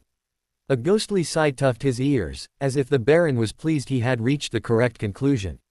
He wishes to return, the Baron said in that same oddly flat tone, but there was nonetheless a note of urgency to his next statement. And we cannot let him. Potter. Severus shook his head, even as the Baron did. You mean whoever attacked Potter? And someone did attack him, didn't they? Yes. Who? I cannot say. Severus frowned. What was this, then? Are you unable to say? That is, whoever attacked the boy. Confronted us, yes. After we blocked or repelled his curses many times. The ghost almost smiled, a sight Severus never wanted to see again, he was sure. Then we drove him away. How? We. The pale being looked down at his silver blood-covered hands. There may have been fire. Fire. Yes. And, a wind. I cannot be sure. Severus snapped. I expect it's a bit of a blur, is it? Indeed. The ghost did not appear taken aback at all, but almost repentant. I had to obliviate him, you understand. The boy. Yes. I was in control, he would have dealt poorly with the aftermath. Severus sighed and barely refrained from rubbing at his temples in annoyance. He had no doubt at all that if the brat had known he had been possessed by a ghost, even if it was to help him fight off an attacker, he would have caused even more of a scene. And likely exacerbated the damage already done to him by the many curses thrown at him. And the wound. I did not mean to leave it behind. It was yours. You left your own wound on him when you left his body. It was not my intent. The Baron twisted his hands around, so Severus could see the blood on them. But I have not done such a thing before. He has recovered, you say. He has. Although, not the memories. He had another way to get at them, but he had not wanted to use it. Not without Dumbledore's permission, at any rate. The ghost's mouth pressed into a thin line. Leave them be. He will not do well with that, Severus Snape. Severus growled. He will be attacked again and again, unless we discover who is behind this. The bloody Baron nodded tiredly. He will. But, let me speak to him first. Speak to him, that is all. I do not like this gap in my knowledge, the Baron admitted. But he is a Slytherin. I will not cause him further harm. Severus regarded him for a long time, judging the verity of his claim. He had known the bloody Baron a very long time, since Severus had been a child here, in fact, and he had never known the ghost to do anything remotely anti-Slytherin. And though he was usually taciturn, the Baron was not known for saying things he did not mean. Very well. I should like to be present for this discussion, however. The bloody Baron nodded and started to fade backwards, down the corridor. Severus halted him with Peeves has been quite the troublemaker while you've been away. The expression on the bloody Baron's face shifted so quickly that Severus had to keep himself from taking a step back in fear. Rage and a promise of vengeance to come carved into the translucent form like wire. I was recovering, as well. I shall see to Peeves. With that, he vanished entirely. Severus went to the headmaster immediately, and made a report. That evening, the brat showed up on time, with a scroll of parchment that he handed over without a word. His gaze remained on his feet. Severus put down the scroll. In my classroom is a bucket of murtlap tentacles which need to be pickled. First, you will cut them in the way specified by my written instructions, and then place them in the vat of brine. Any questions? No, sir. Did you check in with Madame Pomfrey today? He already knew the answer, having received a confirmation from Poppy, but he wanted the boy to acknowledge his own success. Yes, sir. Good. Now go. The boy lifted his head for a brief look, then scampered into the classroom. Severus scooped up the scroll and followed after him, to make sure the brat had no problems deciphering his instructions. The beetles had been done very well, so he had little concern that the boy could do this one, too. Keeping one ear tuned to the sound of precise slicing, Severus unraveled the scroll and read through it quickly, once, and then more thoroughly a second time. The first thing that occurred to him was that the boy had to learn better penmanship and soon, or it was going to drive Severus quite mad to have to read any essays he turned in. His second though was that he was pleased the boy had put in an honest effort. So many children did not, when their work was for detention. Giving almost 3 feet of examples and counter-examples of his rules-abiding behavior, as well as his reasons for doing so when he understood them, Potter had shown, too, that he had a decent head on his shoulders and was not a complete waste of breath, unlike his father. Some of the examples of rules Potter did not respect or follow, however, drawn almost entirely from his aunt and uncle's domain, took his breath away. Apparently, in his home, Potter was expected to do everything he was told, up to and including tasks that put him in the way of serious physical harm, to accept any kind of abuse as his due, and to agree with every nasty and illogical thing he was told about himself, his parents and magic in general. Severus realized the sound of Murtlap's separation had ceased, and he looked up to find Potter staring at him, his green eyes hard, the knife still in his hand. "Is it what you wanted, sir?" "It is," Severus replied evenly, not rising to the bait of the boy's anger. "And I detect a pattern here. You will obey rules if you agree with them, or if given an even chance to comply." Potter's eyes narrowed, but he nodded, tightly. "For example, you have sent away for clothes to replace the ones that I noted were out of regulation." "When did you send the owl?" "The morning after we arrived, sir," Potter said, flushing. "So, before I even discovered your nightclothes error?" "Yes, sir." Severus nodded, and he was pretty sure of the next answer, but wanted to know for certain the depth of his own folly. "And so, when you asked about owl orders, during our house meeting, you had not forgotten quills or candy, had you?"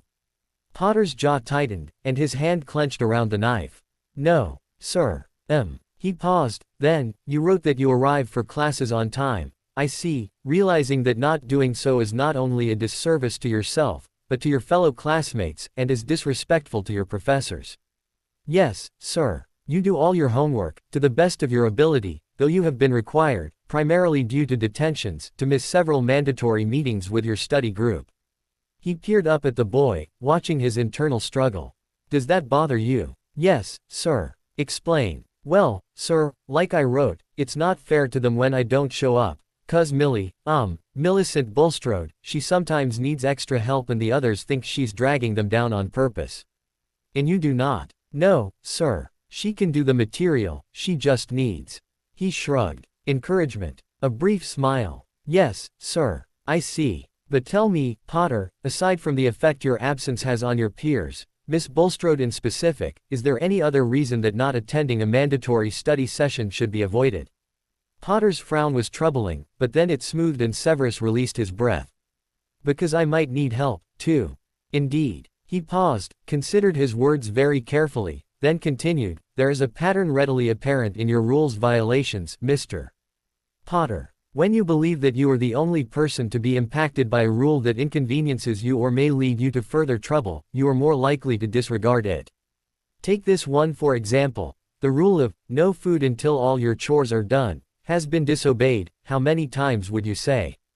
Potter swallowed convulsively and was silent for long enough that Severus could get his own temper under control, for which he was grateful. Just when he was about to prompt the boy again, Potter admitted in a soft voice, "Lots."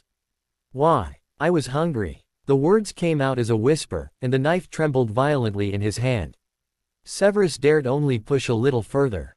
He knew the real reason from reading between the lines of the essay, but he wanted the boy to admit it to himself. "Why did you simply not follow the rule? You would have been given food if you finished all your chores." Potter shook his head. "Not always, not even if I did finish."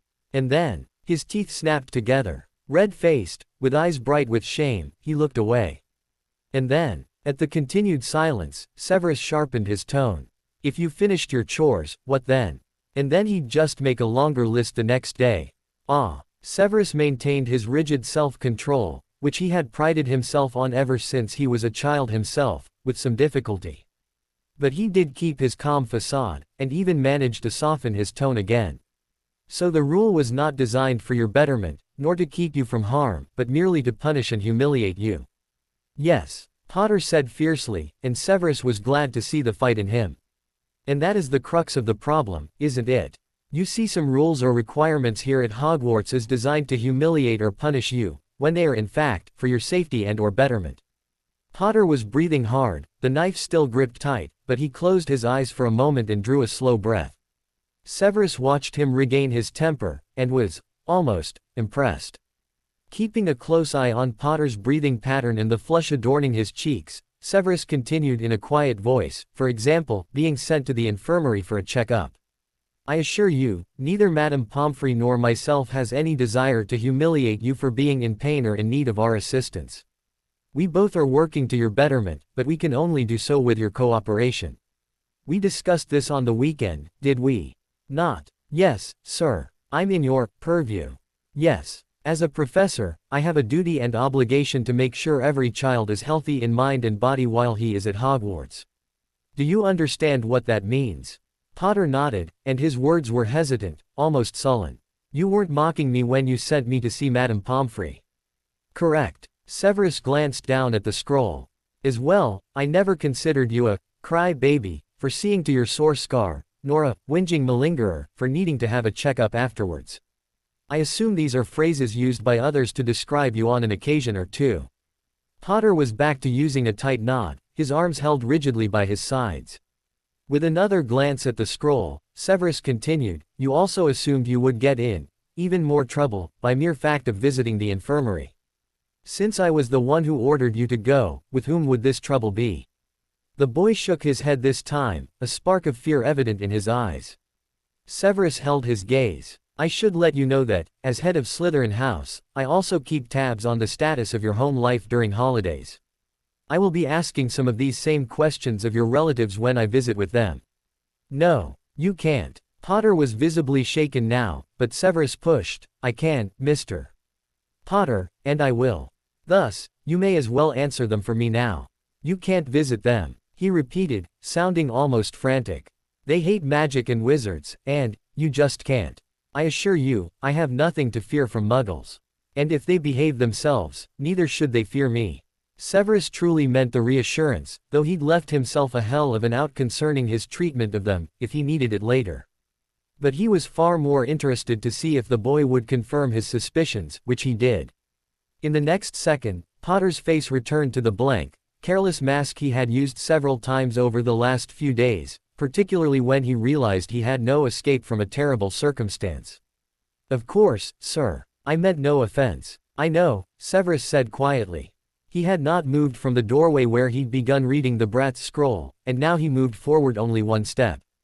Bringing as much understanding to his mien as he could, he waited until Potter was relaxed enough to truly listen.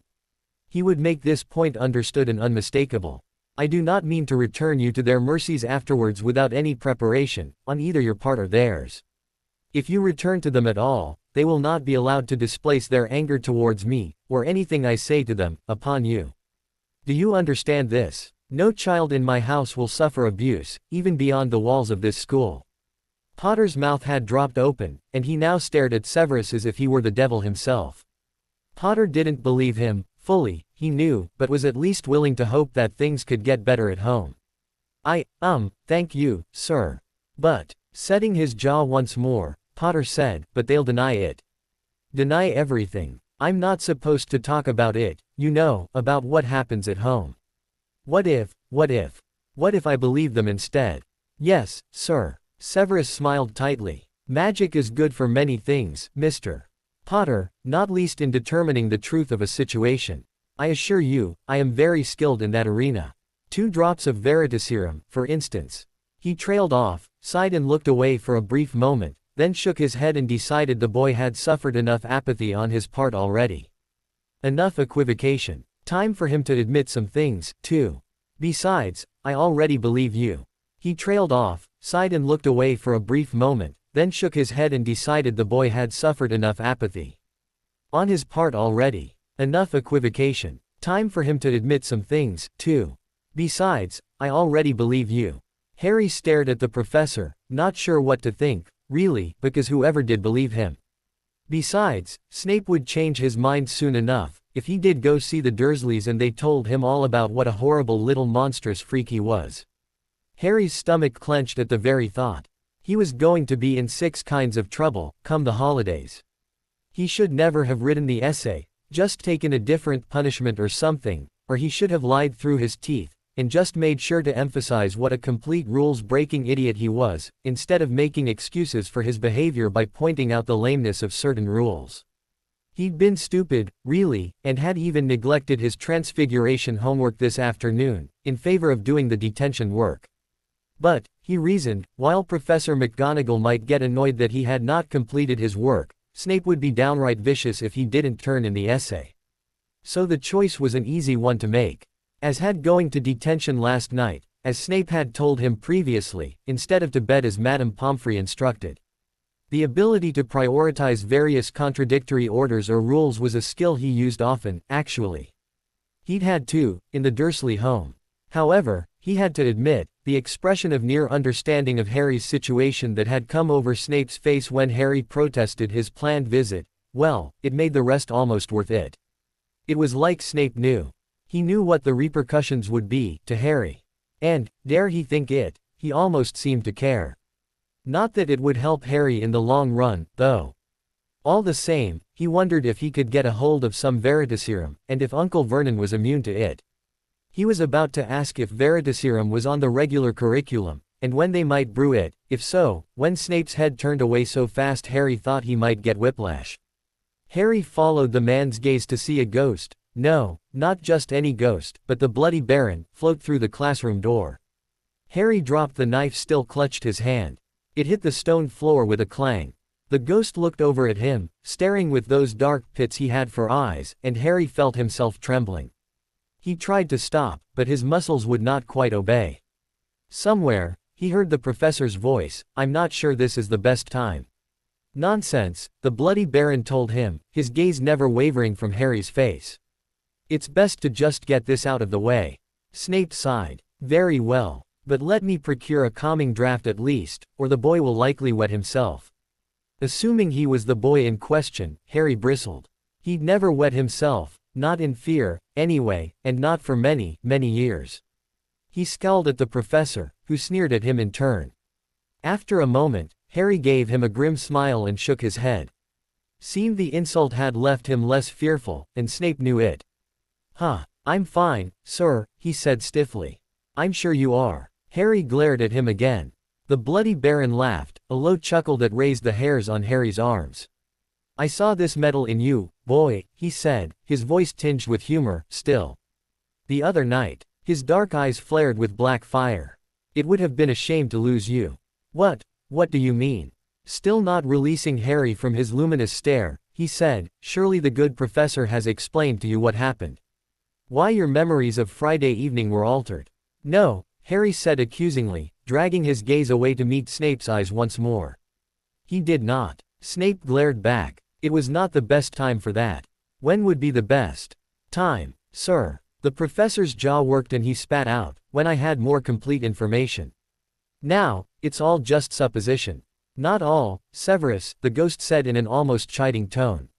"I did lay out some facts for you."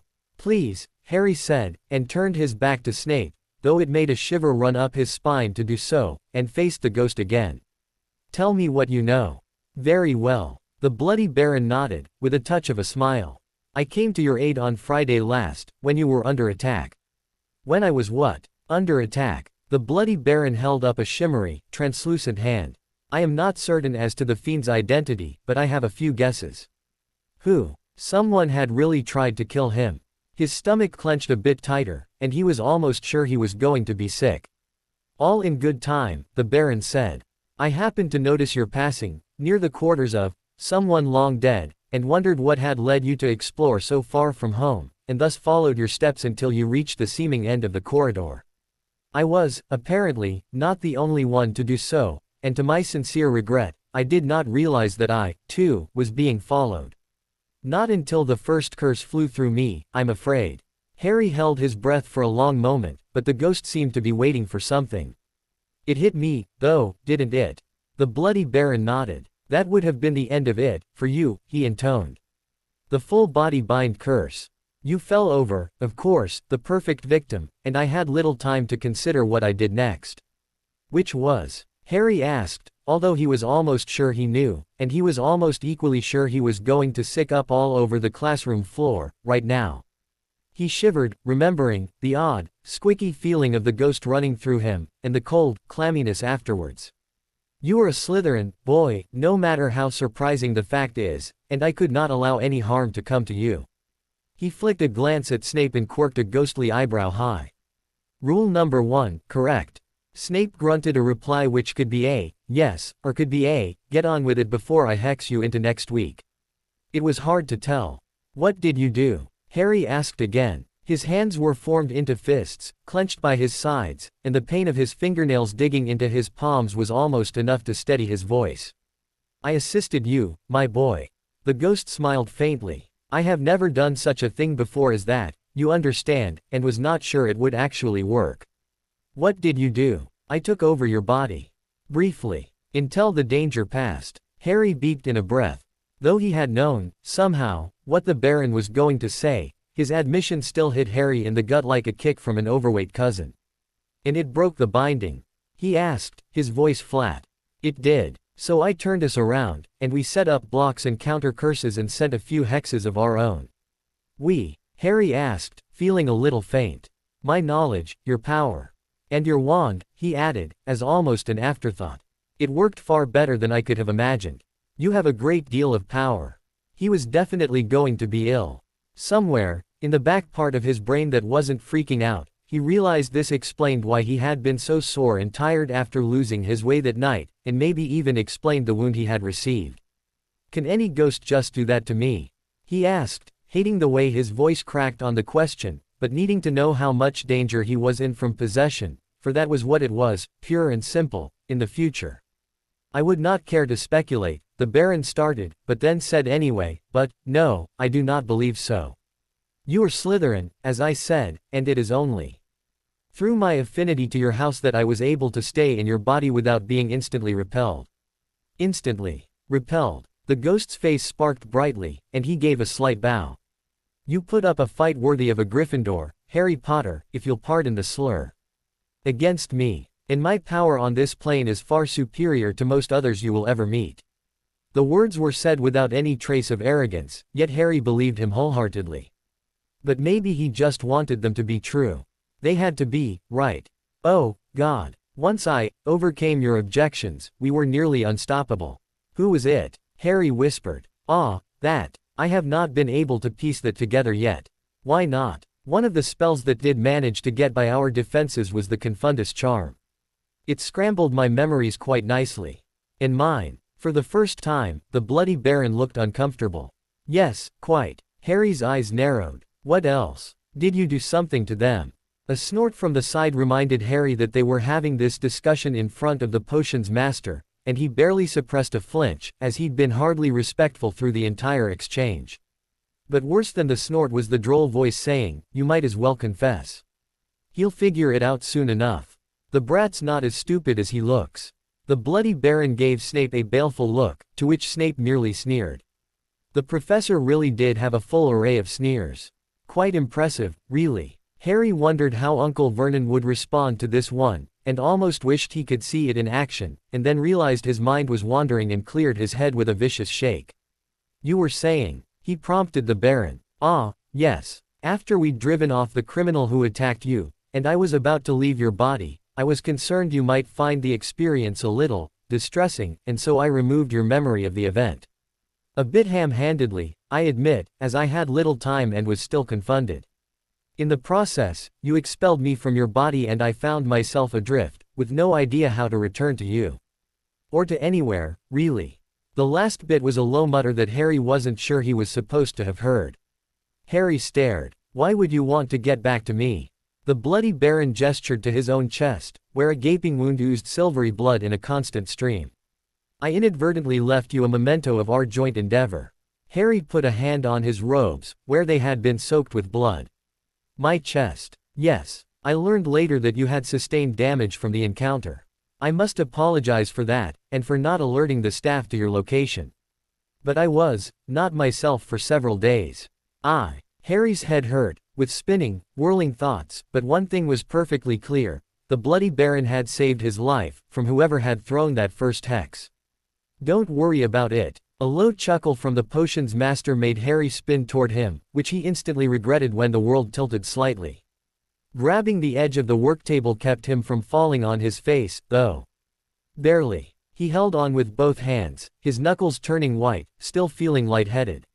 You see. No sense of self-preservation whatsoever, Snape said with disgust.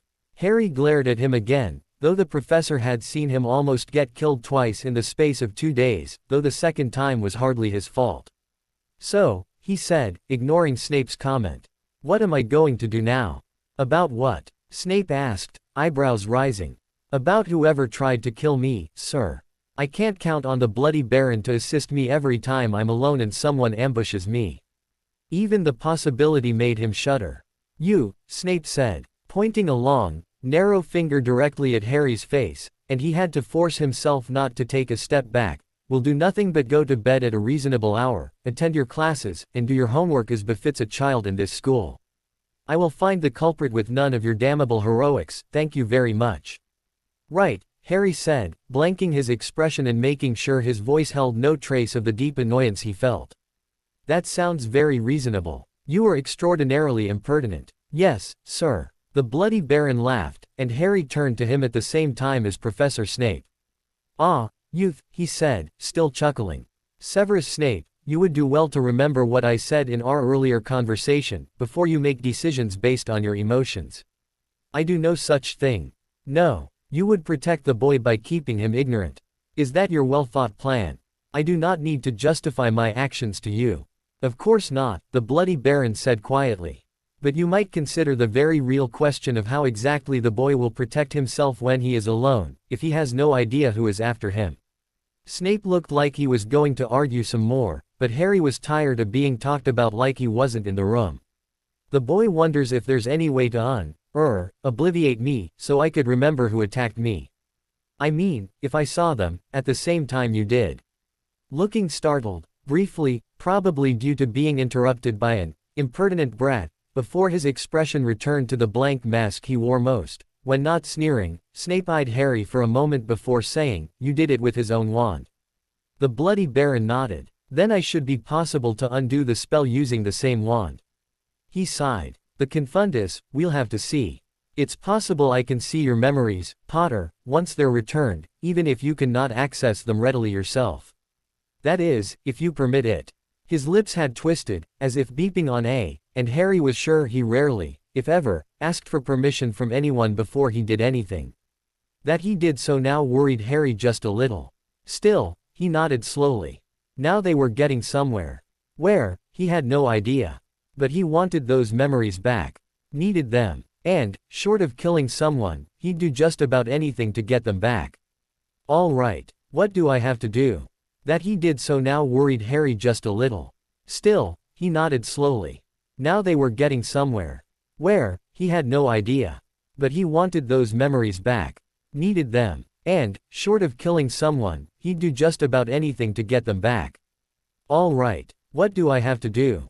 Severus almost smiled. The boy who discombobulated Ghost certainly didn't lack for gumption. He wondered, again, why Potter hadn't been sorted into Gryffindor, although his essay proved in several ways that he certainly fit in very well in Slytherin. Severus had not been telling the Baron the truth, completely, when he said the boy had no sense of self-preservation. He did, as shown in how he prioritized the requirements of others so as to make his own life livable. He used a rather sophisticated system, too, though Severus would never admit it. This week, he decided, he was going to be paying that visit to the Dursleys, and woe to them if he could not make them see reason in their dealings with the child given to their care. But Potter was waiting, as was the Bloody Baron, and Severus put out his hand. Give me your wand. Potter hesitated, then reached into a pocket and pulled out 11 inches of holly. Severus wrapped his potion-stained fingers around it, but Potter did not let go until Severus lifted an eyebrow in his general direction. The boy dropped his end of the wand with a scowl. Clean this up, then come and sit there, Severus said and pointed at the nearest chair. He prepared his mind for the spellwork while the boy cleared up the rest of the unsliced murtlap, covered the vat and cleaned his knives and the table expertly before returning to sit down. Now, look me in the eyes, Potter, and continue to do so. I am going to search for your memories of that night. First, I'll attempt to reverse the obliviate, and if that doesn't do it, I'll use legilimency to go into your mind and look for the memories and perhaps draw them forward. Do you understand? No. The boy gave him a rueful smile. But it's kind of above my level, so I'm not likely to, am I? Not really, Severus admitted, once more impressed with Potter's readiness to proceed anyway. I'm ready, he said, bracing his arms on the table. Severus very much doubted that was really the case, but he would take what he could get. Try and relax, but keep your eyes open as much as possible, if you would. This may feel a bit strange. The boy nodded, and held his gaze, and Severus had no further reason to delay. Restutio facultas. Piecing back together a memory after it had been obliviated was never easy, and was not always possible. Using the original wand made success far likelier. A willing subject, even more so. All the same, Severus had always likened the process to simultaneously preparing 100 minutely different potions, each with a series of overlapping instructions. He had to grab each ingredient by touch, add it at the right time to the right potion, and move on to the next cauldron fast enough to keep them all going. There was no room for error. Likewise, inside the boy's mind, he had to grab this image, that gesture, this reflection of light, and that fraction of sound, all with a similar magical signature to them which denoted their attachment to a particular specific obliviated memory, and then assemble them in order, at the right time, so the memory flowed into a cohesive whole. Error could mean anything from erasing more memories, to causing the mind to be stuck in the one memory being restored, running on a loop through it, forever, to a virtual lobotomization of the subject's mind. It was exhausting and laborious work, and yet, when it worked, the end result was very satisfying. Throughout, the temptation was there to explore others of Potter's memories while he had been given unfettered access, but he did not actually have the time or energy for such liberty, and kept his focus on repairing the Baron's handiwork. Breathing heavy and with a headache a mile long when he withdrew at last from the boy's mind and dropped the spell, Severus loosened his grip on the holly wand. His hands had grown cramped around it, his nails a pale blue. And Potter. Potter was slumped back in the chair, slack-jawed and looking for all the world like Severus had rendered him completely mindless. A thread of drool ran from the corner of his mouth. Damn! Severus rushed toward him, and lifted one of his bruised-looking eyelids, then the other, finding his pupils dilated but still responsive. He reached for a pulse and said, Potter. Harry. Can you hear me? As the boy's throat swallowed reflexively against his fingers. Say something, damn you. The muttered, hurts, was likely the best word he'd ever heard. I imagine so, Severus murmured. It will get better. Though he had tried to be gentle, due to Potter's age if nothing else, the procedure, in his own experience of being on the other end, was not unlike having very sharp razors applied to one's brain, slicing bits off here and there before they were glued back together. Accio solum envenenum, he said and held out the hand that had been lifting eyelids and pulse checking. He caught the pain relief potion easily, uncorked it with his thumb and index finger and held it to Potter's lips. Drink this. Was it? He asked, turning his head away. A potion for the pain, Mr. Potter. I assure you, I do not have poisoning you on today's itinerary. Like the frogs, the boy said, and Severus frowned. Had he messed up after all? No, like a pain potion, he said. Now drink it, and then we'll have a chat, unless I have inadvertently thrown a flagranti curse into the middle of your ability to reason and form sentences. Potter's face screwed up, but he let the potion bottle come to his lips this time, and even drank it all down.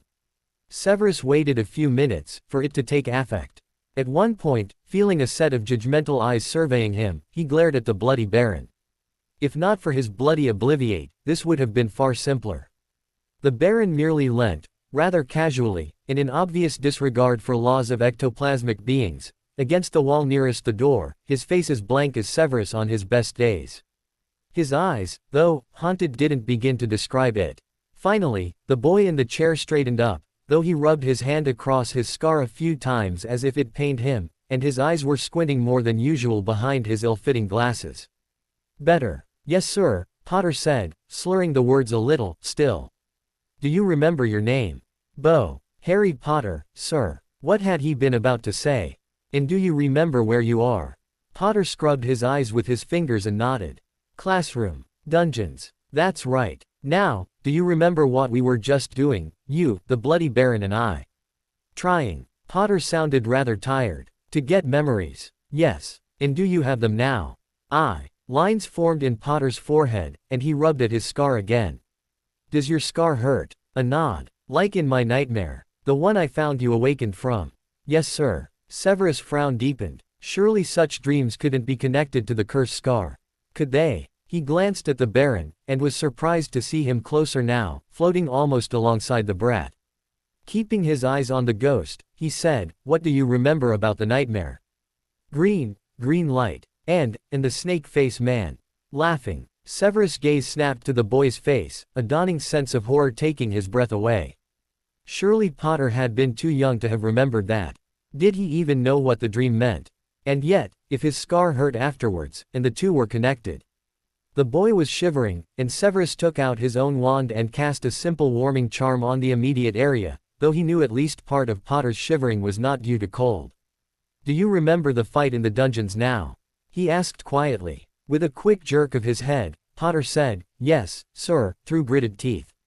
Leaning forward, the Bloody Baron reached toward Harry's face with one silvery hand. Tell me, child, who attacked us?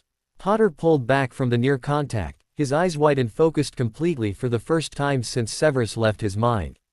He wrapped his arms around his stomach, a classic attempt at self-protection. I can't tell, or really. It was dark, where he was. But not just like no torches. Real dark. Magically. Severus wondered aloud. Obscuro or ignotos? Perhaps. The Bloody Baron shrugged eloquently. He moved closer, still, to the boy. Did you hear his voice? He was like a snake, Potter said, the trembling in his limbs more pronounced.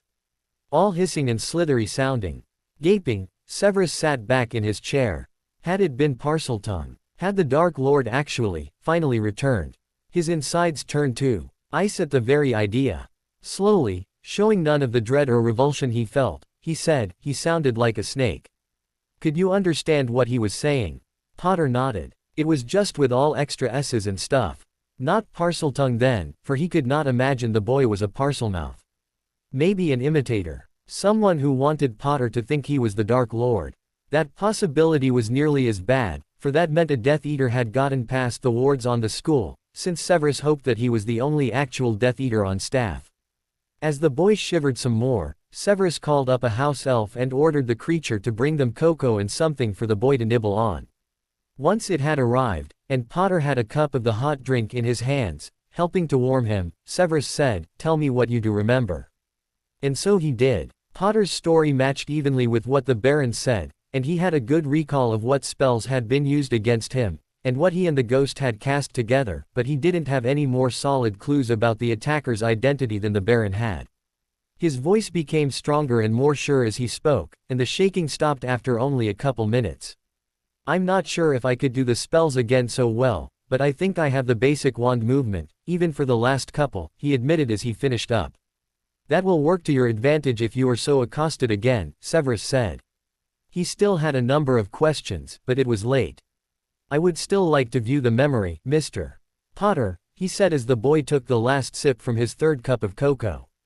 I believe it will help me piece together who your attacker was. I may recognize the voice. Though, by Merlin, he hoped not. Okay. Potter set the mug down on the table and took a long breath, his gaze wary but resigned as he looked into Severus' eyes.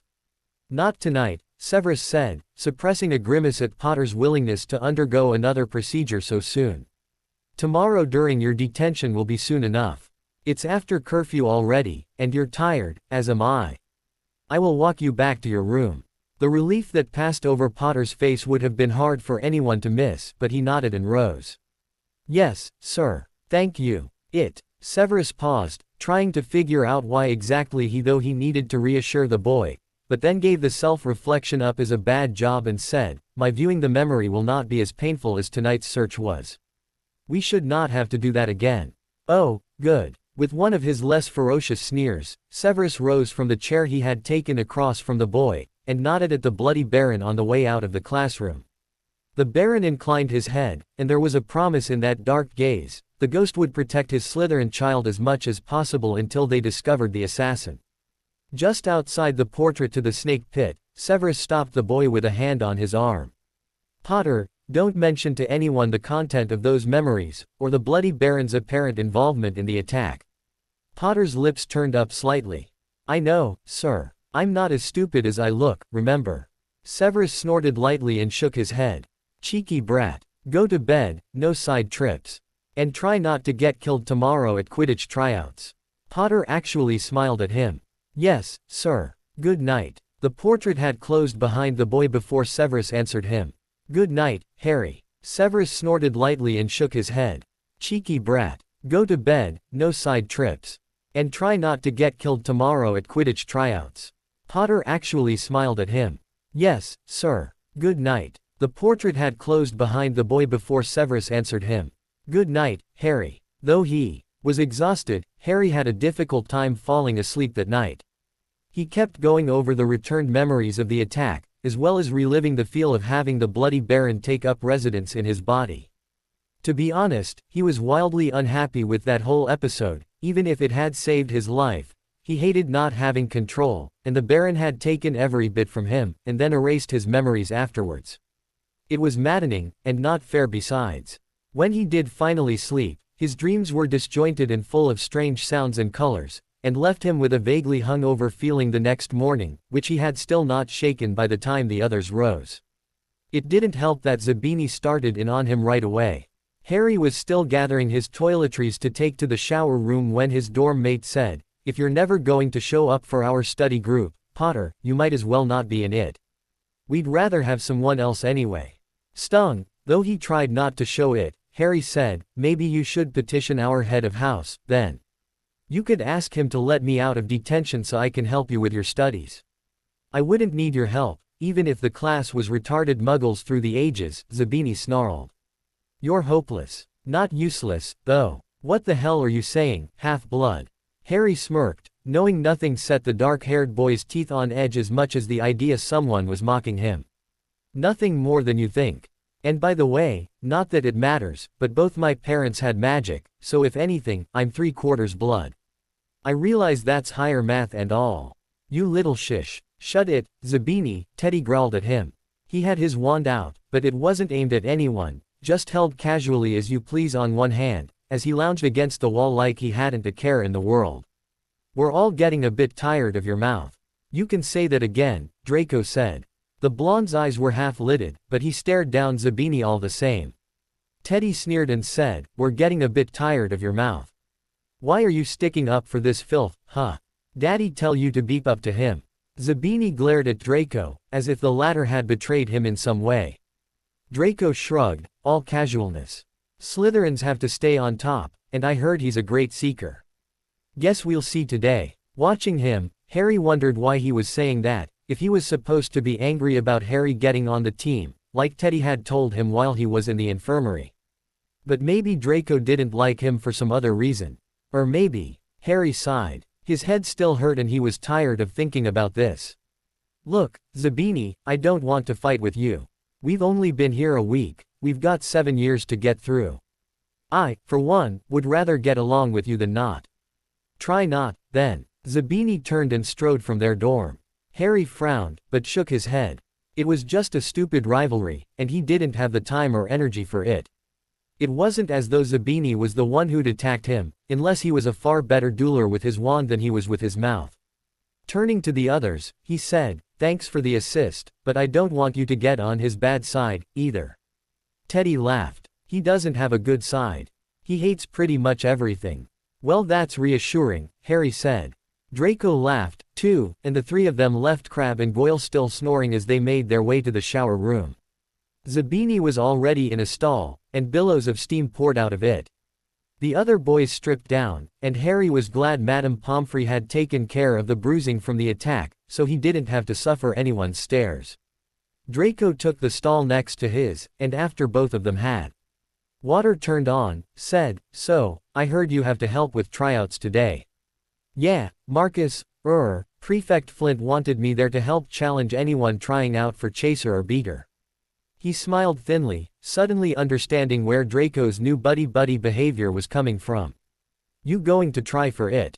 Sure. I mean, my father says I could go either as seeker or chaser, so I figured why not. Wouldn't it be great if there were 2 first years on the team? Uh-huh. Did Malfoy think he was being subtle? Harry sighed and finished up in the shower, then dressed quickly and settled in the common room with his neglected homework. He'd woken early and gotten most of his Transfiguration essay done, but he was still behind in history of magic. With one thing and another, he felt like he was never going to catch up. Teddy joined him a little later, with his potions book, and they read together silently until it was nearly time to march up to breakfast. The common room was pretty full by that time, and the noise level had reached the point where it was all but impossible to read. As he went by to get everyone readied in line, Marcus Flint said, "All right there, Potter." Harry glanced up at him and smiled at the older boy's scowl. "Yeah, Prefect Flint, I'm good. It's Captain Flint to you, Potter." He squinted at Teddy. "But just you, mind." Harry held in a chuckle. "Yeah, okay. Thanks. All right." Flint called out. "Let's line up and get out of here." Breakfast was relatively quiet, at the Slytherin table at least. Harry nibbled on some toast, not feeling particularly hungry, and watched warily as the Bloody Baron coasted nearby, although the ghost did not stop to talk. "Have you seen him lately?"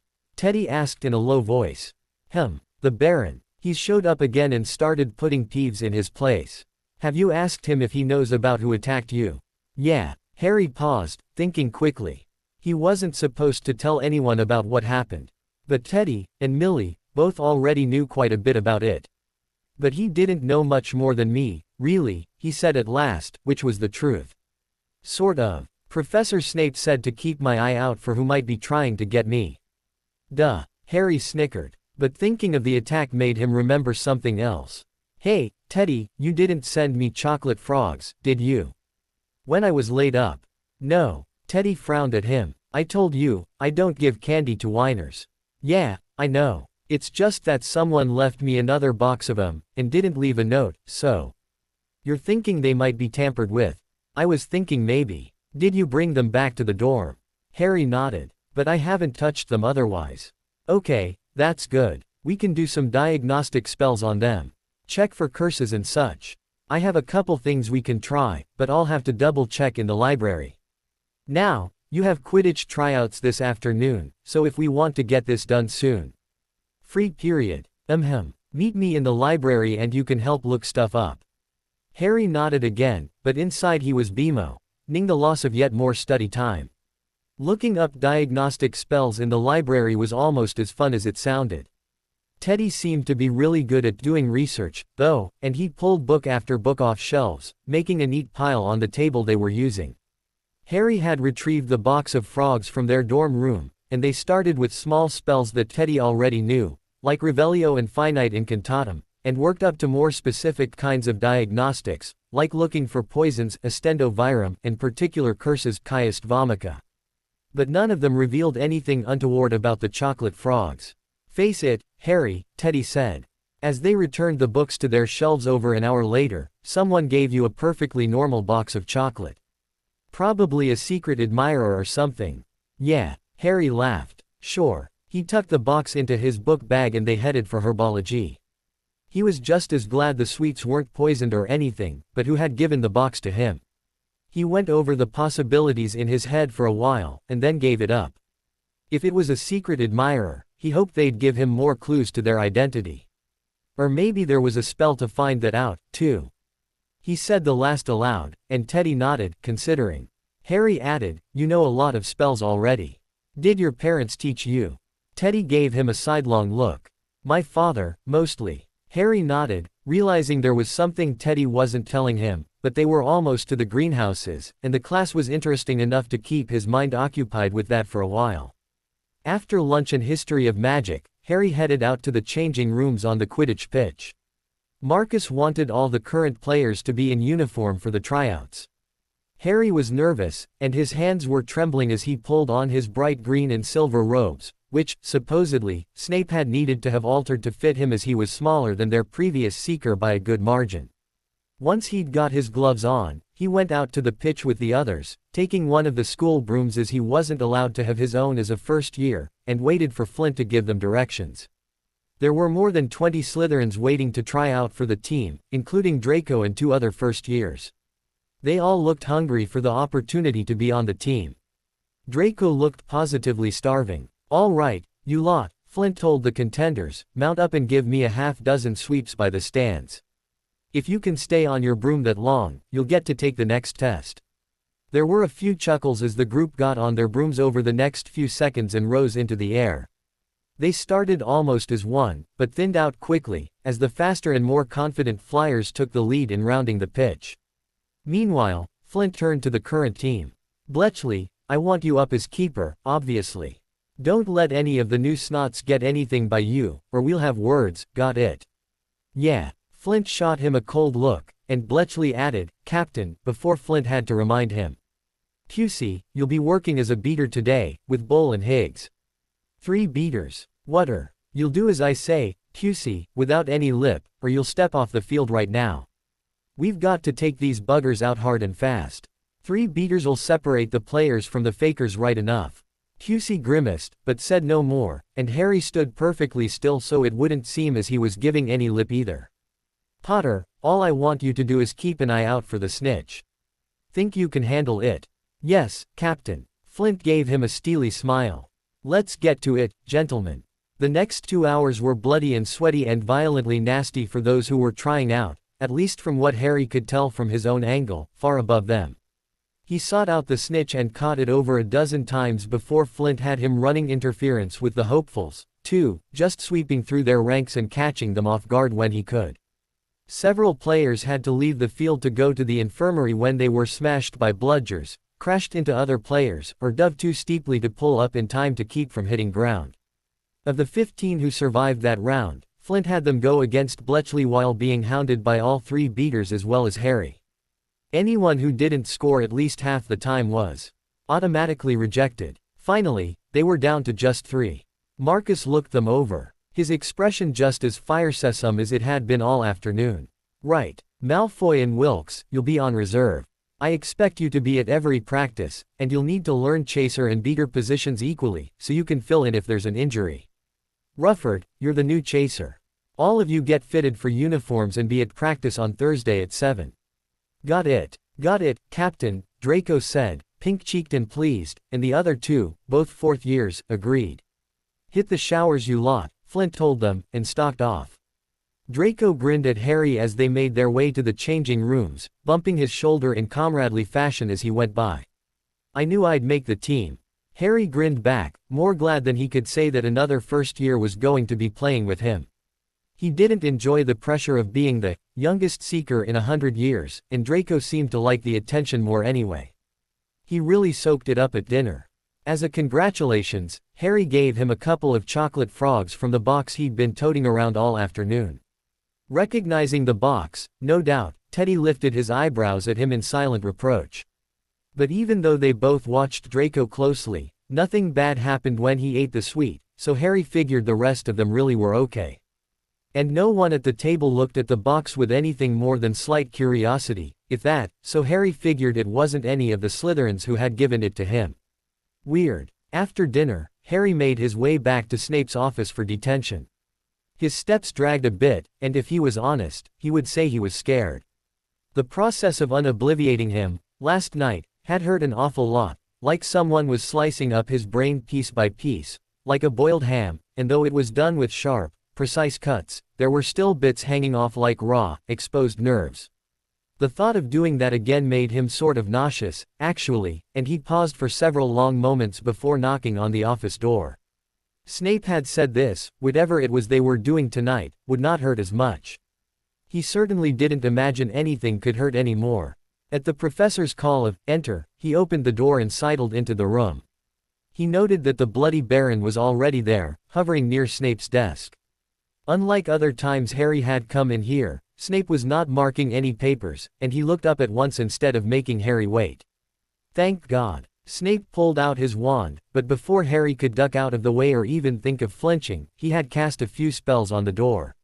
Silencing and privacy wards, he imagined, the silencing one, particularly, was familiar, and he realized his attacker had used it on the hallway they'd fought in, as one of his first spells. Sit down, Snape said and pointed at the chair in front of his desk. Harry complied, and Snape watched him for a few minutes. Harry didn't meet his gaze, not wanting to let the man into his head again, not wanting to feel that excruciating pain like before. Do not be afraid. This won't hurt, I told you. Yes sir, Harry said in a breathless voice. His hands were caught in the sleeves of his robes, and he clenched the material tightly to keep them still. But then, you said the other thing might just feel a bit strange. A pause, then, I did. I was unaware of how much discomfort you would feel. Harry's nose wrinkled. So you mean I'm just a weakling? Not at all. I believe I have a different metric for determining levels of pain than most. What? He means, the Bloody Baron put in, that he has had too much exposure to pain to understand what normal feels like. Anymore. And he didn't mean to hurt you. Snape glared at the ghost. I would ask you to keep your nose out of my affairs, if I thought it would do any good. It wouldn't, the Baron agreed affably. Not at this time. The boy is what matters. Snape grunted what could be an acceptance of the ghost's words, or maybe he'd only been kicked in the chest. Either way, he said, but as I informed you previously, Mr. Potter, what we are to do tonight will not feel like that. Not if you don't fight me. Harry's insides felt cold. Why would I fight you, sir? With a sneer, Snape said, because having another mind inside your own is disconcerting, at the least. In truth, I expect you to resist, though not unduly. He paused, and Harry sneaked a glance at him, to find the professor studying him with those dark, fathomless eyes. I will be looking at your memory of the attack, and then I will remove it from my own mind and store it in a pensieve, so I may review it with the headmaster. A pen what? Pensieve. A magical device used to store memories for later reflection. Well, why don't I put my memory directly into that then? Instead of having you take it out of my mind first. Because the pensieve belongs to the headmaster, and he has not given me its loan. Oh, indeed. Snape paused again, then raised his wand and aimed it at Harry. Let us begin. Keep your eyes open, as you did last night, and do try not to fight me, if you would. Is that clear? Yes, sir. I'll try not to fight, Harry promised. Good. Legilimens. Images flew by, first of Quidditch tryouts, and then Teddy and him in the library with the box of candy, and then, disconcertingly, a memory of being up a tree with Ripper far below and snarling, as Aunt Marge cheered the dog on and Dudley laughed, practically rolling on the ground. That wasn't the right memory. Snape had no right to see that. Harry pushed against the presence in his mind, and it receded a little, but the image was replaced a moment later with one of his cupboard, locked from the outside. He could tell from the angle of the door. It always hung crooked when locked, as Uncle Vernon had made a mess of installing the bolt, and himself curled up on his cot and reading a purloined comic that Dudley had torn in half and thrown away before Harry rescued it, and then the door shook, and Harry stuffed the pieces of the comic under his cot before Uncle Vernon's purpling face appeared in the frame of the small door, spittle flying from his mouth while he yelled, even before he caught sight of the corner of the thin book.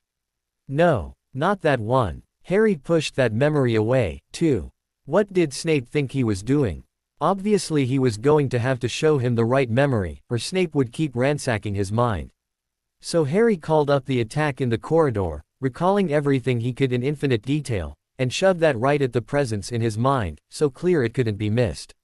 Then, for good measure, he shoved the professor right out of his mind, too. His private thoughts were private.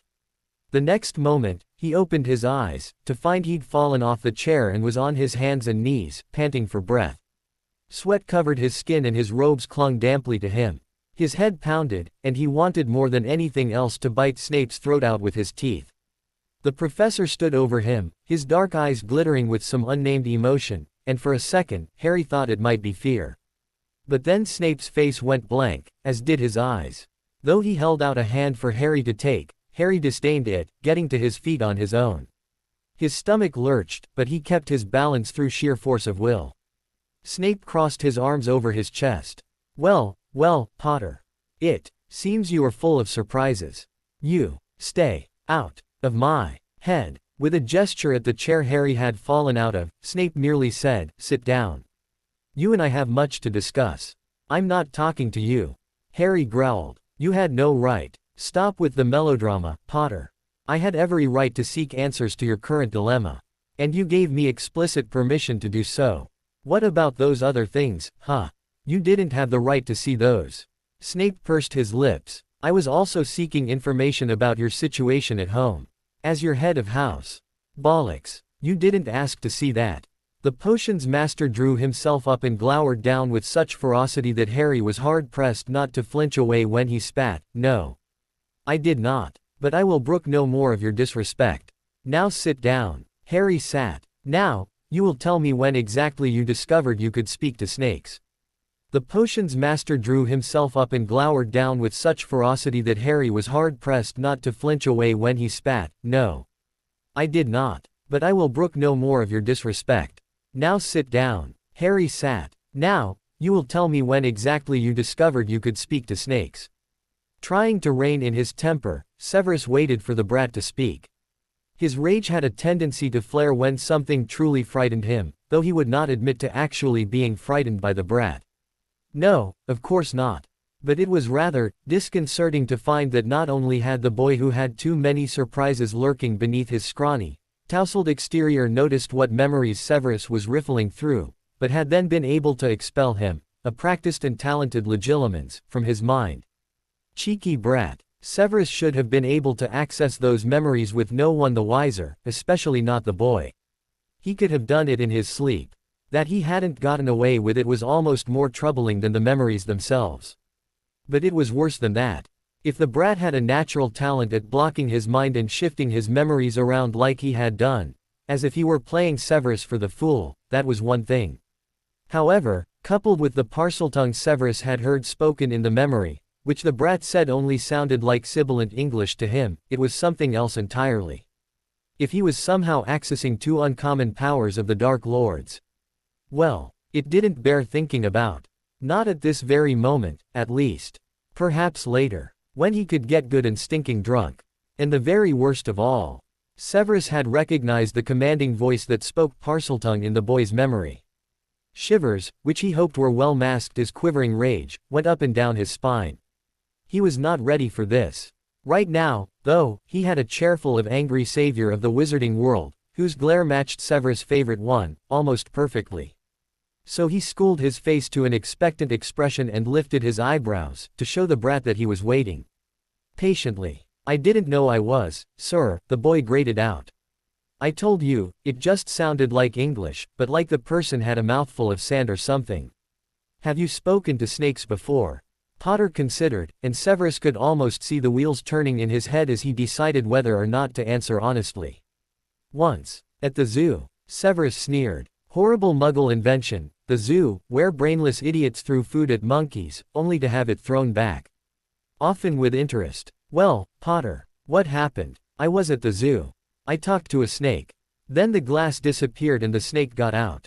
With a frown Severus wondered, accidental magic, too. He studied the boy in front of him. He was hiding something. What else? Potter set his jaw. His eyes were twin emerald fires, challenging him, daring Severus to descend upon him like a wrathful god. Nothing that concerns you. Something personal then, and given his recent forays into the boy's mind, something to do with his relatives. Their reaction to the magic, perhaps. Yesterday, Potter had told him, in visible terror at the mere possibility of a home visit, that his relatives hated magic and wizards as well. Severus' eyes narrowed. What did they do to you? None of your business. I don't know what you were trying to prove, sneaking into my memories like that, but you can't just do that. Potter, he started tightly, only to be interrupted. Severus Snape, the bloody Baron said in a low, chilling voice. The ghost was not even looking at Severus, but at the brat who lived to torment him, with an expression of almost awe. I believe you have badgered this boy enough for one night. Your enthusiasm for the task has outweighed its usefulness. I believe you are sticking your nose in too far, Baron, Severus told him. We still need to know what was said in Parseltongue. And since the boy is perhaps the only one alive who knows it. What do you mean Parseltongue? Potter interrupted. What's that? Severus was very unhappy about being interrupted. Twice. Thus his answer was little more than a snarl, the power to talk to snakes, boy. What do you think we've been going on about? How am I supposed to know? I never heard of this parcel thingy. Parseltongue, Severus said very slowly, as if speaking to a dim-witted dog. It is considered a power directly linked to the line of Salazar Slytherin. There are. The Salazar Slytherin. Enough. No more interruptions. Sit still and be quiet and I will tell you what I can. Understood. Potter fell back in his chair, eyes wide and not quite so angry.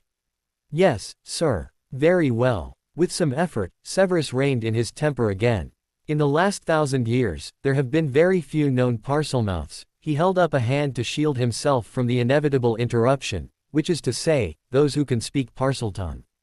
Amongst those was the Dark Lord, whom you vanquished as a mere infant. He paused, letting that sink in. After he killed my parents, the boy muttered, looking away. Yes, Severus said heavily, his chest tight. God, Lily. After that. And so you think he's back then? That he's the one who attacked me? Severus pinched the bridge of his nose. I do not know. I believed it was inevitable that he would return, but I do not know how he could have come within the walls of Hogwarts already. Maybe someone let him in. Of course they did, you silly child. The question is who? Someone who knows a lot of hexes and counter curses, I'd think. Severus glared at the boy. Why? Because the one speaking Parseltongue wasn't the same person who cast some of the other spells. Didn't you? Potter shrugged. No, I guess you couldn't tell. Their voices were totally different. Wasn't the same person. Possession, perhaps. Was one of the staff members possessed? The height of irony, if so, a Baron possessed Potter fighting off a Dark Lord possessed somebody. For a little while, he thought about the memory, dissecting it piece by piece, and realized he did not recognize the voice of the non-Parselmouth. Damn it. His gaze went back to the bloody Baron, who was now regarding him, in turn. Severus drew a long breath. Though he was loath to ask any boon from the ghost, he had to admit the Baron was simply swimming in knowledge of the kind Severus had little understanding of.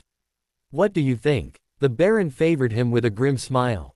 I think you should walk the child back to his dorm. As it is late, and he is tired. Then you should let me see his memory. I may pick up something you and the headmaster miss. I am not done with him, as I said. And yet he is done with you. The Baron gestured to the boy, who was resting his head on his arms on a desk, eyes closed.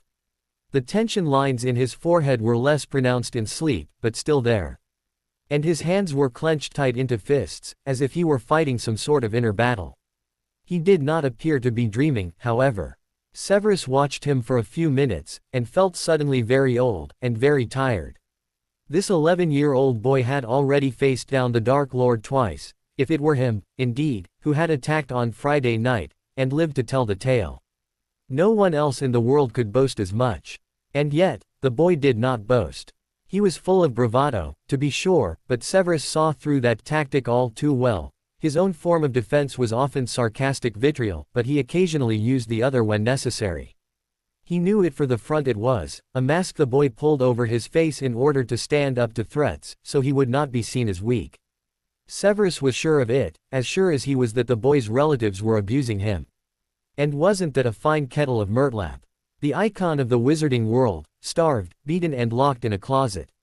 It disgusted him, and enraged him, and he was going to have to make sure someone went with him before he visited the Dursleys, or he would not be responsible for his behavior. Very well, he said at last, and the Baron gave a grunt of acknowledgement. But only because he is in no shape to make rational observations or remember things properly. Tomorrow I shall require him to tell me more of this damnable ability he has to manipulate his mind away from mine. Got your knickers in a twist, did he? Severus glared at the smiling ghost, then sighed and woke the boy, gently. He was turning into a bloody nursemaid. The boy roused with a jerk, and an instinctual hunch of his shoulders, and Severus gnashed his teeth. Time for bed, Potter, he said quietly. Potter sat up all the way and wiped drool from his cheek with the edge of his robe. His posture was still tense as he said, "Sorry, sir." "Don't be. I will walk you back to the dorms, it's after curfew already." "Yes, sir." The boy straightened his robes, and didn't meet his eyes on the trip back. At the portrait, he said, "Tomorrow, Potter. 7 o'clock sharp." Potter sighed, but nodded with a, "Yes, sir." "Good night." Once more, Severus waited till the portrait door was closed before he responded. "Sleep well, Harry." The next day, Severus made time to meet with Potter's relatives, at least in part because otherwise he would have to wait until the weekend, and he didn't want to wait that long. Unfortunately for them, no one was available to watch his back. The Dursleys would just have to live, or not, with the consequences, if they antagonized him further. Shortly after his last class, he walked down to Hogsmeade, then apparated to Privet Drive, in Little Whinging, where his reports had that Potter lived. The neighborhood was one of those with perfect lawns and perfectly matched window boxes and identical vehicles in every drive. The monotony gave him a headache. Number 4 was the same boxy structure as all the others, this one painted off yellow instead of off blue or off white or off green. All the houses were one of these colors or another.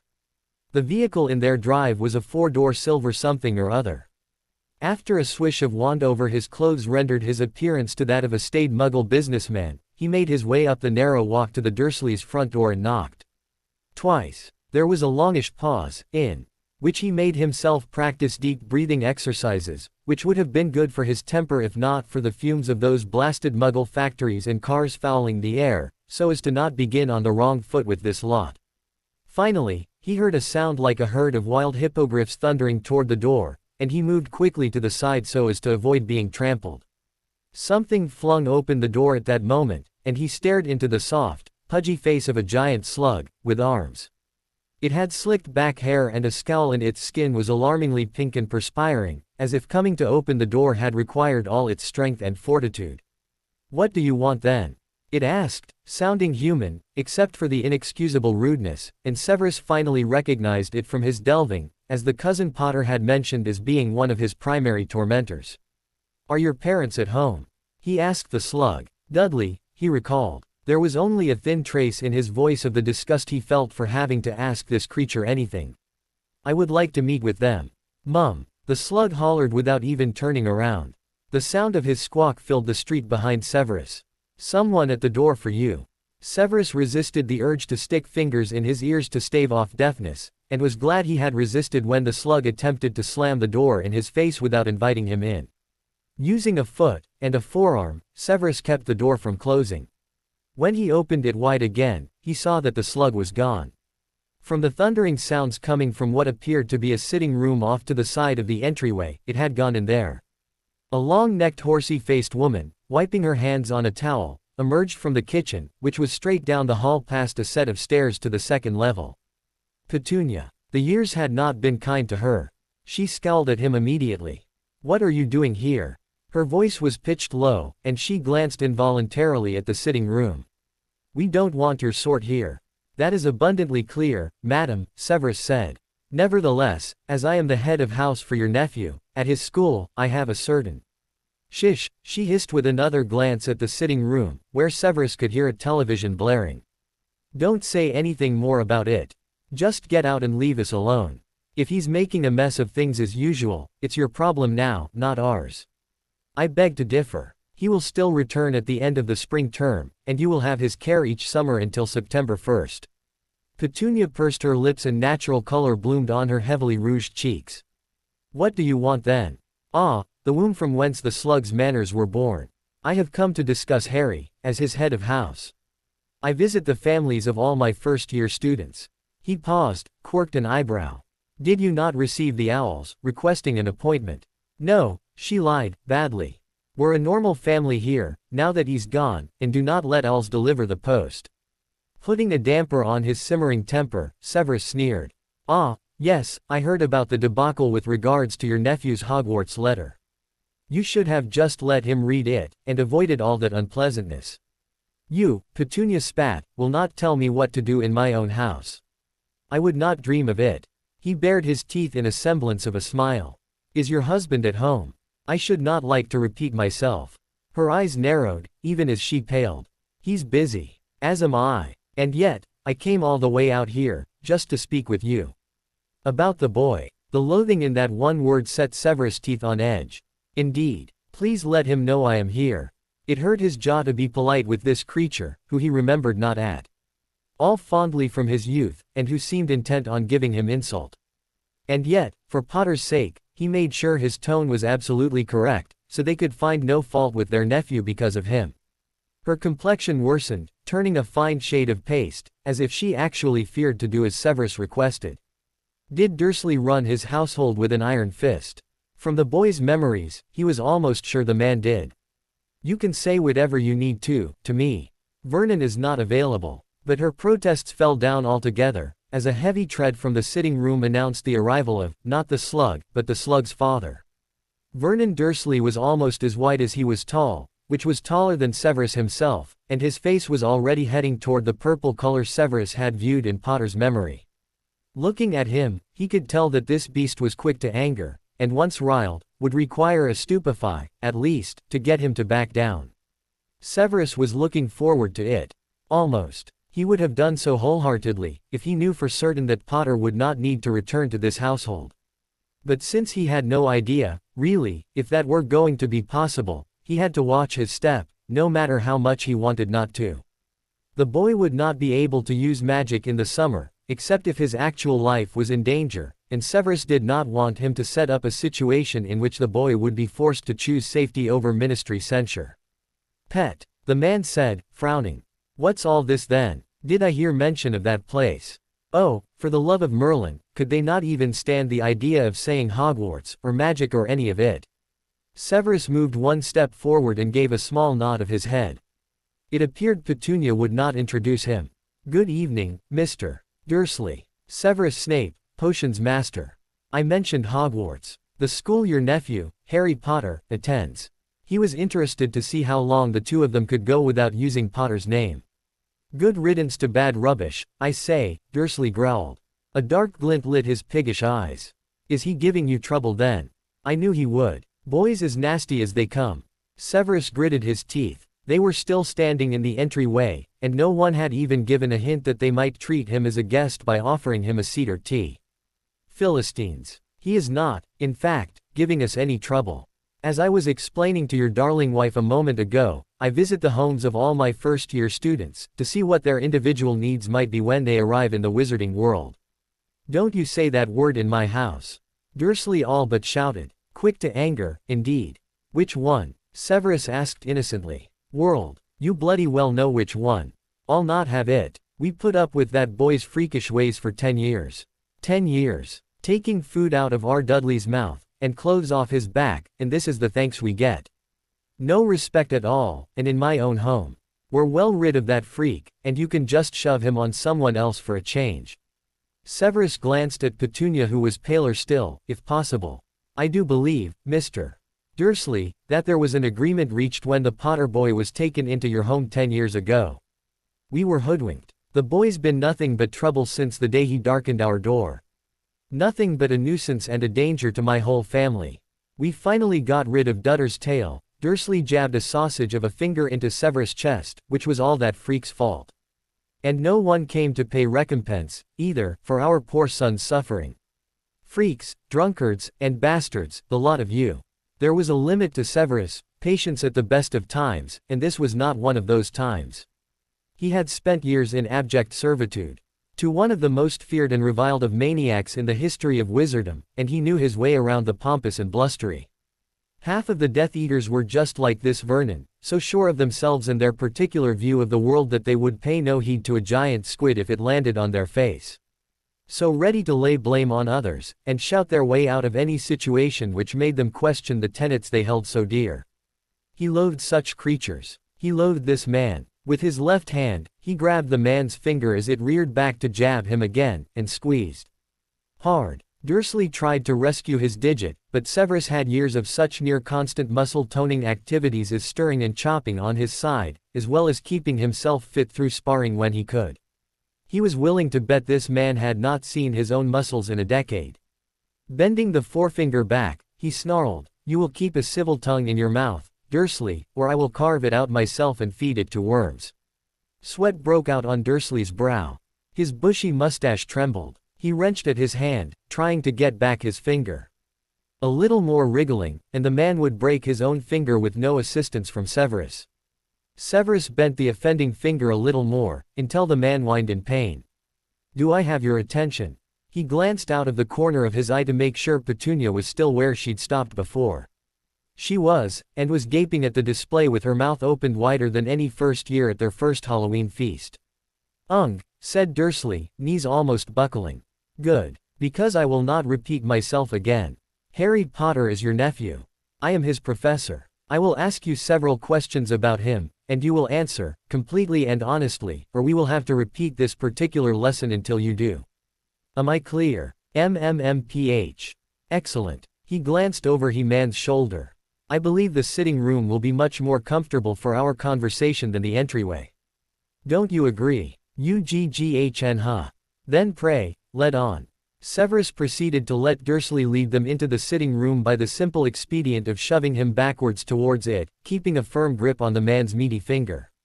Once inside the small room, dominated by a television, a large couch, 2 recliners, a fireplace and a slug, Severus pushed Dursley onto the couch and sneered as he released the man's digit. Perhaps Petunia would be so kind as to bring tea.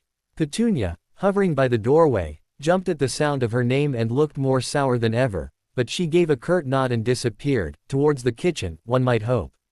Oddly, the slug was curled up, wide-eyed and petrified, on the other end of the couch from his father, and was clutching his bottom as if it might catch fire. Oh, Dursley had said something about a tail. Severus suppressed a snicker and looked around the room, taking in the gaudy knickknacks and unmoving pictures of this horrific family, noting that there was not one of Lily or James or even Harry, who had supposedly lived here for 10 years. Instead, the walls seemed almost entirely devoted to the slug, with a few of his parents mixed in for variety. There was no sign at all, in fact, that the Potter boy lived here, or ever had. Now, he said, settling into one of the recliners, though not reclined, once Petunia had returned, pray tell me about Mr. Potter's primary schooling. In what subjects did he excel? Which ones were more troublesome? Dudley, apparently done with ass gripping, snorted an ugly laugh. Freaky potty. He's a dunce. Couldn't spell his own name right if you gave him 20 quid. That's right, Dudders, Dursley said, nodding. The boy never could get grades like yours. Always making excuses for his homework not getting done or cutting classes. Stupid freak, just like his father. Always getting in trouble, too, with his freak displays and. Severus tuned the man out as he prattled on. This was getting him nowhere. He knew for a fact that the boy wasn't stupid, having seen firsthand a well-reasoned essay that spoke to the contrary, and he knew all the rest of his usual questions would be met with the same lies and scorn. He could not imagine this was what Lily had in mind for her son. There were only a couple things he could do at this point, to try and salvage whatever he could of this abysmal visit, and he was far better versed at one than the other. Besides, while torturing this lot held a certain vicious appeal, there was always the tedious cleanup afterwards, and the chance oars might be called to the scene. Thus, while Dursley built up a good head of steam on a topic close to his heart, that of the utter worthlessness of his nephew, Severus surreptitiously slid his wand into his hand from the sleeve of his business suit coat, and cast a non-verbal legilimens. More than an hour later, sick and tired and ready to collapse, having legilimized all 3 muggles, Severus then obliviated them, replacing the memories of his visit with a pleasant evening in front of the telly, but adding in a particularly nasty nightmare curse for spite. Then he apparated to Hogsmeade and made the long, exhausting trek back to the castle. He considered cancelling his detention with the boy tonight, but they really needed the translation of the Parseltongue, as it might give a clue as to who had been with the Dark Lord during the attack. Perhaps, though, he should just have the Baron talk to Potter while the boy prepared more potion ingredients. The ghost seemed far better able to deal with the child, or was more consistent with him, at least, and Severus knew he was likely to be short and snappish this evening, even without Potter's temper thrown into the mix. Yes, that would work. And it would have the added benefit of freeing Severus to visit the headmaster and show him a few home truths. Perhaps, though, he should just have the Baron talk to Potter while the boy prepared more potion ingredients. The ghost seemed far better able to deal with the child, or was more consistent with him, at least, and Severus knew he was likely to be short and snappish this evening, even without Potter's temper thrown into the mix. Wednesday morning, Harry woke with a headache, which he ignored to the best of his ability, until his scar started hurting as well, during defense against the dark arts class. He pressed a hand to his forehead, squeezing his eyes shut against the pain. It burned, like a hot needle jabbing into his brain, which it had not done before, except for rarely during or right after a bad nightmare. In those situations, the burning was gone almost immediately, but this time, the torment kept going on and on and on. Harry, someone whispered, though the sound was like the crack of thunder in his ears. And then an elbow, in his side. Harry opened one eye, just a slit, to find Teddy's face real close, his eyes making an obvious, "Look over there," gesture, and Harry followed the direction of Teddy's look, to find Professor Quirrell standing almost over him, and glowering. Which wasn't at all like Professor Quirrell. WHWH, what is the meaning of this, P.P. Potter? Headache, Harry said shortly. May I go to the infirmary? The stuttering professor's eyes narrowed, but he gave a curt nod. Harry stood up to start gathering his books, but his knees buckled suddenly, and he had to grab the desk to keep from ending up on his ass. GG go with him, Mr. Not. Teddy, who was already gathering Harry's books together for him, collected his own, too, with a nod, and slung the bags over his shoulder. You need help? He asked Harry in a low voice. No. Harry knew he did, really, but he was not going to show weakness in front of his fellow Slytherins, not if he could at all help it. He'd felt worse before, certainly, just not in his scar, and although he probably had nothing like Snape's experience with becoming accustomed to excruciating pain, he had lived day to day with at least a small amount for most of his life. So he focused on putting one foot in front of the other, and not vomiting or keeling over as they made their way out of the classroom and down the corridor toward the infirmary. Oddly, they had gone no more than 20 feet from the defense classroom before the headache eased, and the burning in Harry's scar vanished almost entirely. The sudden loss of that searing agony made him reel, gasping for breath. Harry, Teddy called, his voice coming from far away. Let me go get Madame Pom. No, he rasped, bending over with his hands on his knees. It's okay. The pain's almost gone. Teddy's voice sounded strangled. Were you skiving? Harry shook his head, finding out the hard way that the torture wasn't truly over. No, it's weird. Like the only reason he had been in pain was because of his connection through the scar to Voldemort. Or a connection to his minion, someone who knew lots of curses and hexes. Like a defense against the dark arts teacher would. Come on, he said, and grabbed at Teddy's hand. I need to find. He trailed off, not sure who he could tell. Professor Snape was the obvious choice, but Harry was still angry with him for invading his mind the night before. And the Bloody Baron, well, who knew what the ghost would be able to do about this information? He wondered if it was something he should tell the headmaster about, but he didn't want to disturb Dumbledore with complaints about a headache. Even as he decided on not telling anyone, Teddy pulled away. No, you're not going anywhere except the infirmary. You need to have a lie down. Your face is pasty, and in case you were wondering, Malfoy might be able to pull it off, but it's not a good look for you. Leave it to Teddy to soften a lecture with a joke. All right, Mum. I'll get a headache potion. And I'll make sure you do. Come on. Madame Pomfrey actually praised him for coming to the infirmary when he was under the weather, and Harry sped out of there as fast as he could, more embarrassed than he could say. Honestly. Teddy just snickered softly, and made Harry carry their book bags down to the dungeons, as was only fair, now that he was feeling better. There, Millicent accosted Harry the second he got to the Slytherin common room, asking if he was okay, or if there was anything she could do to help. She'd taken good notes in defense, she said, and would make a copy for Harry for their study group. Can't be there, Harry admitted. I still have detention for 2 more days. Well, I'll still have the notes for you. She gave Teddy a wrinkle-nosed, considering look. You can have a copy, too, I suppose. Though your own group should have some for you. Teddy opened his mouth, likely to say something cutting about how he certainly wouldn't need any notes that Millie took, but Harry gave him a quick, sharp glance, and he just nodded instead. Yeah, thanks. If they don't have the notes for me, I'd like a copy. Millie's smile was amazingly bright. Teddy's face reddened immediately, but he didn't say anything more about it. After dinner, Harry went to detention again, but found another note on Snape's office door with directions of what to do while Snape was gone. This time, there were Bobo tuber pods that needed to be squeezed for pus. 20 jars worth. Snape had been right, though, the tasks he'd set this week had put a serious damper on Harry wanting to serve detention ever again, especially for rules breaking. It was going on 8:30 and Harry was perhaps halfway through the task when he felt a chilling presence behind him. He turned to see the Bloody Baron gliding through the door. Harry returned his attention to the pods, squeezing the pus out of the current one with a gentle pressure near the end so it wouldn't explode everywhere. Did the professor send you to watch me? He requested that I look in on you. And also asked me to try and get a translation of the Parseltongue in your memory. Yeah, well, he can go hang as far as my memories go. You're angry. Damn right. He put a little too much pressure on the pod in his hand, and it squirted a line of pus across the table. Damn, you have every right to be, the Baron said as Harry went about cleaning the spill. At least he hadn't gotten any on his skin or clothes, but it was a near thing. Look, could you leave? It's nothing personal, although it was, but I don't want to mess up again.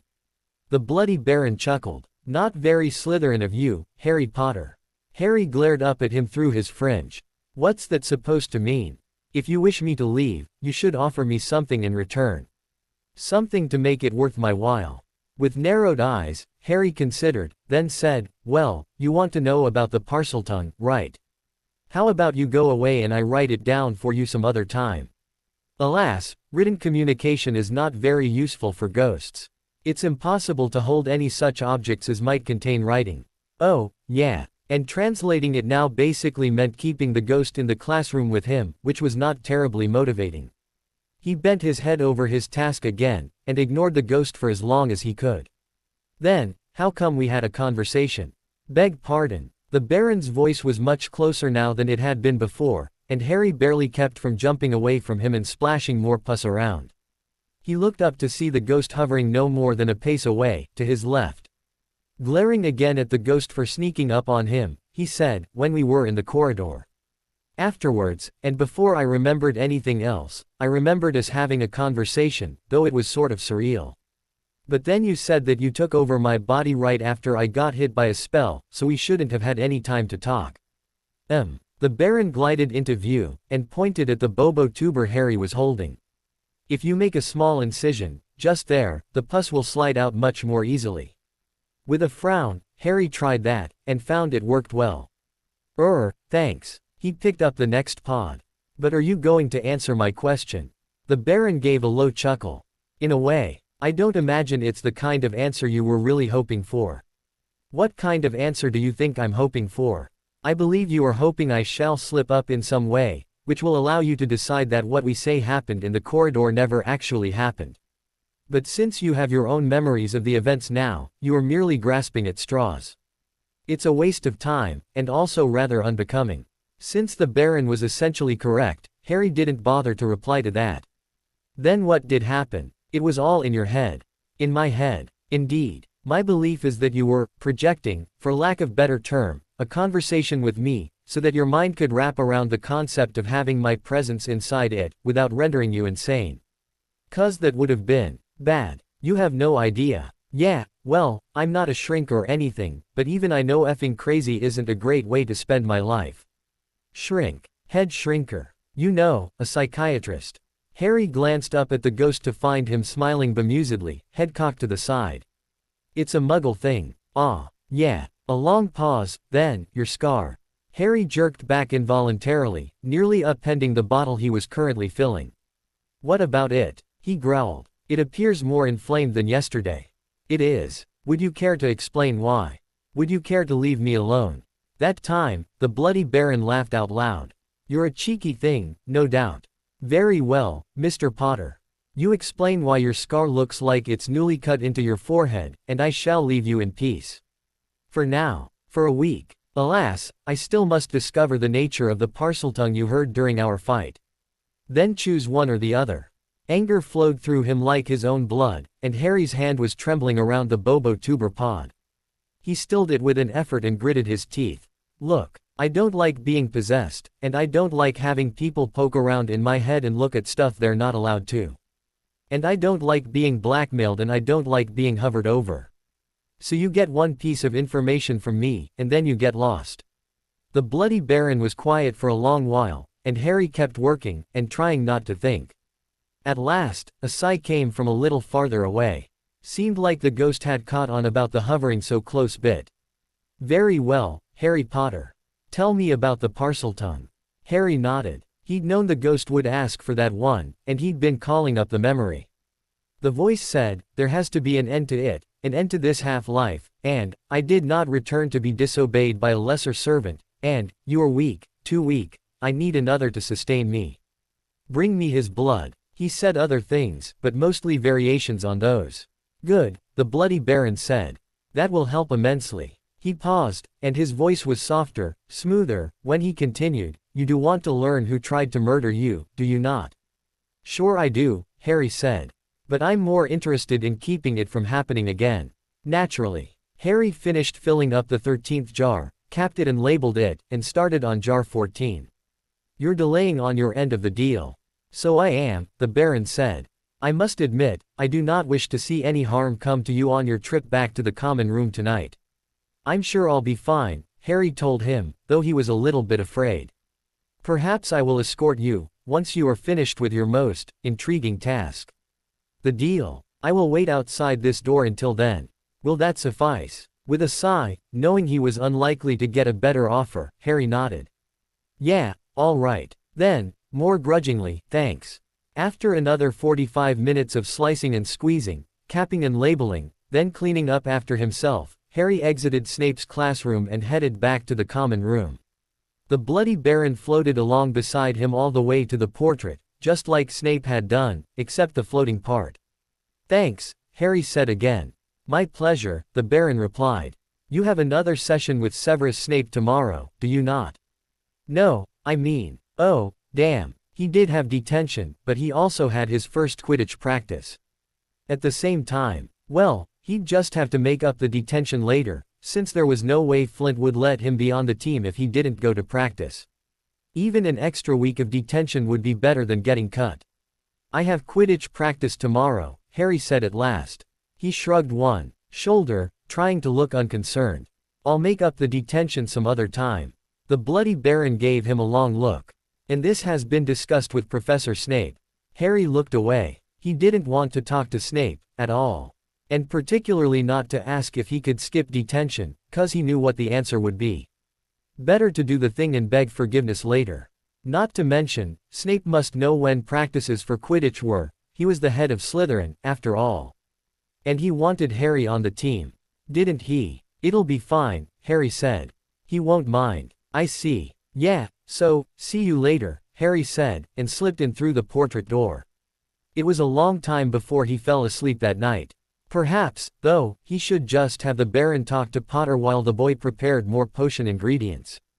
The ghost seemed far better able to deal with the child, or was more consistent with him, at least, and Severus knew he was likely to be short and snappish this evening, even without Potter's temper thrown into the mix. Yes, that would work. And it would have the added benefit of freeing Severus to visit the headmaster and show him a few home truths. Whilst Harry Potter squeezed out enough Bobo tuber pus to fill 24-ounce bottles, Severus paid a visit to the headmaster. He had been planning this visit ever since he had directed Potter to the infirmary the first time, and he was annoyed that he actually had more evidence now to lay at the feet of Dumbledore than less. What had the headmaster been thinking to leave Potter with muggles? Especially those muggles. Minerva had said, more than once, that they were the worst sort. And now he knew exactly what she'd meant. He had been sickened, really, by the callous disregard with which the Dursleys treated their nephew, the lengths they went to ensure he felt unwanted, and the outright viciousness that they let their own progeny get away with in regards to his cousin.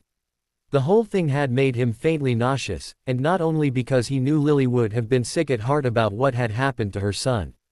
It was with this sense of indignation on behalf of one of his students that he sat in Dumbledore's office and stared at the man over his folded hands.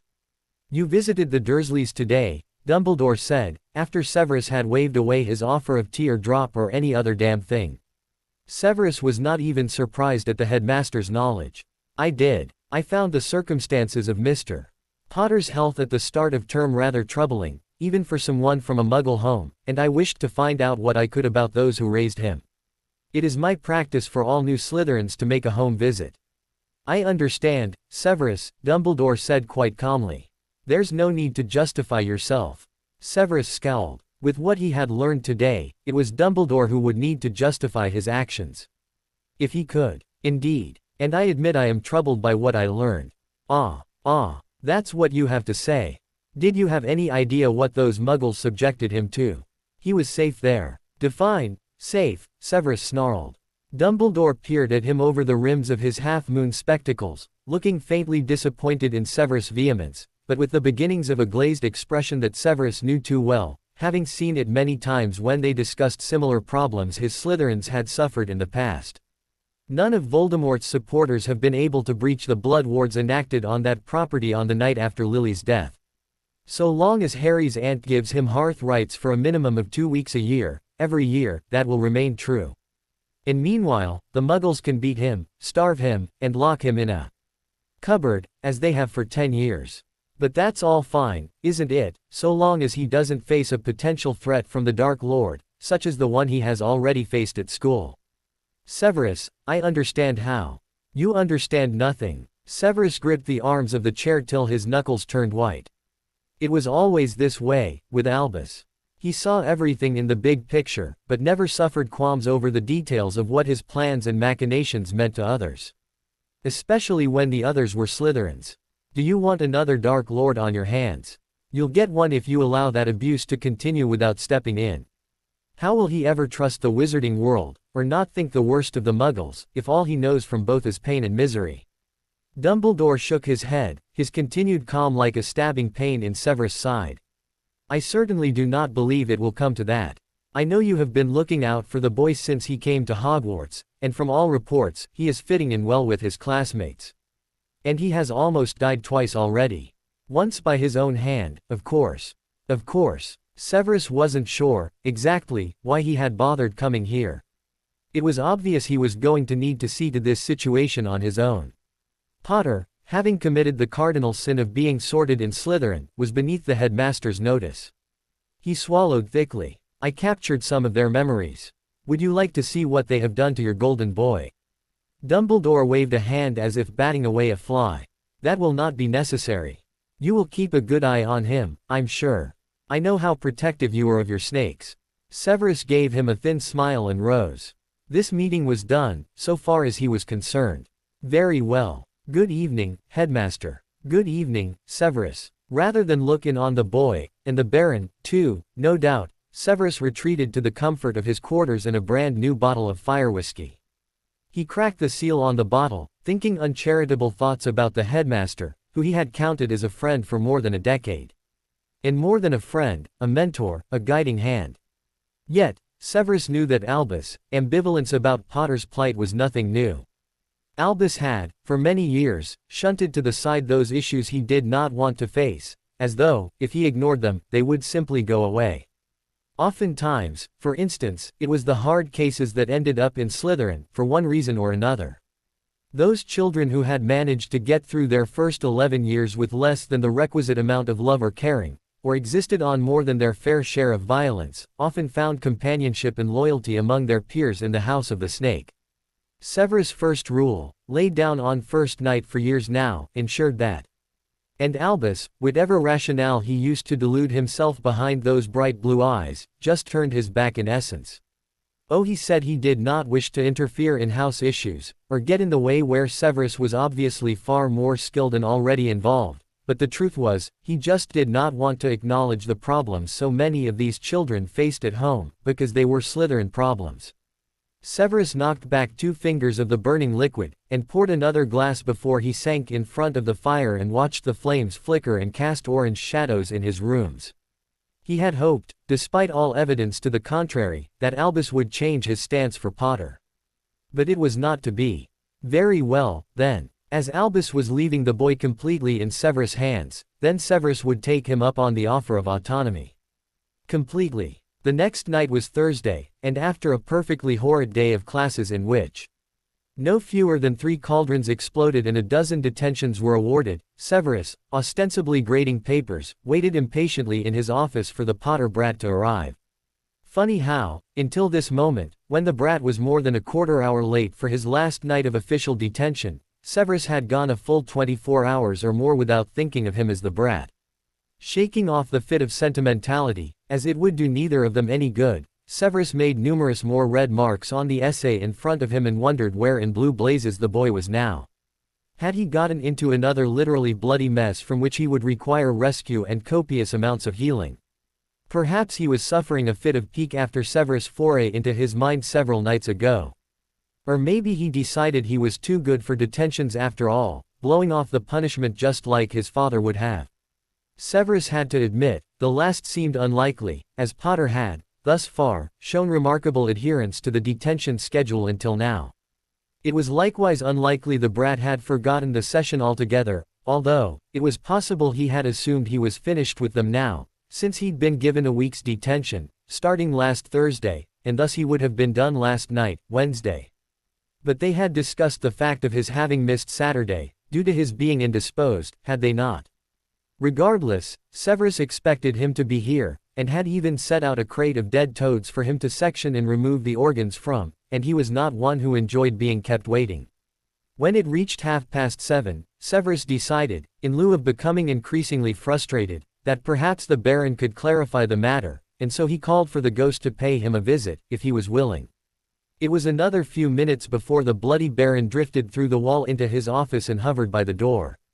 "You rang." Severus looked up from his marking, as he would not have for a student, and scowled. "Where is the Potter boy? I should know because you saw him last. Did he say anything to you about tonight? Perhaps." Well, what? Don't you play games with me," Severus snarled. "What did the boy tell you? Are you worried about him?" Severus was on his feet, giving the ghost his best menacing glare. "Shouldn't I be? The boy was nearly killed in this dungeon. If I hadn't got to him in time. But you did. And yes, he said many things to me last night. Most notable was a translation of the Parseltongue from the night of the attack. That halted Severus, briefly. He relaxed his stance somewhat. What was it then? The ghost smirked at him. Do you want to know that, or what he told me about this evening? Oh, for goodness sake. Just give me the damned translation. Language, Severus Snape. You're sounding just like a schoolboy I know. Severus sneered. Would it help if I said please? It might at that. The bloody Baron smiled, showing teeth. In between bouts of angst and anger over your treatment of him the night before last, the boy translated the Parseltongue thusly: there has to be an end to it, an end to this half-life, and, I did not return to be disobeyed by a lesser servant, and, you are weak, too weak, I need another to sustain me. Bring me his blood. Apparently he said other things as well, but Harry Potter claims they were variations of the same. Severus nodded, a small sigh escaping him as he sat down again. Whoever attacked the boy wanted his blood. And the having returned part was especially troubling, although if he were to be perfectly honest, he already knew who the Parselmouth was, and he knew who it was that had returned. He just didn't want to. He really didn't. It had been 10 good years since the Dark Lord's last stand. 10 long, fulfilling and almost entirely free from Death Eater's years. He was going to miss it. Despite that, he wasn't going to let the Dark Lord take another of his Slytherins away from him, not by recruitment, and especially not by death. So, yes, I am worried about him. He ran a hand over his face, pausing to pinch the bridge of his nose before gazing up at the Baron again. Will you tell me where he is? The bloody Baron's eyes narrowed, and he considered Severus for a long moment before he nodded. I believe the first Slytherin Quidditch practice is this evening. By your own words, he was to be the seeker. Why, that little. I tend to think, the Baron interrupted, as Severus made for the door, that given your last interaction, yelling will not put you in good stead with the boy. He has yet to see me yell. The door slammed against the wall. Indeed, the Baron agreed as he floated faster to keep up with Severus' long strides. But calling him out in front of his peers will not endear you to him. I should care about that. You should, but only if you want him to trust you with his secrets. Once more brought up short by the Baron's words, Severus halted in his tracks. Still fuming, he clenched his hands into fists several times before he was calm enough to speak without shouting. But what the Baron said made sense, Slytherin sense, if nothing else. And Severus was self-aware enough that he could recognize the root of much of his wrath was pure relief that the boy was not bleeding in a corner somewhere, beyond help. That he had worried for nothing. What's this about secrets? You know something else, don't you? He asked the ghost, once his anger was under control. I know very little, actually, the ghost said, and if he had corporeal form, Severus might have hexed him for his droll response. Except this, the boy's scar was inflamed last evening, looking as though it was newly cut. Did he say why? For some reason, this amused the bloody Baron, who chuckled softly before saying, no, he did not. He was a little snot about it, wasn't he? It wasn't a question, and the Baron did not reply, but Severus could just imagine the conversation about the scar, given how much trouble the boy had been over just going to the infirmary. Severus sighed, thinking about the night he had startled the boy in his bed and seen the inflamed scar after the boy had suffered nightmares, and he adjusted his steps to bring him to the Slytherin common room instead. Very well. But for this infraction, he will need to make up not only tonight's detention, but may be awarded many, many more. He would leave a note to that effect where the boy would be sure to find it. In this way, with many of the brat's evenings accounted for, Severus could not only keep a close eye on him and his connection to the Dark Lord, but also make sure he was both well protected and that his penchant for rules breaking was thwarted. The Baron gave him a sly sidelong look. Of course, Severus Snape, this will put you in his company far more often. A regrettable side effect, Severus sighed. Very regrettable indeed. Harry looked away. He didn't want to talk to Snape, at all. And particularly not to ask if he could skip detention, 'cause he knew what the answer would be. Better to do the thing and beg forgiveness later. Not to mention, Snape must know when practices for Quidditch were, he was the head of Slytherin, after all. And he wanted Harry on the team. Didn't he? It'll be fine, Harry said. He won't mind. I see. Yeah, so, see you later, Harry said, and slipped in through the portrait door. It was a long time before he fell asleep. That night, Quidditch practice was amazing. Absolutely, mind-blowingly amazing. It didn't hurt that a great deal of it involved flying about on broomsticks, and Harry loved the feeling of that, the sensation of wind tearing through his hair, reddening his cheeks and numbing his fingers as they clutched at the broomstick between his knees. Flying was the only thing in the wizarding world that required no thought on his part. It was all just instinct, and glory and fun. The Slytherin team captain, Flint, was a harsh taskmaster, but then, Harry had known that the day Flint ran him in circles to see if he would be a good enough seeker for the team.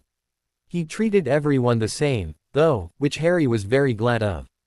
He was tired of people either being all gaga over his scar, asking to see it, asking if he really vanquished you-know-who, as if he had any idea either, beyond what he had read in books, or else being utter prats, just because he'd been sorted into Slytherin or because he wasn't a pureblood like Zabini.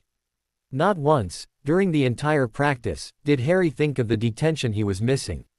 No, he raced his broom, from the school broom shed, and chased the snitch, and reveled in the wondrousness of being able to do something he was good at, with no one telling him he was a freak for doing so. He loved it. After showering in the changing room near the pitch, he walked back to the castle with Draco, who chatted excitedly about maneuvers Flint had the chasers and beaters running through, while Harry nodded and smiled. Draco seemed really easy to please, actually, once Harry realized that what the blonde wanted was a little recognition that he did things well, too, and also a chance to have fun. They were getting on pretty well these days, in fact. Once in the castle, he looked sidelong at Harry as they crossed the entrance hall. "We missed dinner. You want to come with me to the kitchens and grab something?" Years of filching food from the Dursleys' kitchen after hours had primed Harry for the job. "Sure. Do you know where it is?" Draco nodded. "From here it's easy. We go down the Puffies corridor, and then follow our noses." Harry snickered and followed the other boy as they wended their way down to the level of the dungeons, but a ways removed from the potions classroom and Snape's office. They arrived at a portrait of a very alive-looking bowl of fruit, and Draco reached up to tickle his fingers along the side of a juicy-looking pear. The portrait door swung open, welcoming them in. "How do you know this was here?" Harry asked as they ducked into the kitchen. "My father told me. He knew I might get hungry after practice and whatnot." Draco didn't mention his father very often, and then usually with this sort of calm flippancy, but Harry was reminded of the talk they'd both been subject to, in Snape's office, a week ago. He didn't say anything about it now, though, but looked around the kitchen, to see dozens of long, wooden tables, with dozens of short, bulbous-eyed creatures with long, floppy ears working at them on various kinds of pastries, breads, soups and pies. It all smelled wonderful. Almost as one, the creatures turned to see who had entered their realm. "We would like something to eat," Draco announced cheerily. That is, Harry Potter and I. A murmur of voices started through the kitchen and wended its way back and forth like a cyclone. Harry could hear his name being whispered, over and over, on the tip of every tongue in sight. He sighed. Did you have to do that? He whispered to Draco. Draco smirked and nodded, as a half-dozen of the creatures came forward with trays of sandwiches and puddings, and one even had a whole roast chicken surrounded by tiny carrots and braised potatoes. Harry Potter has come to the Hogwarts kitchen. One of the little creatures exclaimed, its voice squeaky and kind of irritating, actually. Harry Potter wants food, another called. Harry Potter felt his face growing very red, and vowed to get back at Draco, somehow. Later. Now, though, he was hungry. Yeah. We are really hungry. We just had Quidditch, you know. Harry Potter plays Quidditch. Went up the call throughout the kitchen. Bloody hell. Dozens of trays, now, were being shoved in his face, and Draco was taking things from them with abandon, loading up his arms with meat and buns and cakes, so Harry followed suit, and soon they both had their arms full and were backing from the room. Harry Potter must return soon. Okay. I'll be sure and do that, Harry said hastily, as he and Draco made good their escape. Once back in the hallway, Draco tore a bite off a chicken leg and led him away from the kitchen by a different corridor, and soon Harry could see where they were, in relation to the Slytherin dorms. What the hell was that all about? Harry asked, his voice muffled around a bite of pasty. You're a bloody hero, Harry Potter, Draco said, making Harry's name sound like the creatures had said it, sort of sing-songy. Even the house elves love you. House elves? Is that what those things were? Draco stopped and stared. You've never seen a house elf. Harry rolled his eyes and swallowed the pumpkin treat. Muggle raised, remember? Oh, yeah, I forget sometimes. You seem so normal. Not knowing whether to be insulted or complimented, Harry chose not to respond to the observation at all. Instead he shrugged and started down the hall again. Draco trotted to catch up, and the two of them entered the Slytherin common room together. They brought all their pilfered booty over to the table their study group met at, and offered to share it around, as there was too much for the two boys to eat on their own. Millicent, who was still struggling with Transfiguration homework, sighed gratefully and took a handful of chocolate biscuits, which she nibbled on, humming happily around the snacks. Even Blaise Zabini accepted some of their largesse, and didn't even make any cutting remarks about it. Once he'd taken the edge off his hunger, Harry was ready to start his homework, so he went back to his dorm to get his books. There was only another hour or so before bedtime, but he figured he could get a start on his History of Magic essay before then. If he rose early again, he could finish it up before class tomorrow morning. When he got to his bed, though, he found a folded-over note stuck to the top of his trunk. Inside, the writing was tight and neat, and the script was one he recognized.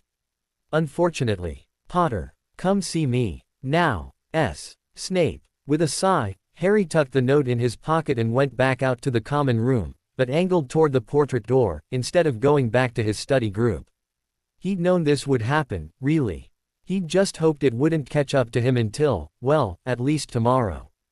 Hey, Harry, Millie called. Where are you going? He shook his head, frowning, but then figured, what the hell, they'd find out sooner or later.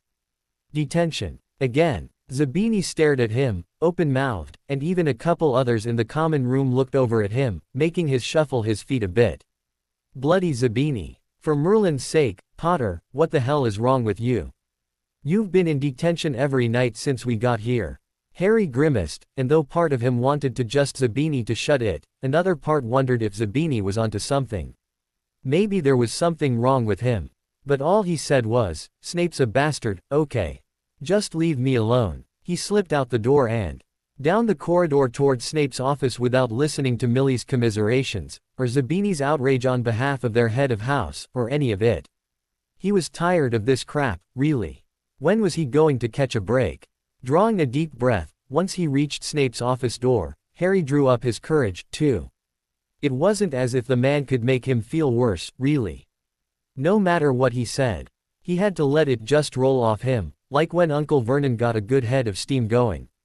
Just nod, smile a little, with just the right amount of respect, and then go on about his business. No problem. He knocked on the door lightly.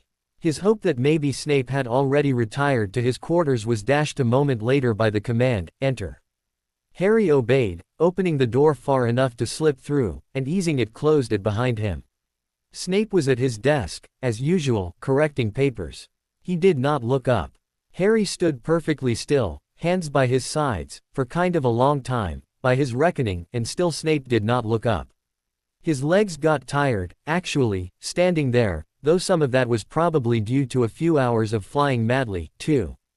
Harry had just opened his mouth to say something snotty, along the lines of, "I have better things to do than stand here, if you don't mind," when he was saved by the utter idiocy of that action by Snape's head snapping up, his coal-black eyes glittering malevolently.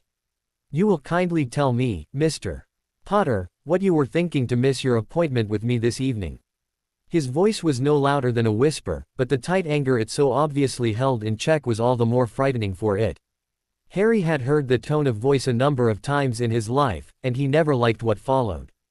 He swallowed, hard, then brought his chin up, just a fraction. "No weakness. Show no weakness. I had Quidditch practice." The black eyes narrowed. "And yet, you had a previous engagement here, with a crate of dead toads. They will not debone themselves." He couldn't help but make a face, though really, it was only a little twist of his lips. Really? Dead toads. As if the murtlap tentacles hadn't been bad enough.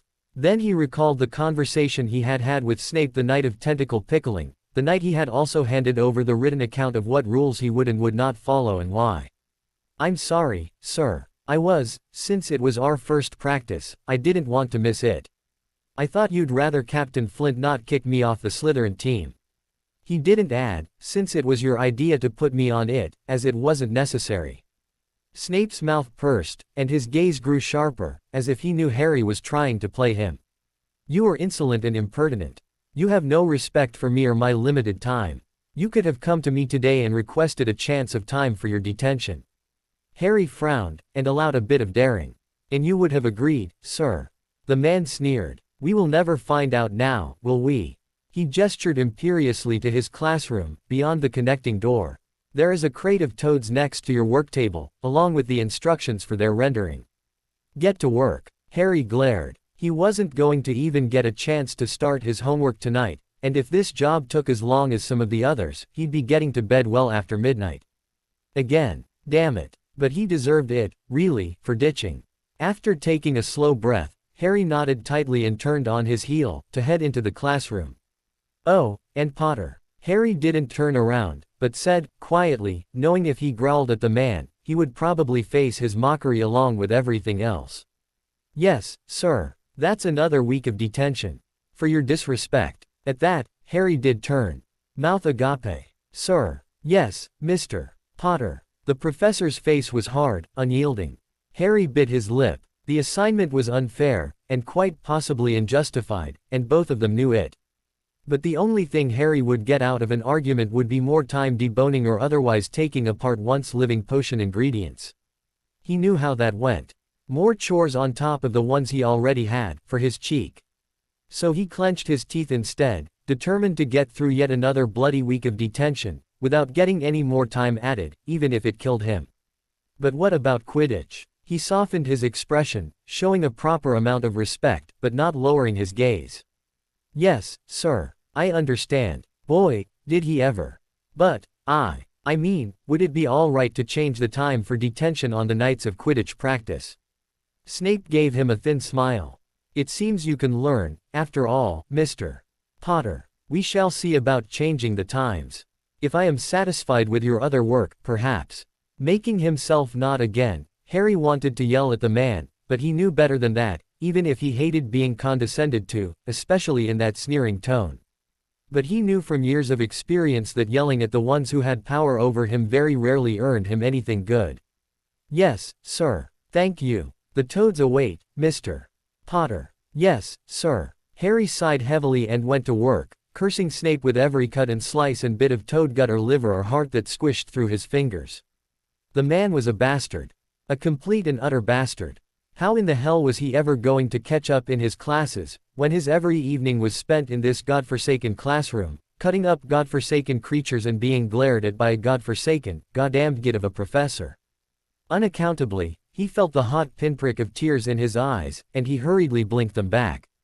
He would not cry. Not because of Snape, and not for his missed bloody homework or more detentions or any of it. He breathed through his mouth for a few minutes, the better to control his emotions. He hadn't cried for years, not since he was like 4 or 5, so why would he start now, anyway? The Dursleys were much worse than this. Here, at least, he got to play Quidditch, and he could eat whenever he wanted, really, and no one, except some murderous Parselmouth freak in the dungeon, was hurting him, certainly not beating him up every day or chasing him up trees. He had friends. People who seemed to actually like him. And no one called him freak all the time or ever locked him in a cupboard. So what if he had to stay up late to do his homework? He'd always had to do his homework twice or more at the Dursleys, since Dudley would often swipe his and either try and turn it in as his own, or else destroy it by flushing it down the toilet or something. And so what if Snape hated him? It wasn't like he wanted the man to like him or anything, especially not after he'd tried to rifle through Harry's memories the other night. He certainly didn't expect the man to care about him or anything, not even after he'd said he believed Harry about the Dursleys and their stupid rules. A little less pique, came a smooth voice behind him, making his jump slightly. The hearts are meant to remain intact. Sorry, sir, Harry muttered, and loosened his grip on the offending organ, dropping it whole into the bowl that was a quarter full of them now. The liver and spleen followed, into their respective bowls. Then he made 3 quick slices with the sharp knife to expose the rear leg bones, and removed them with minimal effort, dropping them in the pile of waste to the right. The skull cracked open with a double tap of the knife handle, and Harry removed the brain, dropping it in its own bowl. He continued working, the knife almost moving of its own accord, as he wondered why the potion's master felt the need to watch every little stupid thing he did. Your scar is inflamed. Harry jumped again, and the knife skittered across the chest muscles of the toad, but missed his fingers, fortunately. Though Snape's words weren't a question, he seemed to waiting for a reply. Well, what'd he want? A medal for noticing. Setting his jaw, Harry said, yes, sir. Why? Almost wishing the man would move to the other side of the table, so Harry could see his expression, Harry shrugged. It was hurting. There was a long pause before Snape said, have you had another nightmare then? Harry wanted to say, only when I get a chance to sleep, which isn't often, you great git. But didn't, as it would hardly be productive. He dropped another toad liver in the bowl. And there was no sense in lying about it, not really, especially since he had considered telling Snape about it anyway, except for him being such a memory-stealing, mind-looking-into, detention-giving ass. Besides, it was stupid to try and hide this information when it might help to find the one who'd tried to murder him. He knew that, but he was just so angry at the professor lately. With a small sigh, he said, no, sir. It started hurting in defense class, yesterday. Another long pause. Why did you not inform me immediately? Oh, yeah, right, Harry thought. 'Cause you're so bloody approachable. It stopped hurting right after I left class. Teddy went with me to see Madame Pomfrey. He left off the part about needing to be convinced to go, and she gave me a pain reliever for it. So it was fine. It ceased bothering you right after you left class? Snape asked, and he finally moved into Harry's line of sight. His face was paler than usual, if that were possible. Yeah, sorry. I mean, yes, sir. But I wasn't trying to get out of class or anything. It really did stop. Like the only reason it was hurting was because of Quirrell's stuttering. Snape's head came up sharply and his dark eyes were piercing. Has your scar ever hurt while in Professor Quirrell's presence previously? Harry had to think about it for a minute, while he continued sectioning a toad and disposed of the leg bones. Finally, he nodded. I think so, sir. I mean, I don't know if it's his presence, actually, or just when he stares at me sometimes. It happened at breakfast once. Snape nodded thoughtfully, lips pursed again as he watched Harry work. Harry hesitated, knife slowing, then, do you think he's the one who tried to kill me? It is possible, Mr. Potter. But I will determine what threat he poses. And I will ask you to be very cautious to never be alone with him, do you understand me? Quote, yes, sir. He looked down at the worktable again, and finished the last few cuts on that toad, tossing the waste into one pile, the organs and skin into their own piles. As he reached for the next toad, Snape said, that will be all, Mr. Potter. You are dismissed. Knowing better than to argue, the last time he'd tried, He'd almost been slapped with more detention. Harry quickly said, "Yes, sir. Thank you," and cleaned up after his work, putting the tools away when he was done. Snape watched him the whole time, not angrily anymore, but with that blank face that meant he was surprised or upset. Harry didn't dare ask him what more was wrong, but left quickly, and was back to the common room soon enough that he even had a little time to address his homework before bed. Maybe Snape wasn't such an enormous bastard after all. Snape watched him the whole time, not angrily anymore, but with that blank face that meant he was surprised or upset. Harry didn't dare ask him what more was wrong, but left quickly, and was back to the common room soon enough that he even had a little time to address his homework before bed. Severus watched the boy leave after his late detention, and sighed heavily. Potter had been far less confrontational than he had expected, far less than James Bloody Potter would have been in similar circumstance, that was certain. And Severus had almost wanted him to protest more, to get more cheeky and arrogant, so that he could justify his own, still deep-seated beliefs about the boy. But it was no good. Even when being handed additional punishments and insults on top of it, the boy remained, for the most part, rather polite and obedient. It was very frustrating. He heard a chuckle behind him, and he whipped out his wand as he turned, to find the bloody Baron smirking at him from the door to his office. "You appear discomfited, Severus Snape. Get out of my way," Severus growled, and moved toward the doorway, "or I'll go right through you." "Impertinent child," the ghost grunted, but glided aside. In his office, Severus marked down the new detentions he had planned for the brat who wouldn't be cheeky on command, and glowered at the Baron when the ghost came to hover over his shoulder and peer at his marked book. "Don't you think you have taken up quite enough of the boy's study time, Severus Snape?" A ghostly finger pointed at the details of Potter's schedule for the next week, and the utter lack of any free time in it. "Of course not. He can study after detention. When he is supposed to be sleeping." Severus pursed his lips. "He has a free period on Tuesdays. I'm sure his other professors will appreciate your forward thinking, in regards to his study time." With another glower, Severus snapped the book closed. "What business is it of yours, anyway?" The ghost shook his head and spoke slowly, as if to a child. "Harry Potter is one of ours, Severus Snape. He is Slytherin. You should not continue to make it difficult for him to succeed, nor torment him so." "I am not tormenting him." The ghost said again, and Severus would have hexed him if he weren't incorporeal. "Alas, I suspect he will not last another week with this schedule, without breaking down. As such, I shall keep watch for him, as you seem to have abrogated your duty." "You dare," Severus started, but the annoying ghost floated from the room without looking back. Damnation. The Baron couldn't be right, could he? The boy seemed to be doing fine in his classes so far, from what he had heard from the other professors. No one had any complaints about his work. Well, Minerva had that one day where she said Potter turned in an essay late, and his handwriting was difficult to parse, but that was hardly indicative of a trend, was it? And Binns had complained about late work as well and inattentiveness in class, but then, the ancient ghost could barely recognize his students from one day to the next. Then, of course, Blaise Zabini, one of his firsties, had come complaining that Potter never showed up for their study groups. Well, of course he didn't. He was serving detention. He'd set the Zabini whelp down hard, and let him know that his insights on Potter's situation were not appreciated. Realizing he was pacing in his small office, Severus stopped, closed up the room, and returned to his quarters, where he could think better, especially with a full 2 fingers of Ogden's finest in hand. More important, by far, than the Potter brat's study time or lack thereof, was the information he had received about Quirrell. If Quirrell was, indeed, the conduit for the Dark Lord's return, then Severus would have to step very carefully around the man, while at the same time, not letting him have another go at Potter. He would also need to make sure no one suspected him of treating Potter at all differently than he would if he was still one of the Dark Lord's servants. That would be harder, for the Baron was right, Potter was a Slytherin, and he could not in good conscience pretend otherwise. No one would understand, least of all the boy. It was a tricky dance, and one he had hoped not to resume for a long time.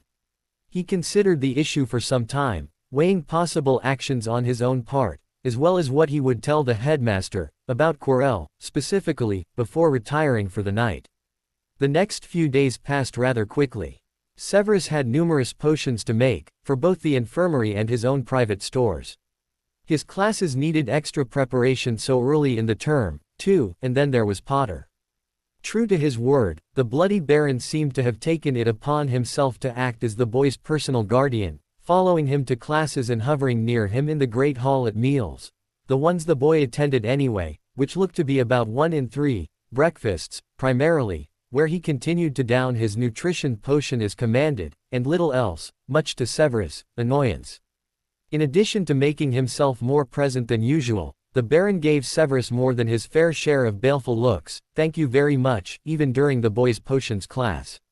Bloody Ghost. During potions, Severus made sure to call on the boy to answer questions from the actual assigned reading, unlike the previous time, when he'd been set on proving to the boy that he could not trust his peers to not change sides with whatever way the wind blew, and the boy answered appropriately, if not completely. Though Severus sent a smirking smile at the Baron, who was lurking in the corner, he did notice that the boy appeared tired and a bit disinterested in the topic. His mouth was drawn tight, his face more pale than Severus had seen it since his first mandatory trip to the infirmary, and Potter kept his head down for the most part, not even looking Severus in the eye when he answered questions. It was, unlike him. Severus had gotten used to a certain amount of cheek or, at the very least, determination, from the boy. This apparent apathy was troubling.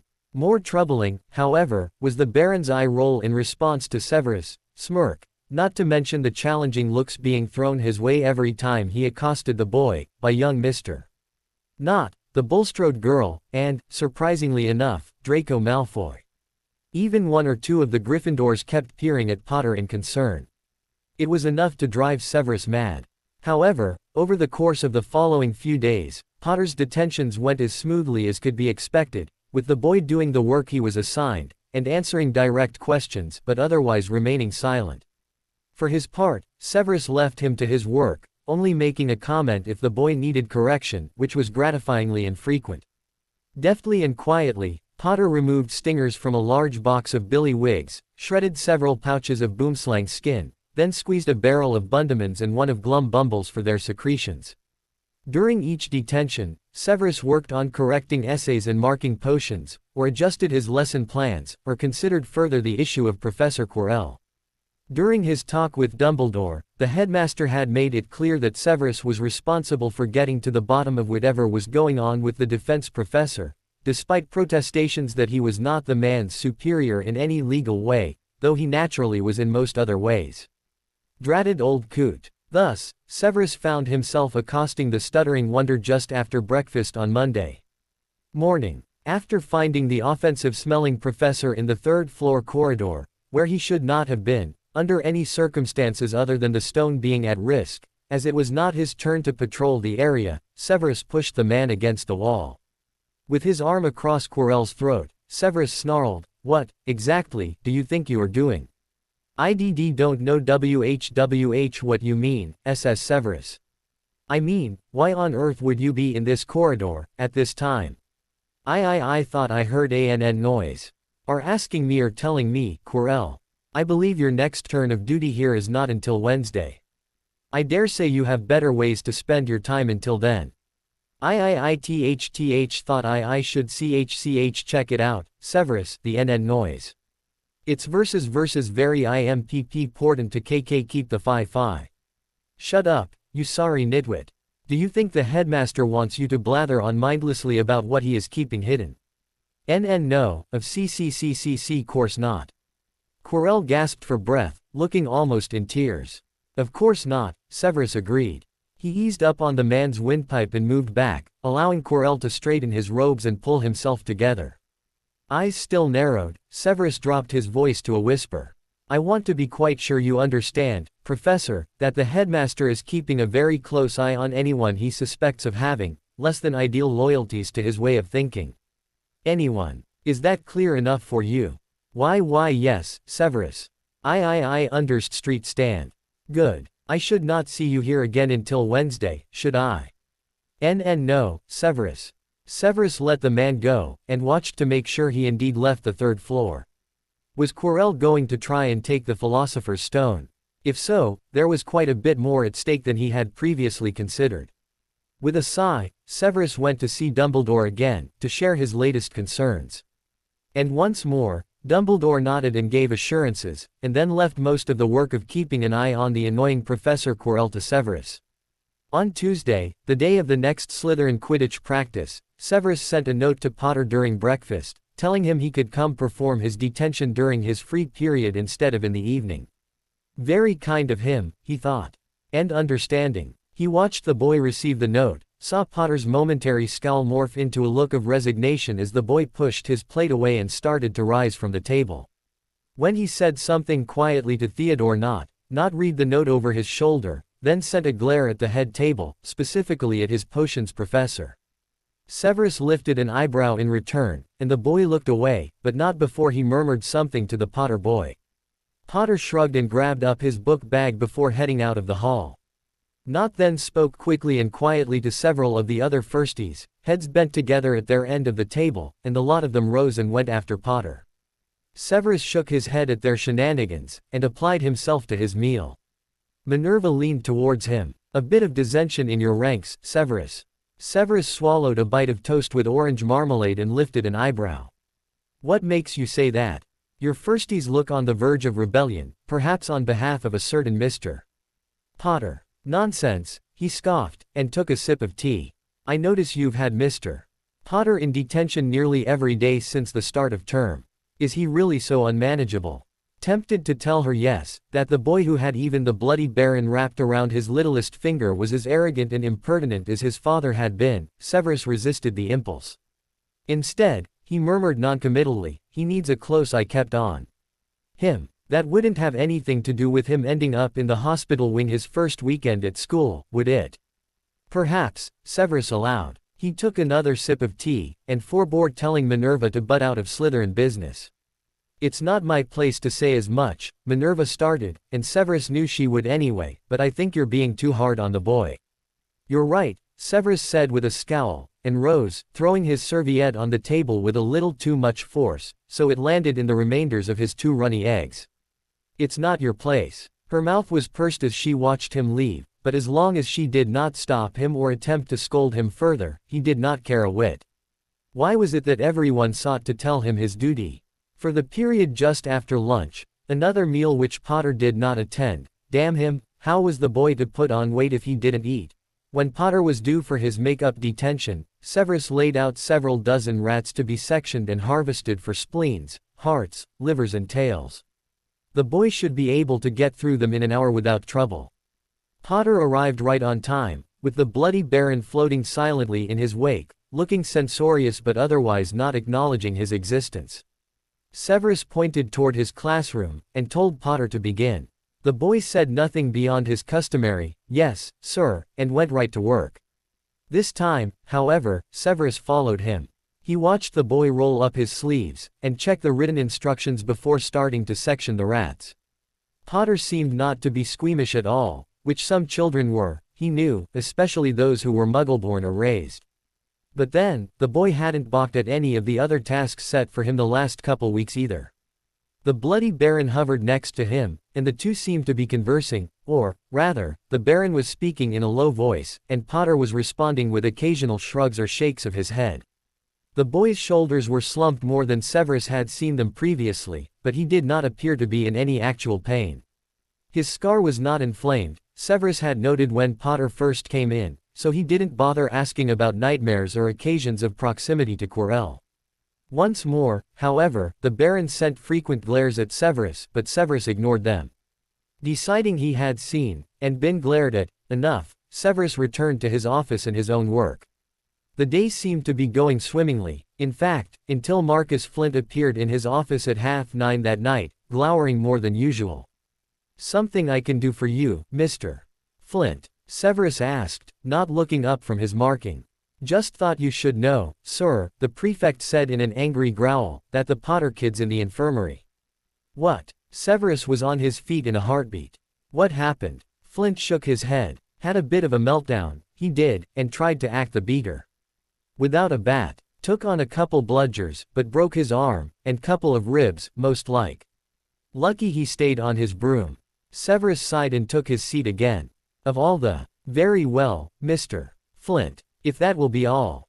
Flint glared and stood his ground. Sir, they're saying. His broad face screwed up with the attempt to think or put excess words in order. Spit it out, Flint, I haven't got all night. Yes, sir. Well, they're saying you've got it in for him. That Potter's up all hours doing his homework, and even has to skip meals to get it done, seeing as how he's in detention every night, and even on his free periods. They're saying you've done him wrong. Severus pressed his lips together, and his hands clenched into fists. Potter went whinging to you, did he? No, sir. Flint shook his head. Not at all. Kid hasn't said a word. He's made of stone, that one. His mates say he even told him to lay off coming to me about him. But they, the other firsties, they're worried about him not getting enough sleep or regular meals or anything. They pester me about every day, asking what I can do to help him, and they saw he was gonna break, before I did. I even had a pack of third years ask me why he's never at meals when he's so scrawny. Never heard a word of complaint from Potter, though, like I said, so I figured he could handle it fine. A brief, toothy grin. Till practice today, anyway. Never seen anyone so mad. Right ripped he was. Wouldn't have stopped, neither, even after the bludgers got him, if I hadn't made him hit the deck. Looked like he wanted to go another round. It's like he feels no pain or something. Flint's barrage of words took a few minutes to sink in, and when they did, they broke through some kind of mental barrier that Severus realized he had erected in his dealings with Potter. He peered at the prefect for a long moment before nodding slowly. The wall he had placed the boy, the son of the hated James Potter, behind now crumbled, and he saw his recent actions far more clearly. Severus Snape had become the bully, the unreasonable ogre, the uncompromising autocrat in the boy's life, and the replacement for his unfeeling and abusive relatives. He had neglected what he knew the boy needed, someone to watch out for him and make sure he was fitting in dealing with the effects of an abusive home, in favor of taking perverse pleasure in ordering him about like he was a miniature James, or worse, a mere pawn in the war, just as Albus would have. He would not have treated any of his other snakes like this. He could no longer pretend otherwise. Nor could he pretend, based on Flint's report, plus, he had to admit, the Bloody Barons, and even McGonagall's, that what he was doing was for the boy's own good, to build him up stronger and more resilient than before. As Potter's meltdown on the pitch indicated, that was clearly not the case. Very well, Severus said heavily. Thank you for bringing this to my attention, Mr. Flint. If that will be all. Flint was quiet for a moment, as if taking Severus' measure, and Severus let him. He had failed the Potter boy. Again. Finally, however, Flint nodded. Yes, sir, thank you. He paused at the door, hand on the knob. The Quidditch lads are in the infirmary with him now, sir. They want their seeker back, too. He's little good to us, broken like this. Thank you, Mr. Flint, Severus said, and listened to the door close before he put his head in his hands and let the shame wash over him. Well, he clearly had some make-up work ahead of him. The largest question, of course, was would Potter give him yet another chance? Snape watched him the whole time, not seeming angry anymore, but with that blank face that meant he was surprised or upset. Harry didn't dare ask him what more was wrong, but left quickly, and was back to the common room soon enough that he even had a little time to address his homework before bed. Maybe Snape wasn't such an enormous bastard after all. Over the next few days, however, Harry decided that yes he was. The week dragged by. Every evening in detention, he spent hours, 4 or even 5 sometimes, depending on how long it took to get through the job, preparing the most disgusting potions ingredients known to man. Squeezing a barrel of Bundamins was as revolting as the Bobo tubers had been, and there was far more of them, besides. And the bloody billy wigs. Tiny little stingers that snagged under your fingernails like nettles if you weren't careful, and many times, even if you were. His hand was sore for days after, bad enough he could hardly hold his quill properly when doing his homework, which he had to skip meals to get done anyway since all his time was taken up with bloody detention. Stupid Snape. In addition, his scar ached almost constantly, and though he used the ointment that Madame Pomfrey had given him the first week of school, to keep it from looking nasty and infected, the balm did nothing for the sharp, burning pain he had in each defense against the dark arts class, or when he went to the Great Hall for meals and saw Professor Quirrell there. Not did it help the dull, throbbing ache he woke with every night and or early morning when he had nightmares. It was getting so he didn't bother going to sleep if he could help it, since he wasn't going to get anything for his troubles except a pain in the head and visions of blood and death and horror.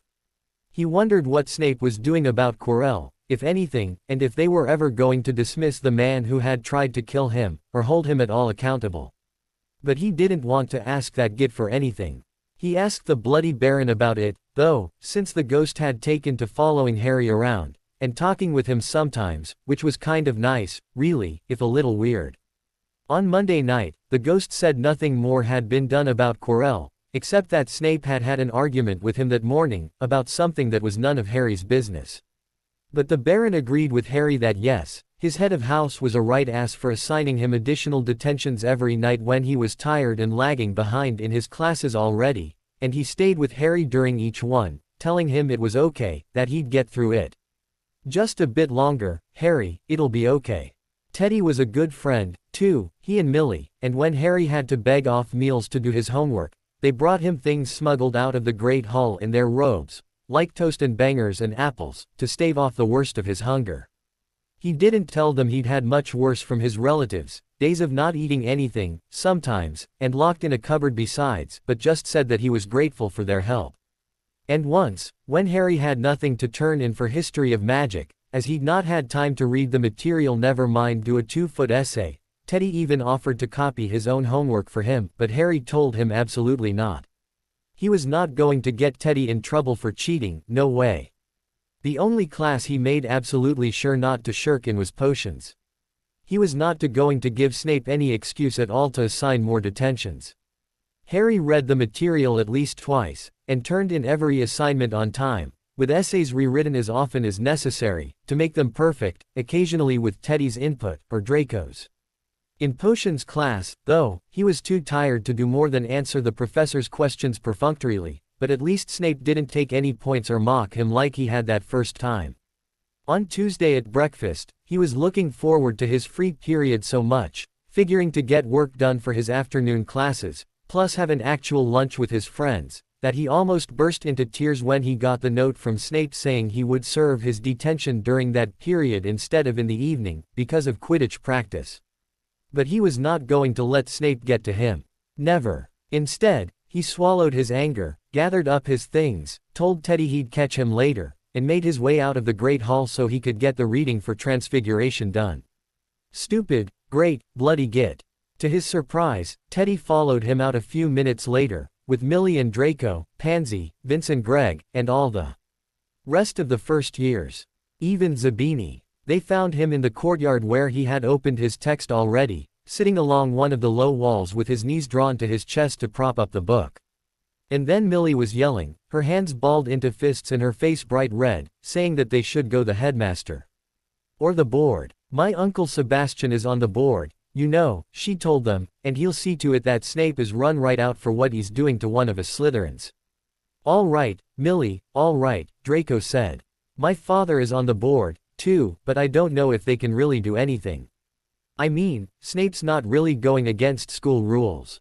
Rule 1. Millie howled, and the others shushed her. The gathering, for all it had a dozen participants, was quiet and covert as anything else Slytherins did together. Slytherins are the house, remember. You assist your housemates when they need assistance. He told us himself. And now he's picking on Harry and bringing all of us down. It's disgusting. For his part, Harry tried to ignore their conversation as it eddied around him, and tried desperately to get through the Transfiguration chapter. It was no good, though, especially when the pain in his head flared to almost mythic proportions and he had to pinch his nose, hard, to keep from blacking out. Harry, Teddy said softly, at his elbow. You all right? Harry made himself nod. Just tired, he said. It'll be fine, I've just a couple more days. If you're sure, Teddy started, but over his voice was Pansy Parkinson's. Millie's right, though. I say we go to Flint again. He's got to put a word in. What? Harry yelped. This was the first he'd heard of anyone talking to their prefect, of all things. What are you going to Flint for? 'Cause it's not right, Harry, Greg said. We all know it. He's being a right bastard to you, and it's like he doesn't even care about Rule 1. I don't care, Harry told them. About him, I mean. I don't. I can handle it. Don't go carrying on to Flint, he'll think I'm a right prat. He won't, Teddy said. He knows already. Said even some third years asked him about all the meals you've missed. Look, said Harry, and let go of his nose, since pinching it so hard was making his fingers ache. Really, it's just a couple days. I'm not gonna give the bastard any reason to lump me with more detention, all right. Harry, Teddy said quietly while some of the others stared at him like he'd grown extra limbs, as if they had never even considered the possibility that Snape might actually assign him more time, when it was almost all Harry thought about these days. As they erupted into another argument about what the best thing to do was, Teddy continued, in a low voice so no one else could hear, I know you haven't been sleeping either. It's okay, I just don't. Teddy shook his head. It's not. I know you've been putting up a silencing charm. You've been having nightmares, and have you been spying on me? No, Teddy said quickly. I woke up one night and saw you screaming, but I couldn't hear anything. You should see Madame Pomfrey, so she can give you something. There are potions that can stop you from dreaming. I don't think it'll help, Harry said, in an almost whisper. Why not? I don't think they're regular dreams, he admitted. He considered it more, and decided to tell Teddy the truth. Teddy had been nothing but a friend to him since the moment they met, and he would not lie to his first real friend. I think they're memories. He paused and worked up his courage, and added, of Voldemort. Teddy's face drained of color so quickly that Harry thought for a moment that he might faint, but then the thin boy shook his head, his eyes wide. How can you tell? I dunno, it's just, they were interrupted by the warning bell, and Harry sighed. Now he'd have to race through the work at lunchtime. Later. I'll tell you later. The Slytherins, some of them still shooting looks at Harry, collected themselves and made their way to class as a group. Despite his intentions, Harry didn't have a chance to talk any more to Teddy during the day, which was probably just as well. During lunch, he studied in an out-of-the-way place he had discovered in the library, where he was extremely unlikely to be disturbed. Over the last week or so, interestingly enough, he often found himself sharing table space with Hermione Granger from Gryffindor, the girl who had spoken up for him the day he caught Longbottom's remembrall. She was studious, too, and very quiet, although every once in a while, she would ask him what he thought about a reading, and they would discuss it. It was nice to talk to someone who wasn't constantly trying to figure him out, and to get a different perspective on their classes than he got from the rest of the Slytherins. Then, right after lunch, he had detention. This time, he had to dissect rats and remove their organs, tails and other nasty bits. Merlin's pants. Fortunately, Snape gave him just enough work to fill the hour, as opposed to making him miss class or needing to come back after Quidditch practice, but it was disgusting work, and slow going until he got into the rhythm of it. The bloody Baron hovered next to him, offering tips here and there, and shooting glares over Harry's shoulder. Even with his back to Snape's office door, Harry knew the man was staring at him, and he wanted nothing more than to turn and shove this boning knife into the bloody git's guts. It would feel so good. Briefly. A boy could dream, couldn't he? Just 2 more days, Harry, the Baron murmured as he finished scooping out the organs of his 7th rat, depositing the last of the waste in the bucket beside the worktable. You're doing fine. Harry sighed and nodded. The muscles were bunched in his back and arms, and he felt an itch between his shoulder blades, where Snape was obviously staring. Why couldn't he just go away? Why did he need to pick? Harry was getting really close to just screaming at the man, but he knew from experience that screaming at one's tormentor never led anywhere good. Better to just acquiesce, let it all flow over him like a calm river, and wait for it to end. Better to ignore the feel of injustice, the ache of weariness, and just let go. I spoke with him before, the Baron admitted. Like your friends did with Flint. Harry's head came up and he glared. Before he could ask, why, for pity's sake, the Baron continued, you are Slytherin, and therefore one of my own. I will protect you, even if from your head of house. Harry shook his head a little and wanted to say, don't bother. It'll just make him angrier, but he was too tired to argue. He is quite unreasonable when it comes to you. Harry snorted softly. He knew that, had known it since the morning he had been yanked out of the shower and shaken like a rag doll. He sliced through the tendons on the rat's back legs, then twisted and wrenched them from the sockets, tossing them into the leg pile. Why, though? I don't get it. The bloody Baron floated closer still, and when Harry glanced at him, he could have sworn the expression on the ghost was sad. Severus Snape has a history of difficulty with Potters, he said at last. Harry frowned, head cocked to the side. My dad. The ghost nodded. Alas, the two were enemies when they were in school, and I fear your professor might not have left the past to lie as he should. Harry's shoulders slumped even further as he sliced the ragged ends of arteries off the rat's heart and plopped the thing in a bowl. He should have known it was something like that. His aunt and uncle, who were meant to care for him when he was growing up, had hated him, because they hated magic, and hated his mother.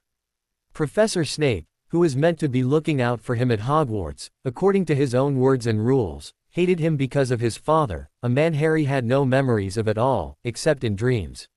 He just could not win.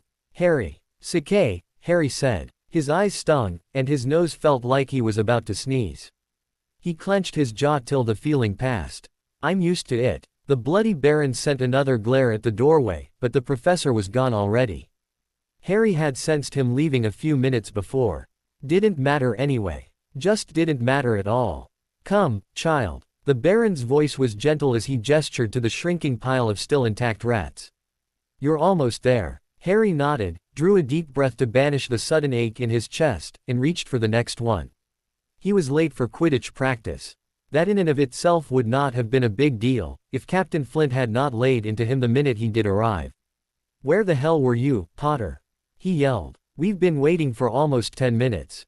Couldn't you be bothered to be a team player? I was in the library, sir, Harry said, scrambling into his uniform. He didn't admit he had fallen asleep over his books, only to be woken by Hermione, who he'd mentioned the practice to during their lunchtime study. Thank Merlin she had remembered. Study on your own time, Potter, Flint growled. Not on mine. Well, he would if he could, but since his time was pretty damned limited these days. But Flint wasn't done. I've half a mind to bench you for our first game, let Malfoy be seeker. He was here on time. He didn't keep the rest of us waiting for him like some bloody celebrity. Harry saw red, clenching his jaw so hard his teeth ground together noisily. It won't happen again, Captain Flint, he promised. Yeah, we'll see. Get the hell up there, boy. Harry gave a jerky nod and mounted his broom, angling the school-issue clean sweep toward the sky in as sharp a climb as he could.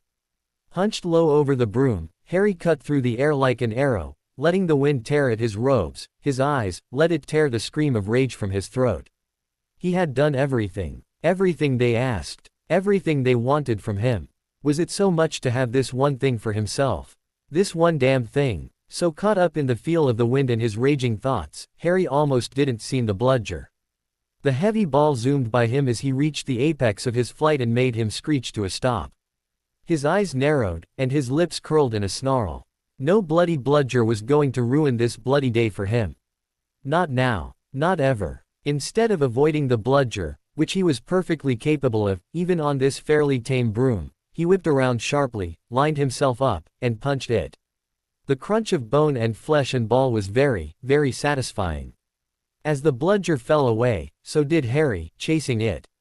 He angled his broom to intercept the damnable thing, swarming past, then in front of it, angled just so, and then he swung his arm around again and smacked the bludger into next week. Take that. I hate you. He screamed at the thing as it raced away from him again. I hate you. The chase was on, and if he didn't know better, he'd almost think the bludger was afraid of him. Harry pursued it across the field. Blood roared in his ears. His breaths came as rasping pants. Somewhere, his arm throbbed, but he ignored it. Instead, he went after the bludger like it was a rabbit to his hound. Tight turns and wide, steep climbs and shallow drops, speeds of over 70 miles an hour, 80, 90, and then almost instantaneous stops. He caught up to the thing again, a grim smile painted on his face, and let it slam into his chest and bounce off, before he smashed it again with his fist. The bludger fled, picking up speed, and Harry tore after it. Come back here, Potter. Flint appeared suddenly in front of him, cutting off his race against the bludger. Hit the deck. Go to hell. Harry screamed, and tried to move around him. What did it matter anyway? Nothing mattered. Get down now, Potter, or I swear to Merlin, I will bench you permanently. He didn't care, he didn't, and he was going to scream something else, like get the F out of my way. But before he got a chance, Flint surprised him. The Quidditch captain, astride his broom, gripped the narrow shaft like it was the only thing real left in the world, and his face was pale with fear. Harry, you're hurt. I don't want to lose my best player, okay? Hit the deck, please. It was the please that got him. No one ever said please to Harry Potter, the useless freak and miscreant, the punching bag and easy target. The please made him hesitate. The moment he did, however, the throbbing in his arm became far more noticeable. He glanced at it, saw the purple and bloody forearm, the bone poking through the skin where it was broken. He felt suddenly ill. Trembling, his body coming over all dizzy, he nodded. Sorry, he mumbled. Sorry, Captain Flint. Just get down, all right. We've got a stretcher for the infirmary already. Harry just nodded again, and dropped quickly to the ground. His stomach lurched several times on the way down, and he found it hard to breathe. Once his feet hit the dirt, he vomited before dismounting. He vomited hard, violently. Bent over the broom and clutching his broken arm to his chest with his whole one, he puked till he saw stars. Come on, he heard someone say, get him on the stretcher. Harry, you'll be all right, lad. Come on. The moment he went horizontal, he passed out. When Harry woke, it was dark and quiet. It took him a few minutes to remember where he was, and when he did, he groaned softly. Not that he was still hurting much, though there was an ache in his chest which he chalked up to healing ribs, but because he had no desire at all to deal with Madame Pomfrey again.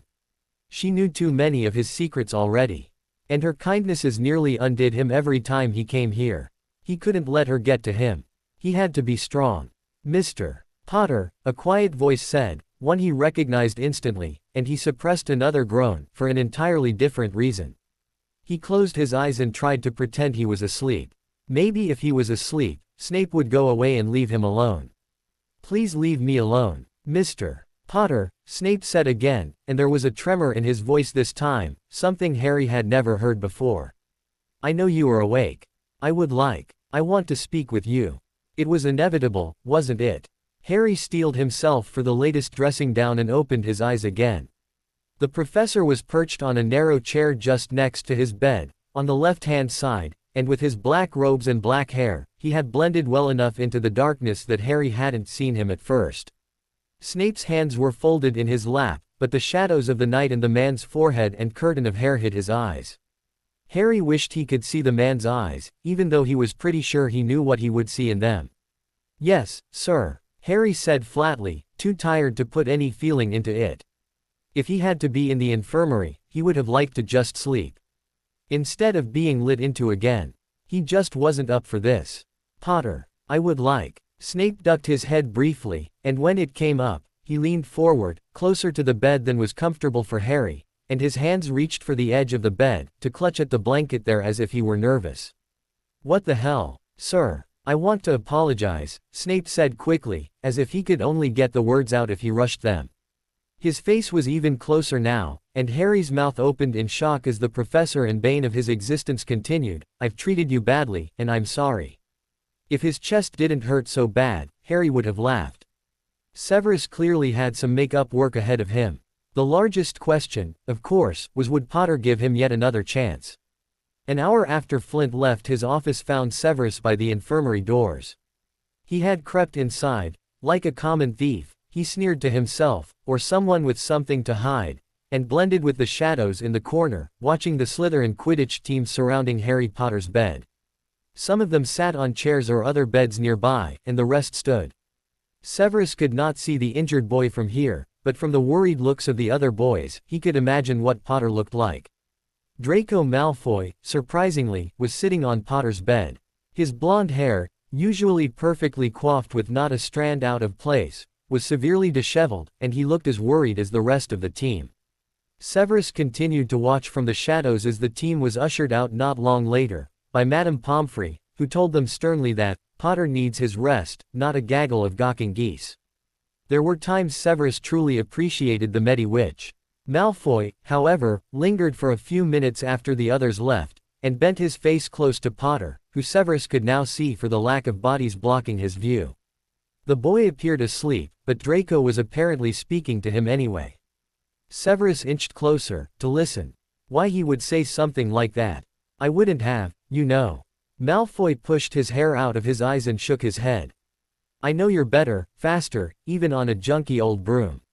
The boy's voice dropped to a whisper, and Severus had to strain to hear him. I hope you'll be all right, Harry. I was really concerned for you. We all were. Madame Pomfrey was back, and as Severus retreated to his shadows again, she shooed the boy out, wondering out loud how he had managed to remain behind the first time. When she returned again, she pierced Severus with a gaze, letting him know that she knew he was there, and that she had words for him. Serious ones. He sighed and moved forward. I know, he said softly. You know nothing, she hissed. The boy is exhausted, and the nutritive potions have ceased working for him since they have nothing to base from. At his frown, she continued, still sounding like a wet cat, he has not been eating properly. Nor sleeping. I thought we had discussed this. The importance of getting him healthy. We did, he admitted. Then explain his condition to me. He couldn't, and both of them knew it. So he did not try. Madame Pomfrey nodded slowly. I hope you come up with a better story when you talk to the boy. Severus hoped so, too. When she continued, her voice was crisp, but still low. He broke 3 ribs, they will be sore for some days, and I do not want to hear any nonsense about him doing any detentions during that time. He needs to rest. She paused, waiting, and Severus nodded, as he was meant to. And his right arm was shattered. Compound fracture that he exacerbated by striking a bludger with it. Several times. She paused again, and waited until Severus met her gaze. It seemed harder to do than it had been before. Her voice dropped again. Something drove him to a fit of rage, which he saw fit to take out on himself. On a bludger, he corrected. Her eyes narrowed, as if the bludger felt it. Make no mistake, Professor Snape, Mr. Potter had every intention of taking those injuries. Severus felt his insides knot up. Had it gotten so bad for the boy? Of course it had, he chastised himself. And he knew it. Pomfrey sighed, and Severus held his breath, waiting for the worst. I looked him over again, for any other signs of self-harm, scars from cutting or burns or the like. I found none. The behavior does not appear to be habitual. Severus let out his breath. There was that, at least. Which is not to say it has not been, she continued, relentless. He is a wizard, after all, and he had hidden the signs of his abuse at home fairly well. He had at that. Surely you don't think. I don't know what to think, she said honestly. I thought you and I had come to an understanding about young Mr. Potter. I thought I could count on you not to mistake him for someone else. And I thought you would care more for a member of your house than you did old grudges. She stared him in the eyes, and he looked away again. He was a fool, and a coward, that he could not even own up to his errors, that he could not face the one woman who had always had faith in him. Apparently I thought wrong. No, he said softly, and made himself look at her again. Let no one call him coward. No, I will do right by him. You had better, Severus Snape. I do not want him coming back in here like this again. Ever. Is that clear? Of course, he said stiffly. He had said he would do right by the boy, and so he would. She had never had cause to doubt his word before. Of course, he had never let her down so horribly before either. She gave him a curt nod, then said, I also noted his scar was inflamed again, and applied some salve. His bones are repaired, but he will need to favor them for a week or two, the arm especially. I don't want him flying again until at least then, and preferably not until I give him the go-ahead. Unspoken was the understanding that the boy might not be completely trusted in the air, with bludgers flying about, just now. Severus nodded. I will see to it. Good. He's sleeping now, if you want to see him. Since had come out of the dungeons to do that very thing, Severus was not too put off by her assumption that he should. Instead, he nodded, and went to stand at the boy's bedside. Potter looked so small in the hospital bed, so pale and frail against the white sheets. His right arm, the damaged one, was held in a soft sling, to keep him from jostling it too much. The lightning bolt scar stood out like a slash on his nearly white forehead. His mouth was pinched, even in sleep, as if he were still in pain. But Pomfrey would have dosed him with pain relief potions, surely. He glanced at her, and she nodded. I gave him a strong one, and a muscle relaxant, but he seems unable to rest well even so. If he wakes before midnight, I have a dreamless sleep for him, too. Severus nodded, and pulled a chair up, one left there by the Quidditch team. As he eased himself down, he wondered how it had come to this. Alas, he knew the answer, he just did not want to admit it. And yet he must. It was fairly close to midnight before Potter woke. As with almost everything the boy did, he woke quietly, eyes blinking heavily as confusion crossed his face. Severus could tell when Potter realized he was in the infirmary, as he gave a low sigh, almost a groan, of displeasure. If he had not been trying desperately to figure out what he was going to say to the boy who tried to beat Bludgers at their game, he might have found it amusing. As it was, he had only to say, "Mr. Potter," and the boy closed his eyes again with another almost inaudible groan. His expression grew immediately blank, as Potter hid his emotions carefully behind his mask. Severus could not blame him, at all. The words he knew he had to say made his voice shake, just a little, when he repeated, "Mr. Potter." He swallowed, then, "I know you are awake. I want to speak with you." The resigned look in the boy's eyes when he opened them again and sought out the form of his professor was so complete, Severus was almost knocked back. He didn't have to be a legilimens to realize Potter expected a lecture, and maybe some punishment. Well, the boy was in for a surprise then. "Yes, sir." Potter's voice was flat, with almost no inflection, and Severus hesitated and swallowed again. "Potter, I would like." Severus ducked his head briefly, and when it came up, he leaned forward, closer to the bed and reached for the edge of the bed, to clutch at the blanket. He needed something to hold, something to grip, or he was never going to get through this. "Sir, I want to apologize," Severus said quickly, only able to get the words out if he rushed them. Potter's mouth opened as wide as his eyes as he continued, "I've treated you badly, and I'm sorry." A long moment passed, with Potter staring at him like he had suddenly turned into a flobberworm. His eyes narrowed after the first few seconds, as suspicion took root in his mien. Severus was almost glad to see it, as it meant the Potter brat wasn't going to just accept his words on face value. And yet, he had to accept them. Severus would not accept anything else. He was going to make a concerted effort to treat the boy as he would any of his other snakes, he was going to change. At last, Potter said, "Fine.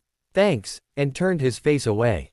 He should have just gone, and waited for another time, but he could not dispel the feeling that this was all his fault, and he wanted absolution.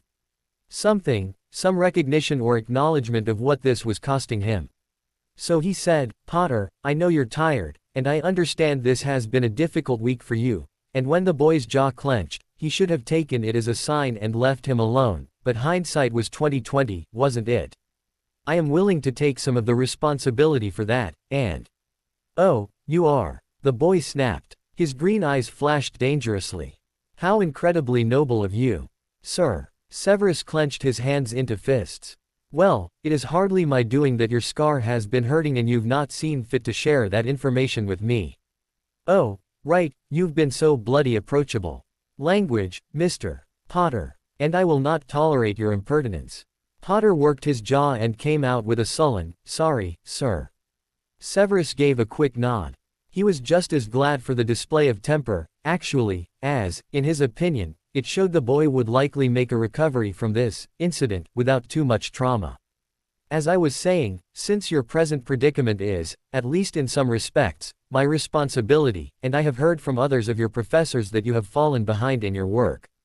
Because you made me do," Potter cut off when Severus raised a warning hand, though the accompanying flinch he could have done without. He had never struck a child in his life, but Potter's reaction gave him a start nonetheless, and reminded him that this was a child he had to handle carefully, or he would never regain the boy's trust, if he had ever had it in the first place. "I understand that," Severus said, more softly, dropping his hand.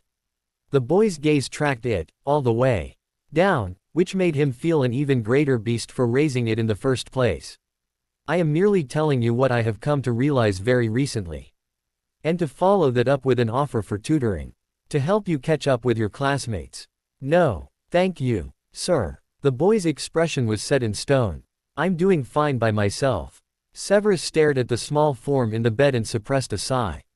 How many times had this child said, or internalized, that same thing over the course of his life?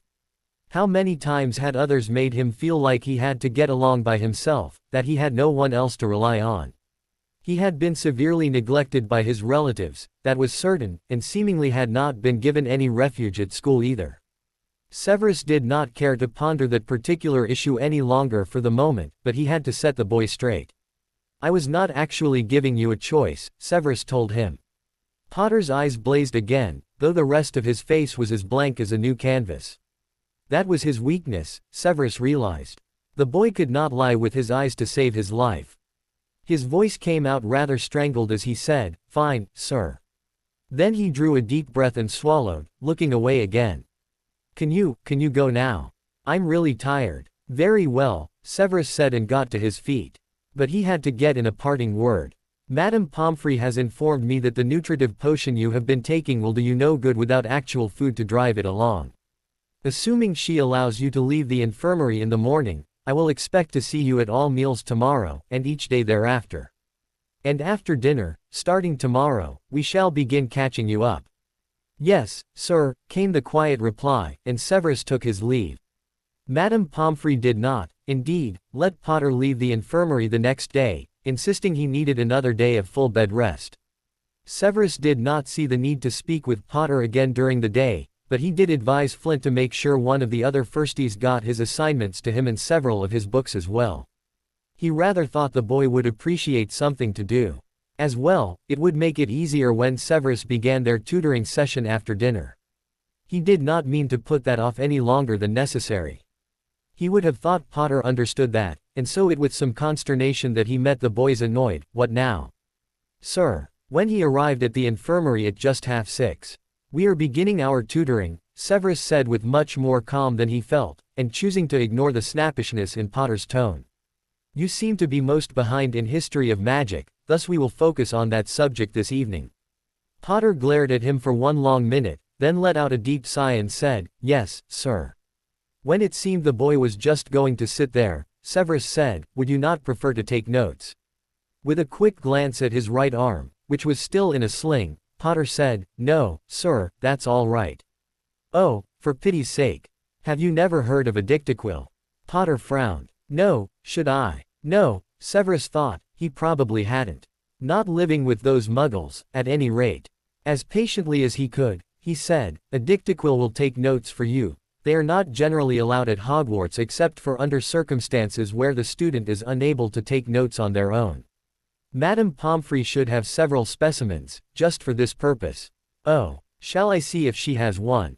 Potter squinted at him. "Please." Severus tracked down the Medi-Witch, and the quill in question, and returned to the boy, who was pressing his palm to his head. When he caught sight of Severus again, Potter's hand dropped from his forehead as if it had been burned.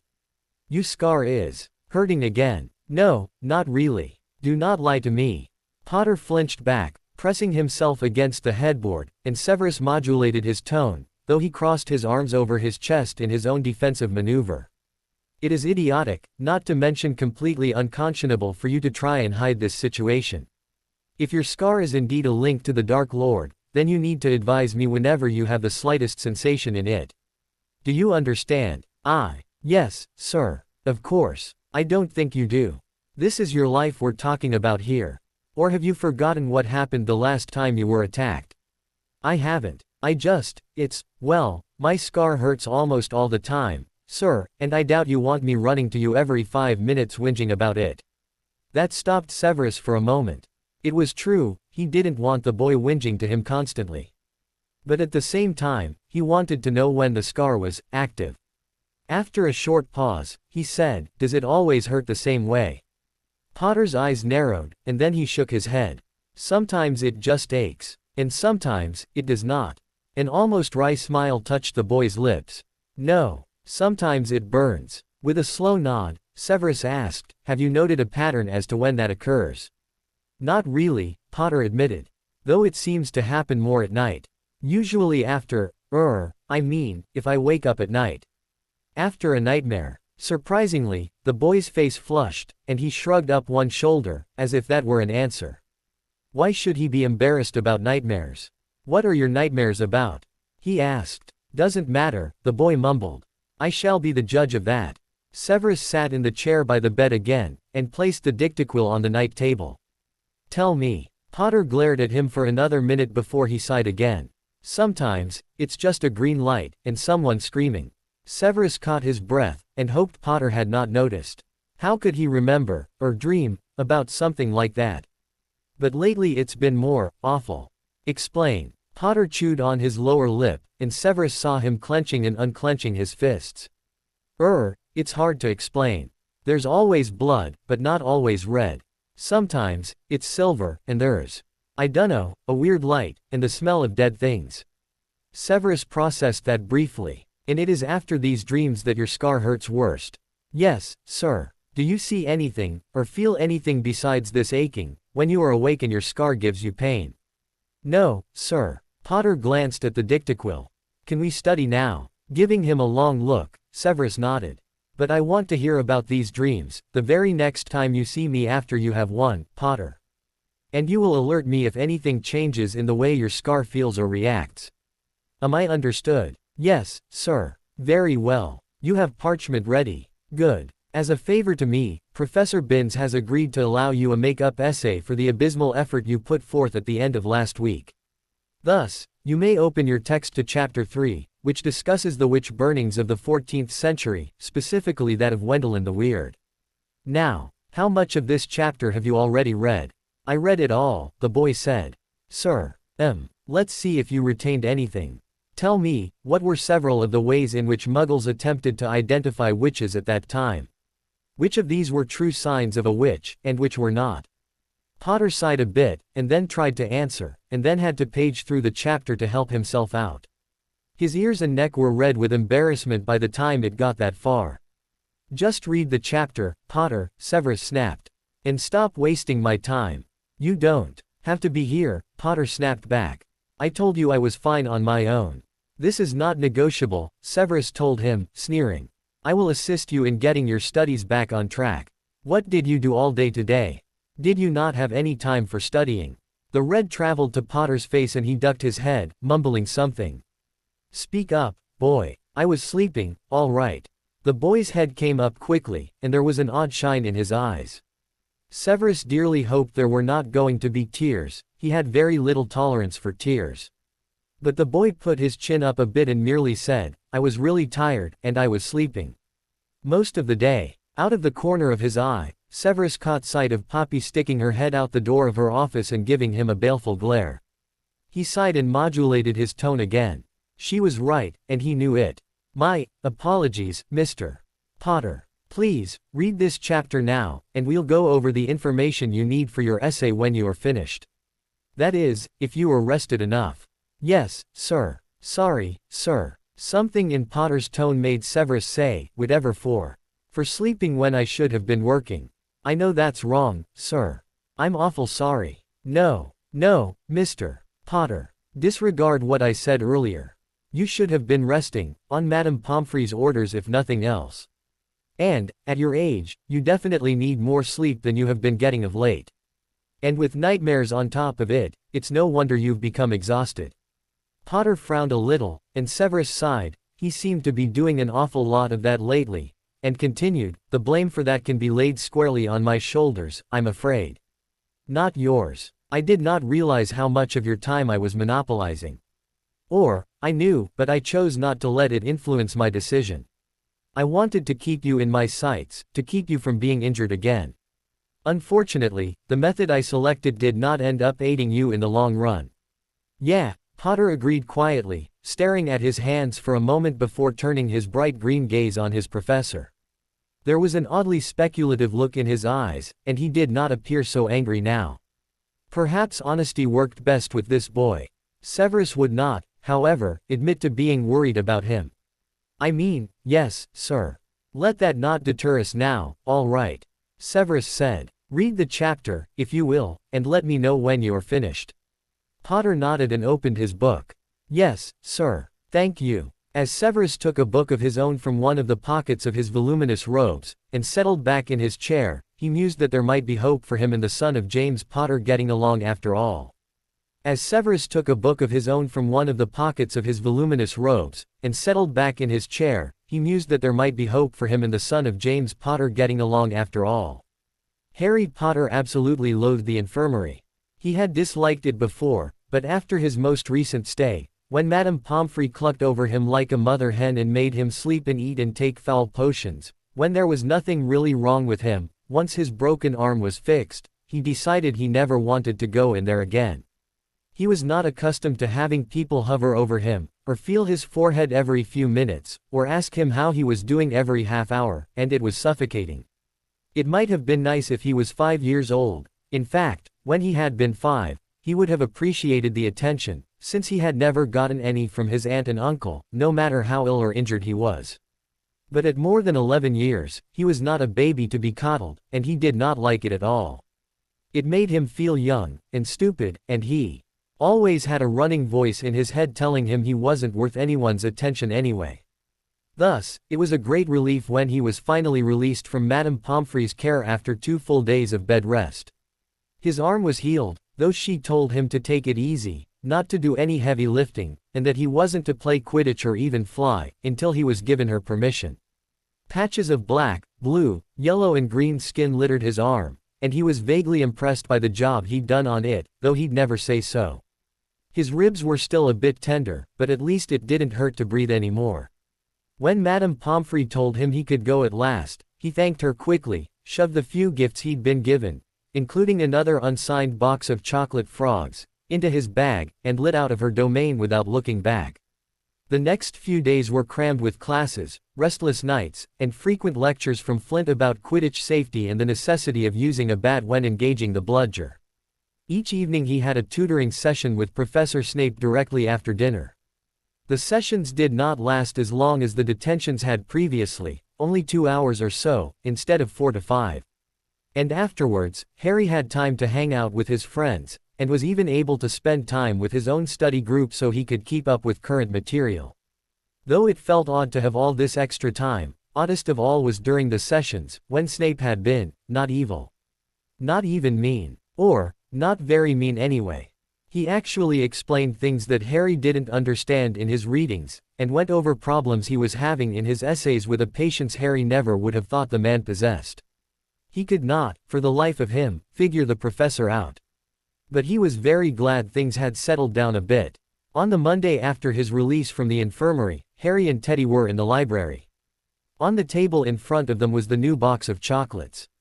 They were testing the anonymous gift with some of the same spells as they'd used on the first one, to see if this one had been tampered with. No sense in taking chances, when Teddy said, "I saw Professor Snape watching you at lunch today."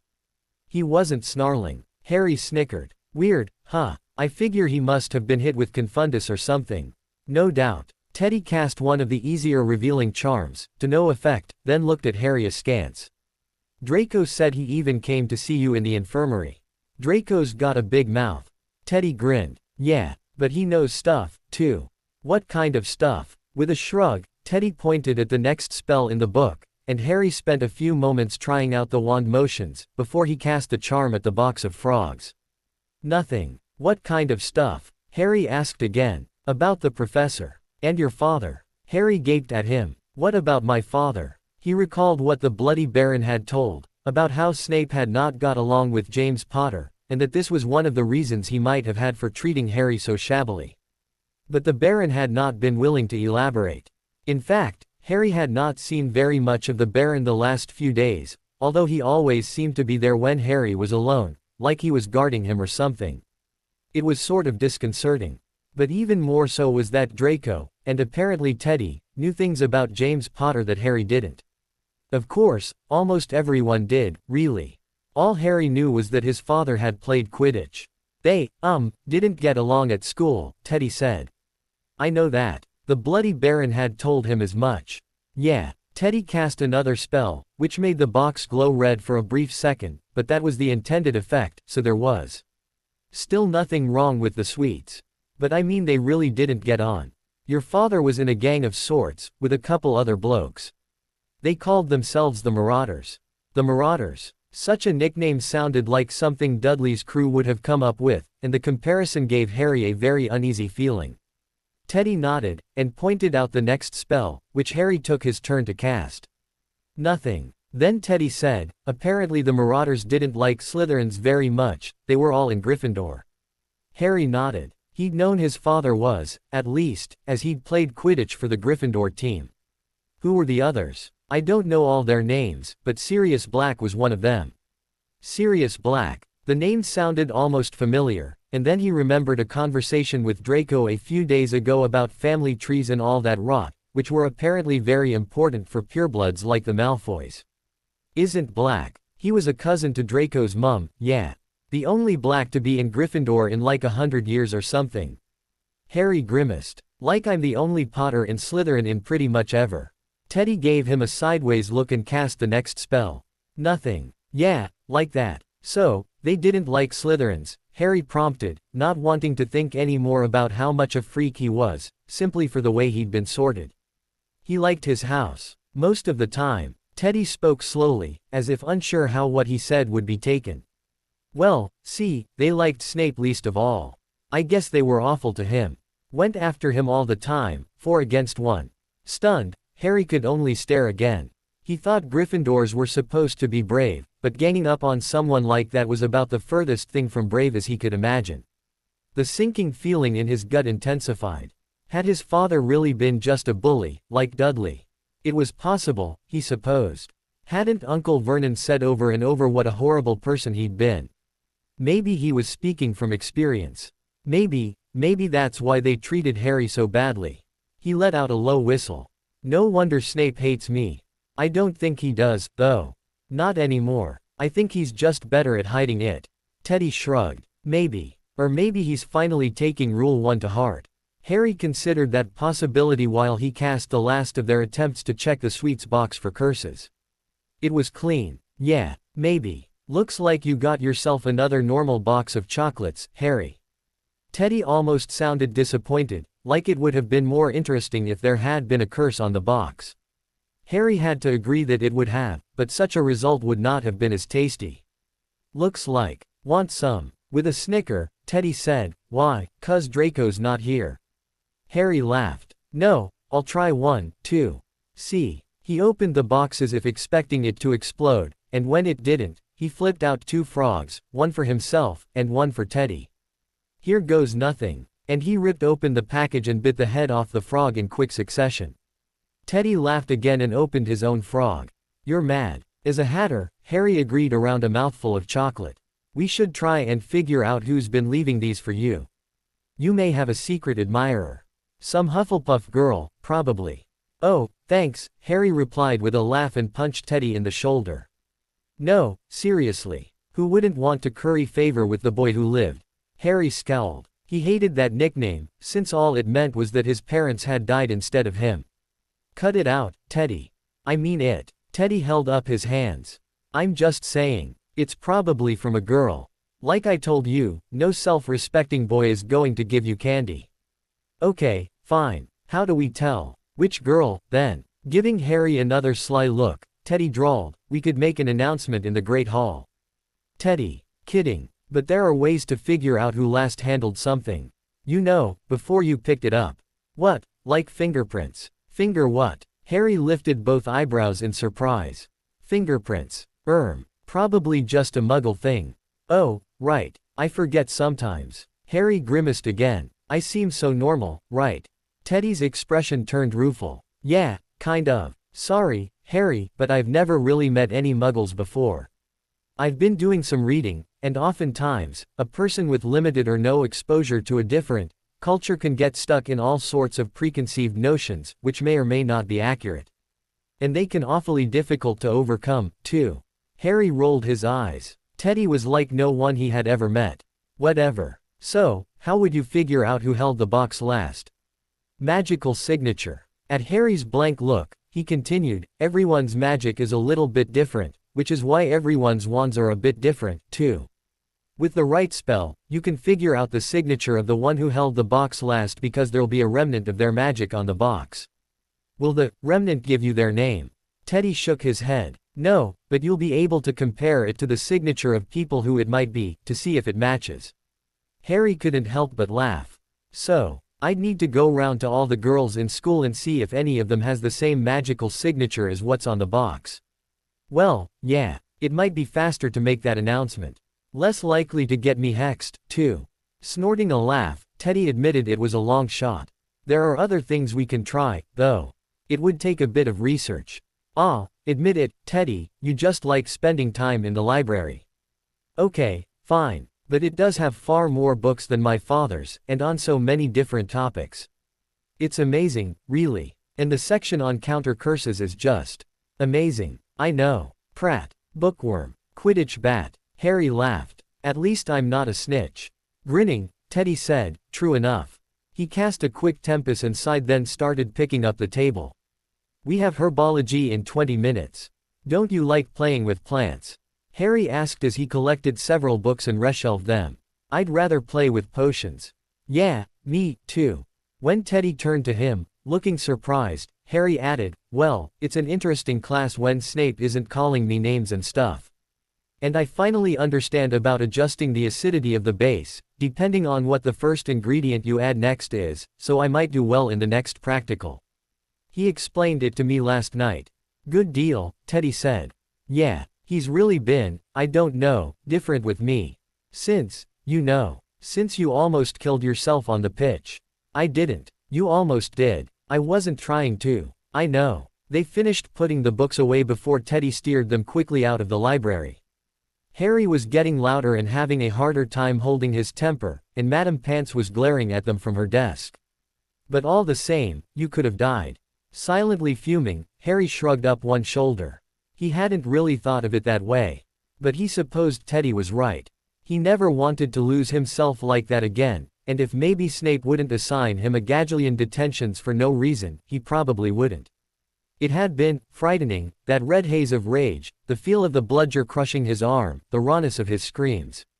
Teddy was giving him another odd look, and Harry pushed memories of his near breakdown away.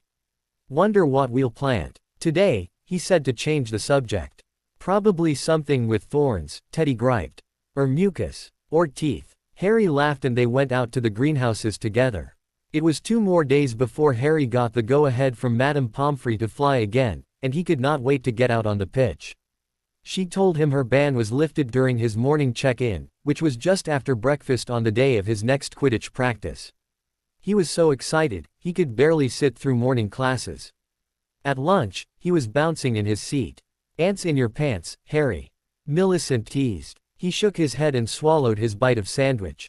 Going flying today. But you'll stay out of the hospital wing, yeah? Asked Draco, smirking. Certainly hope so, Harry said, grinning back. But you never know. Rogue bludgers. They're everywhere. His friends laughed, and the bunch of them carried on in like vein for a few more minutes before Draco looked up, surprised. Owl alert, he called, and everyone covered their dishes. One of the second-year Slytherins had an owl with incontinence issues, and they never knew when the bloody thing was going to visit. Safe, Draco told them a minute later. No Icarus. But there is a package coming. Harry peered up, along with everyone else at their end of the table, in time to see 6 large screech owls dipping down towards him, carrying a long, thin package between them. Heads up, Harry. Millicent called, and Harry jumped from his seat and stretched up, just as the owls let go of their delivery. The package dropped like a stone, and Harry snatched it out of the air. A final owl zoomed past his head, dropping an envelope with the words, "Open this first," scrawled on the front in a very recognizable script. "I'll post at lunch," Teddy said. "Wonder who it's from. My secret admirer, maybe," Harry muttered, and Teddy laughed. They're getting bold, then. But it wasn't from a secret admirer. In fact, when Harry opened the envelope and took out a card, he had to read it through 3 times before he could believe the words. "What's it say?" Teddy asked. "Is it a clue?" "It's from Professor Snape," Harry whispered. He yanked a bit of the butcher paper off the top of the package, exposing just the end of a broomstick. "Let me see," Millie said, and grabbed at the card, so she could read it aloud, in a stage whisper. "Do not open parcel at the table, or everyone will want one, and I am not running a charitable organization here. However, Slytherin's seeker does need a decent broom. And it's signed, Professor S. Snape. Merlin's drawers." Millie gaped at Harry. "The professor sent you. A Nimbus 2000. Harry's voice was low and reverent as he smoothed a hand over the handle of the new broom, all he allowed himself to open of the parcel until he could be alone. "I can't believe it." Teddy smirked, and kept his voice down, too. "Well, he wants us to win, doesn't he?" "Yeah, but..." Harry glanced up at the head table, just in time to see the professor turn his head away. A tinge of red infused the normally sallow cheeks. If Harry didn't know better, he would think Snape was embarrassed. For that matter, Harry was embarrassed, and he could feel his ears getting red. He had never received a gift for no reason before. And the only ones he'd gotten for cause was Hedwig, for his birthday, and some candy, for getting laid up in the infirmary. But what a gift this was. Why would Snape give him a new broom? He wondered. Was it really just cause he wanted Slytherin to win the Quidditch Cup? Or was this another way of making up for being such a git before, to Harry? Whatever the reason, Harry was even more excited to fly again.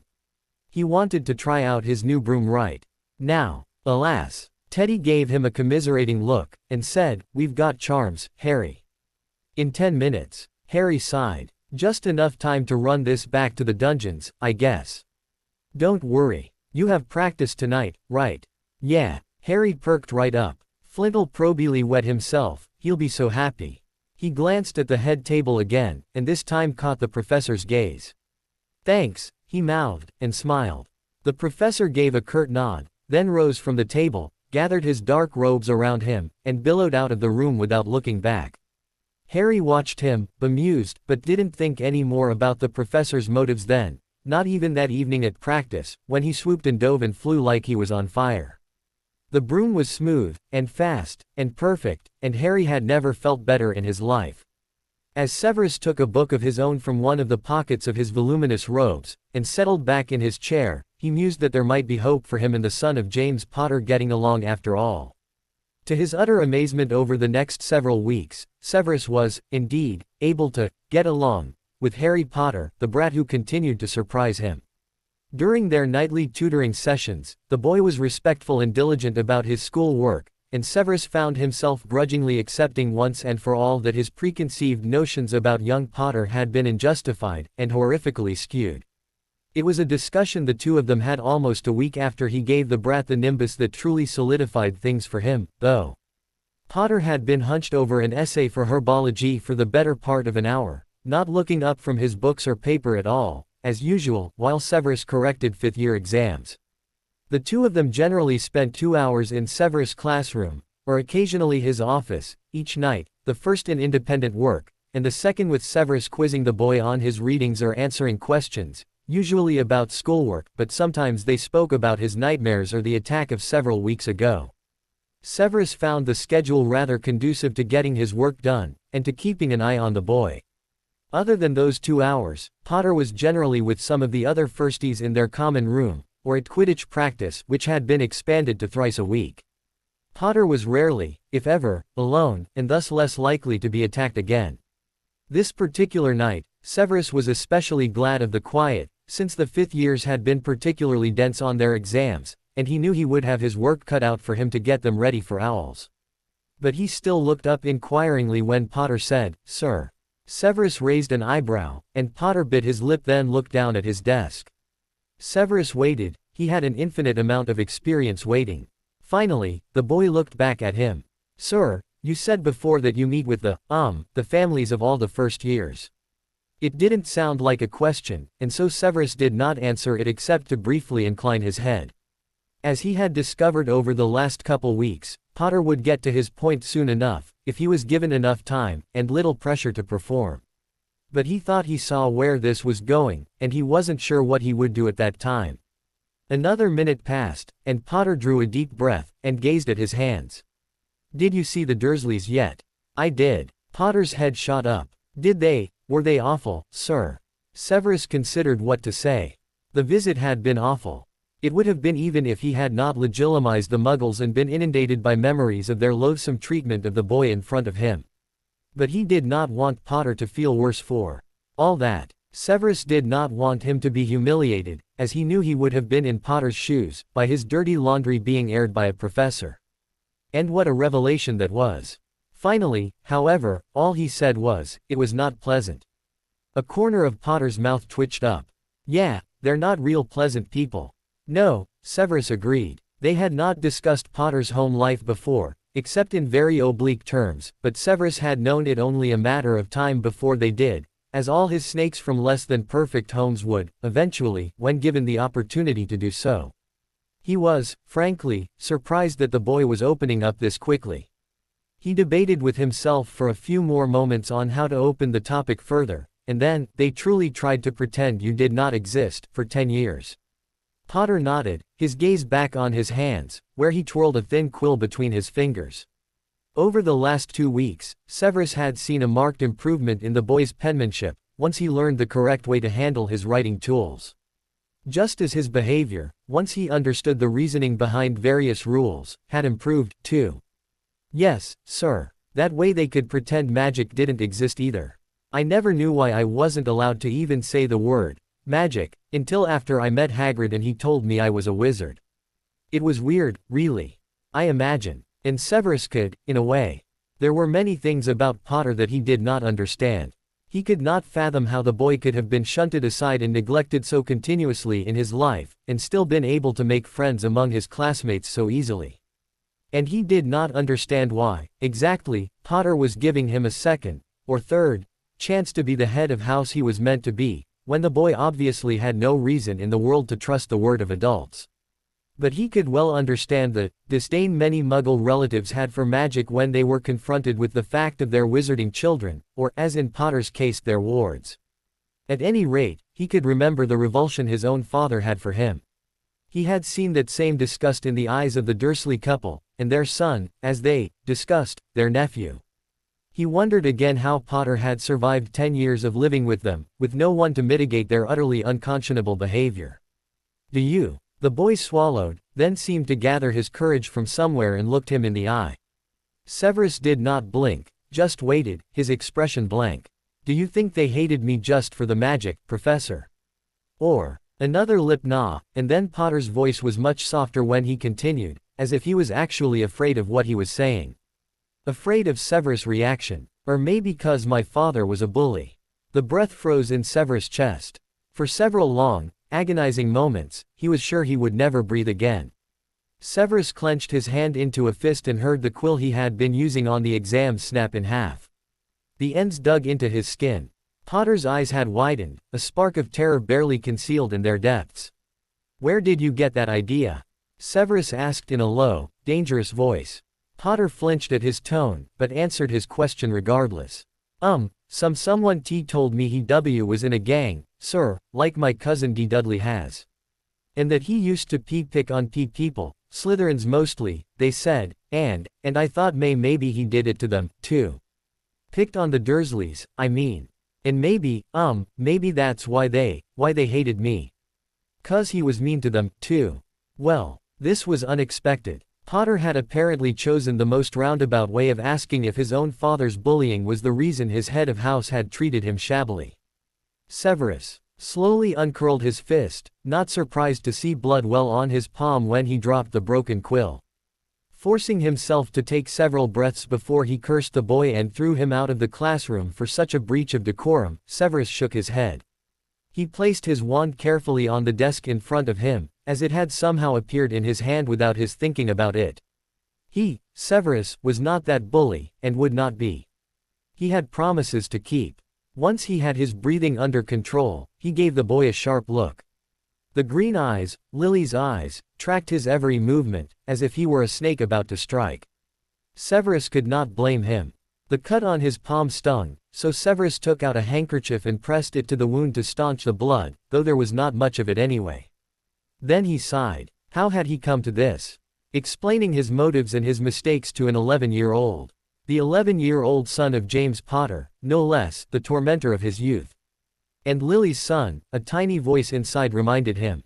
Yes, and Lily's. He sighed again. I cannot pretend to know whether your father's interactions with the Dursleys impacted them negatively with regards to you. Severus passed a hand over his eyes.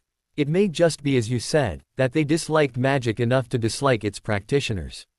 His gaze sought Harry's again, and he watched the boy sitting almost unnaturally still, waiting. Severus did not want to say more, but he knew he should.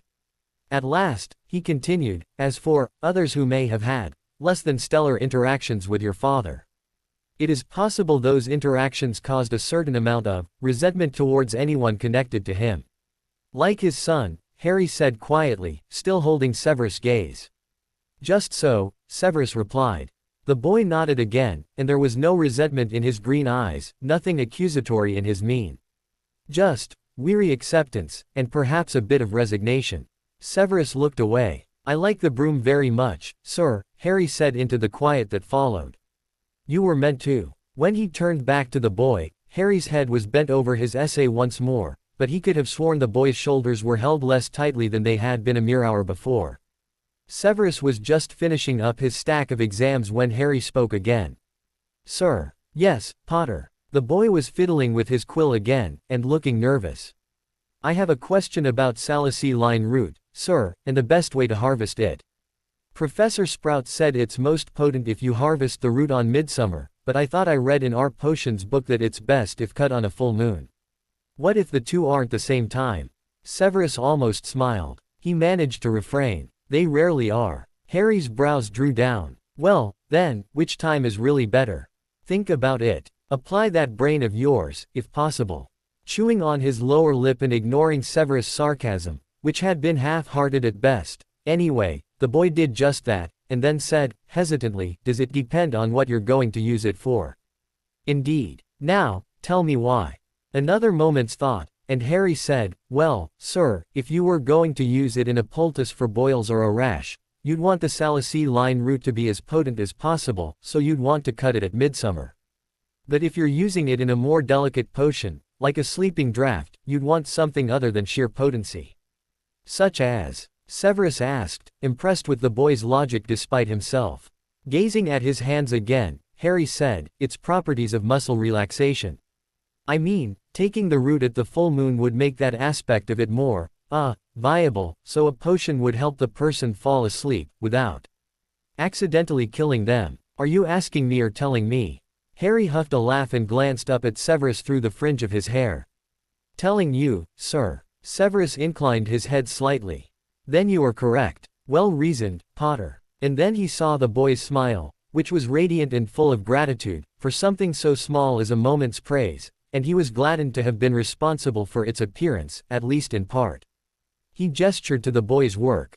When you have finished your essay, let me look it over. Sir. So I may make sure your work is up to par. Your mind seems capable of holding not completely unintelligent thoughts, and I wish to see if such knowledge can be adequately transferred to paper.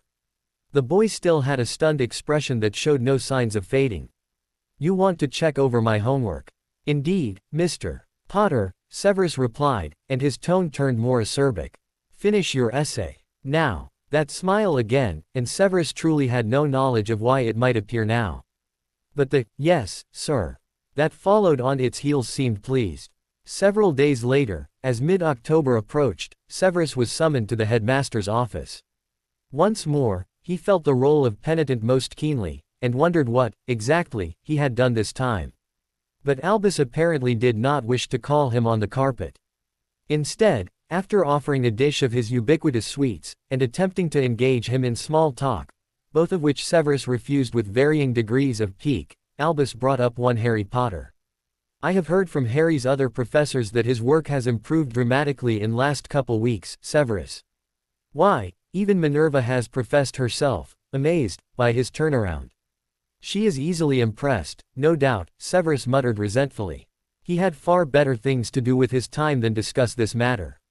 The boy's marks were improved because he had time to study now. There was no great conspiracy to be found. I very much do doubt it, my dear boy. Albus turned on his twinkle, full blast, and Severus winced. But she has also expressed her concern about the reason behind his sudden improvement. Have you noticed anything odd about his study habits of late? Has he been getting undue assistance from any quarter?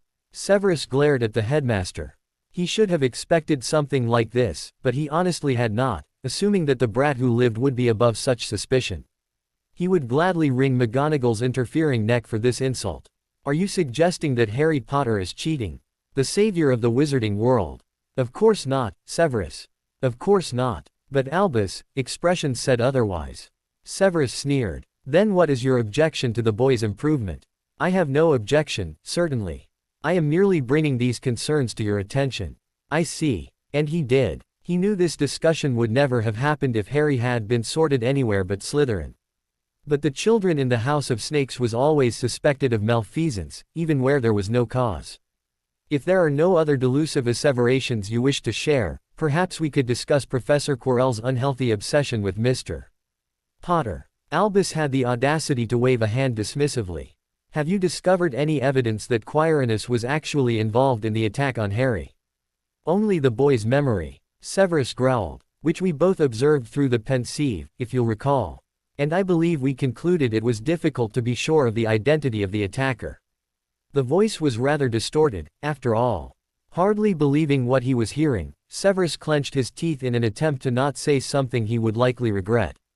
This is the same nonchalance the headmaster had expressed when faced with Severus' account of the Dursleys' misuse of the boy. How could Dumbledore treat Harry's life so casually? Once he finally had his temper under control, Severus said, "What of Harry's nightmares, and the burning in his scar when he comes into contact with that stuttering fool?" Instead of answer the charges, Albus merely smiled and popped another sherbet in his mouth. Around the suite, he said, "It's Harry, now, is it, Severus?" Severus' mouth opened and closed several times before he snarled, "I don't see how my form of address has any bearing on this discussion." "Quite right, my dear boy, quite right. Alas, since we have no firm evidence of wrongdoing on the part of Professor Quirrell, we shall just have to wait and see." Severus jerked a nod, past the point of making objections. It would obviously be solely his responsibility to keep the brat alive. But then, that responsibility had fallen to him the day the boy had arrived at Hogwarts and been sorted, when the others had washed their hands of him. "Very well," he said in the same dangerous tone that most of his students knew to avoid at all costs, but which seemed to roll off the headmaster like water off a squid's back. "If that is all." "Yes, Severus, that will be all. Thank you for seeing me." With another sharp nod, Severus spun on his heel and headed for the door. He had opened it and was preparing to step through when Albus issued his parting shot. "And Severus, do make sure to keep an eye on the boy's study mates. It would not do for Harry to be less than diligent in his school work." Not dignifying such a remark with a reply, Severus slammed the door closed, with himself on the other side, and swooped down the revolving stairs like the bat he was often accused of being. In his seething rage, he did not notice who was watching him from the shadows. "And Severus, do make sure to keep an eye on the boy's study mates. It would not do for Harry to be less than diligent in his school work." Not dignifying such a remark with a reply, Severus slammed the door closed, with himself on the other side, and swooped down the revolving stairs like the bat he was often accused of being. In his seething rage, he did not notice who was watching him from the shadows. Harry was in the library, working on an essay for Transfiguration, when he figured out the mystery of the chocolate frogs. Teddy and he had researched magical signatures, and then analyzed the 2 boxes of frogs Harry had received. After they eliminated their own signatures, plus the 1 or 2 people who had touched the boxes aside from Harry, they discovered that, yes, there was one signature on both boxes that they could not identify. The boxes were both from the same person. All that remained was Harry going about and testing the signatures of all the people in Hogwarts who could have sent him the sweets to see if their signature matched the one on the boxes. The incantation to test someone's signature was Revelio Quiznum, and the wand movement was a simple side-to-side swish. Easy. But few people in Hogwarts took kindly to have a spell cast at them, even if it didn't hurt them. So Harry had to do it sneaky.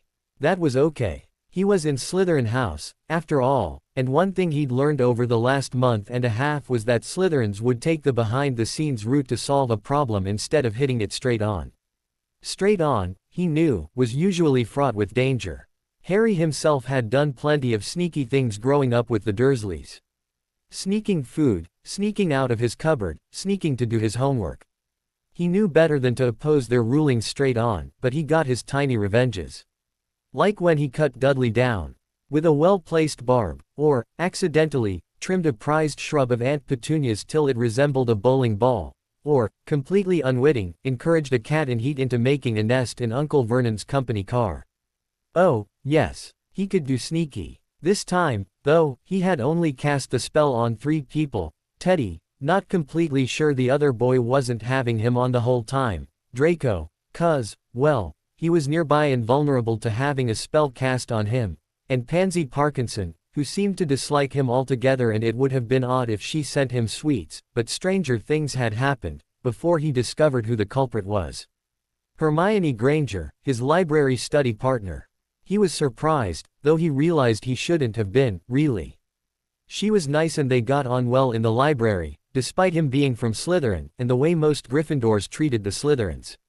When he had been scrounging for every second he could study, she had been helpful when they worked on the same subject at the same time, and she was quiet, like he was. He liked quiet people. Noisy people reminded him too much of the Dursleys.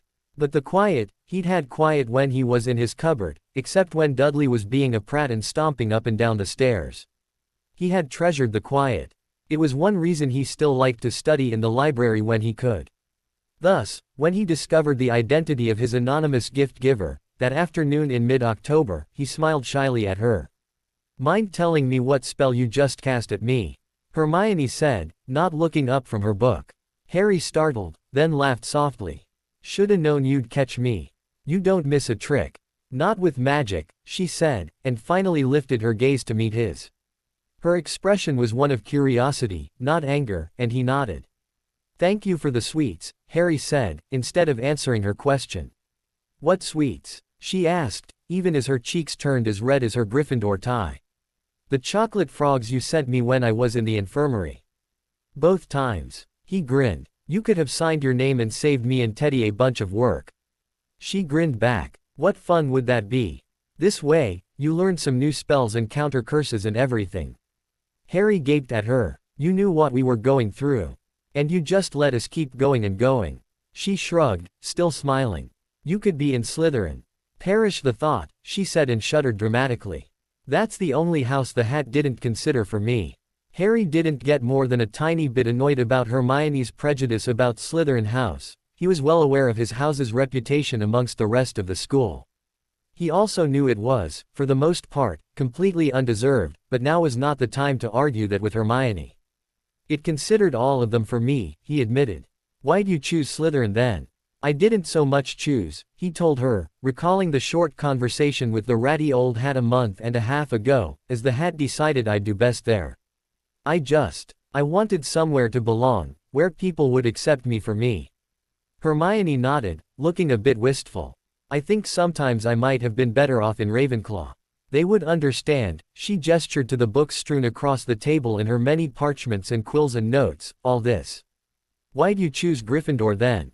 Harry asked, throwing her own question back at her. For some reason, Hermione's cheeks grew even redder. "Truth. Well, yeah." She wouldn't meet his eyes as she said, very quickly, "I thought you would be sorted into Gryffindor." "You chose it because you thought I'd be in it, too." She nodded, then hid her face in her hands. Harry didn't know what to say. No one had ever desired his company like that before. He was just a freak, just that idiot, Harry, and not a person anyone wanted to spend time with. He had learned that lesson over the last 10 years, if nothing else. And he liked Hermione all right, but that she would choose a house to be near him. Finally, he asked the only thing he could. "Why?" She mumbled something into her hands, and he had to stop her. "I didn't catch that," he said. Lifting her head, she sought his gaze, almost squirming in her seat under the weight of his regard. Then she cleared her throat and plowed ahead. "When I met you on the train, I knew you were someone I could be friends with. That I wanted to be friends with.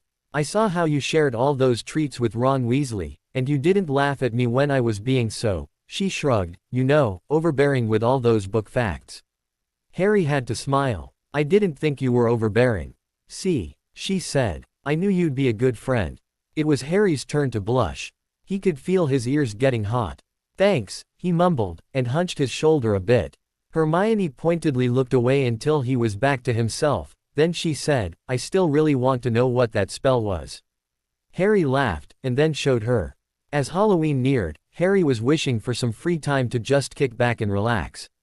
His schedule was very full, what with Quidditch practice, the first game was just over 2 weeks away, and his study sessions with Professor Snape, which were held every evening except when he had Quidditch, in which case, they were in the afternoon, as well as regular classes and study group meetings and making sure he got to each of the 3 meals each day. Sometimes he felt he had no time to himself. And even when he was alone, he wasn't really.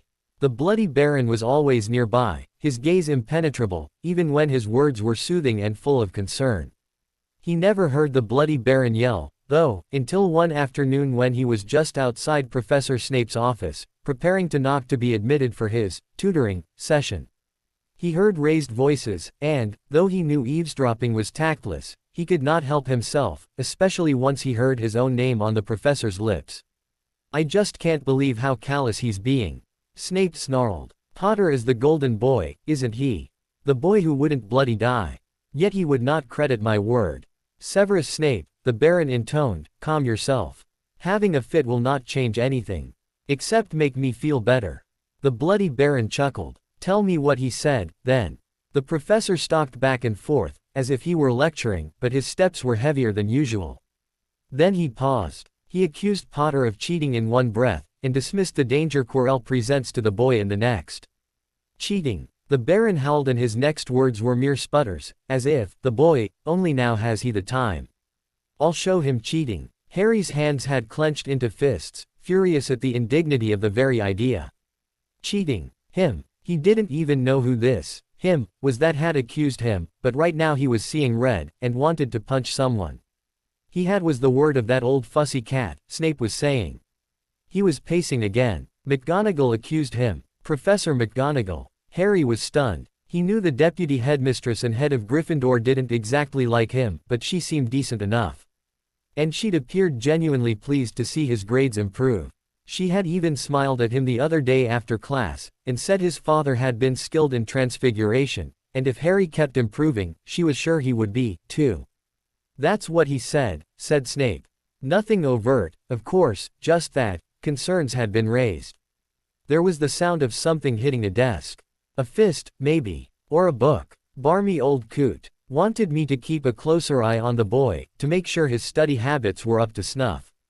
"Oh," the Bloody Baron said, in a much changed tone.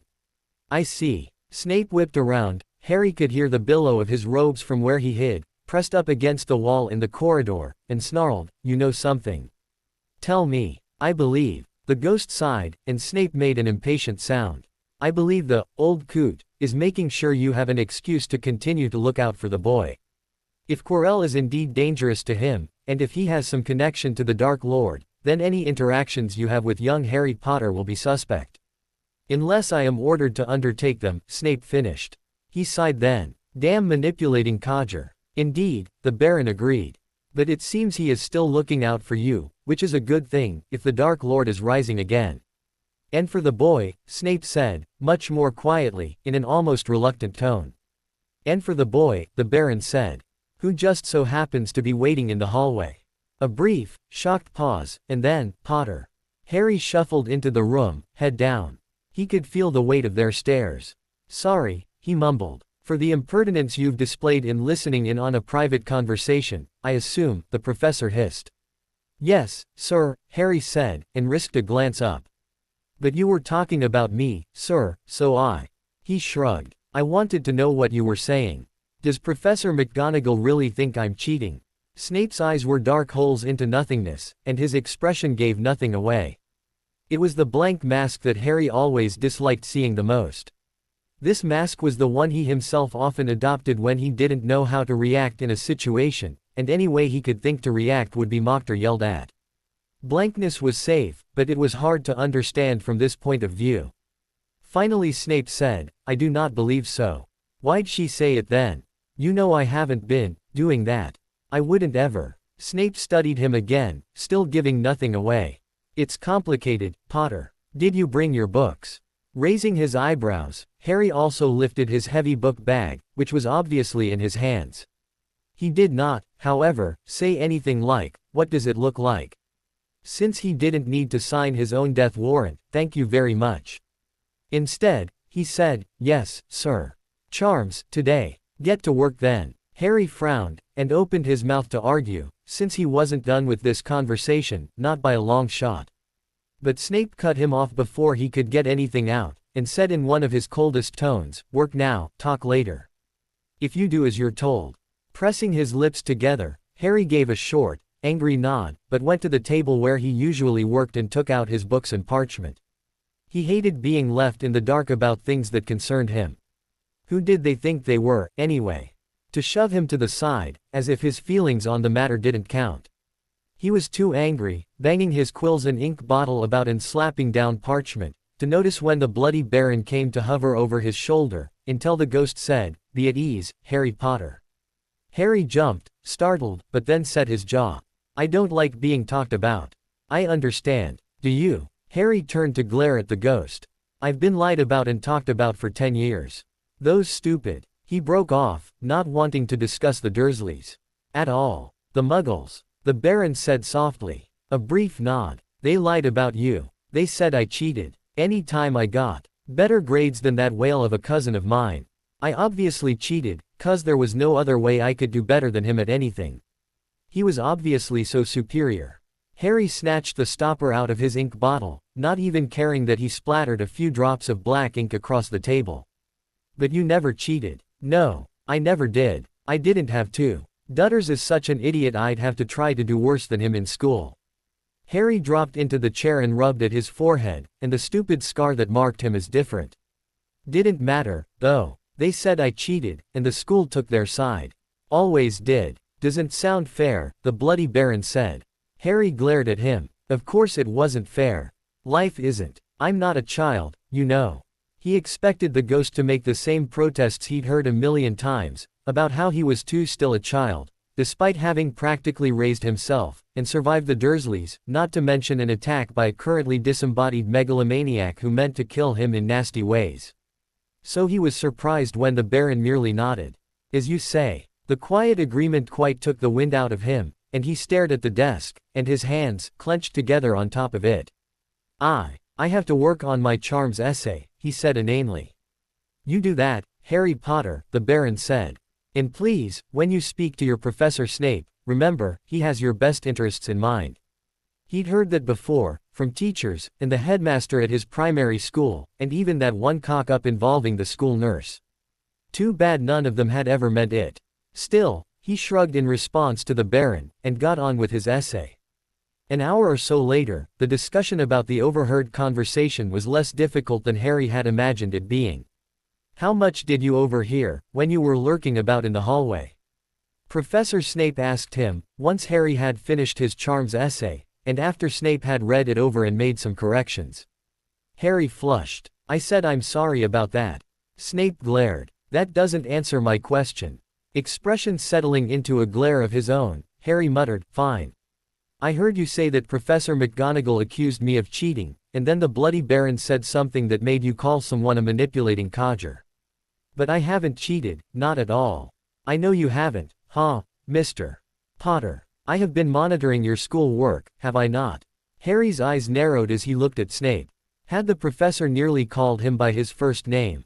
Then he shook his head, the uncomfortable feeling of being falsely accused of something making his stomach twist into knots. "Then why would she say I did? I do not believe she did." Snape held up a hand when Harry opened his mouth to argue. "I believe the headmaster told me she did, so as to make me." His mouth twisted as if he tasted something sour. "To encourage me to leap to your defense, as a falsely accused member of my house." Harry stared at him, and stared some more. Then he crossed his arms over his chest, unconsciously mirroring his professor's stance. His mind was awash with questions, but the only one he could vocalize was, "What does Quirrell have to do with it, sir?" Snape looked down his long nose at Harry, and raised an eyebrow, and Harry quickly amended his question to, "I mean, Professor Quirrell." Snape nodded shortly. Then he held Harry's gaze for a long moment, as if measuring him. Harry sat up straight, not wishing to be found less than adequate in Snape's regard. Snape nodded again. "I believe, as does the Bloody Baron, that Professor Quirrell," Harry noticed the slight sneer that accompanied the honorific when it came from Snape's mouth, but didn't call him on it, "is working for the Dark Lord. We believe he will try to kill you again. It is my opinion that the headmaster wants me to keep an even closer eye on you, to make sure that does not happen." Harry's hands had started to tremble, and he clasped them together on his desktop. He knew Quirrell was up to no good, and was probably working for the same monster who had killed his parents and tried to kill him when he was just a baby. But to have it spoken so baldly, it was startling. Not least because he was unused to people telling him the truth like this. And Snape was, he realized. Snape wasn't holding back to spare his feelings or to pretend the danger wasn't real. Harry was grateful for that, but he was still startled. But sir, why didn't he just tell you to do that then? Why be coy about it? Snape's eyes flashed with some unnamed emotion, and he turned away in a billow of robes. That is none of your concern. But sir, no, Potter. I have told you what you need to know. The rest is immaterial. Harry scowled at the man, who had yet to turn back to face him. Snape's hands were clenched into fists and his body was held so tight it looked like he might explode any second.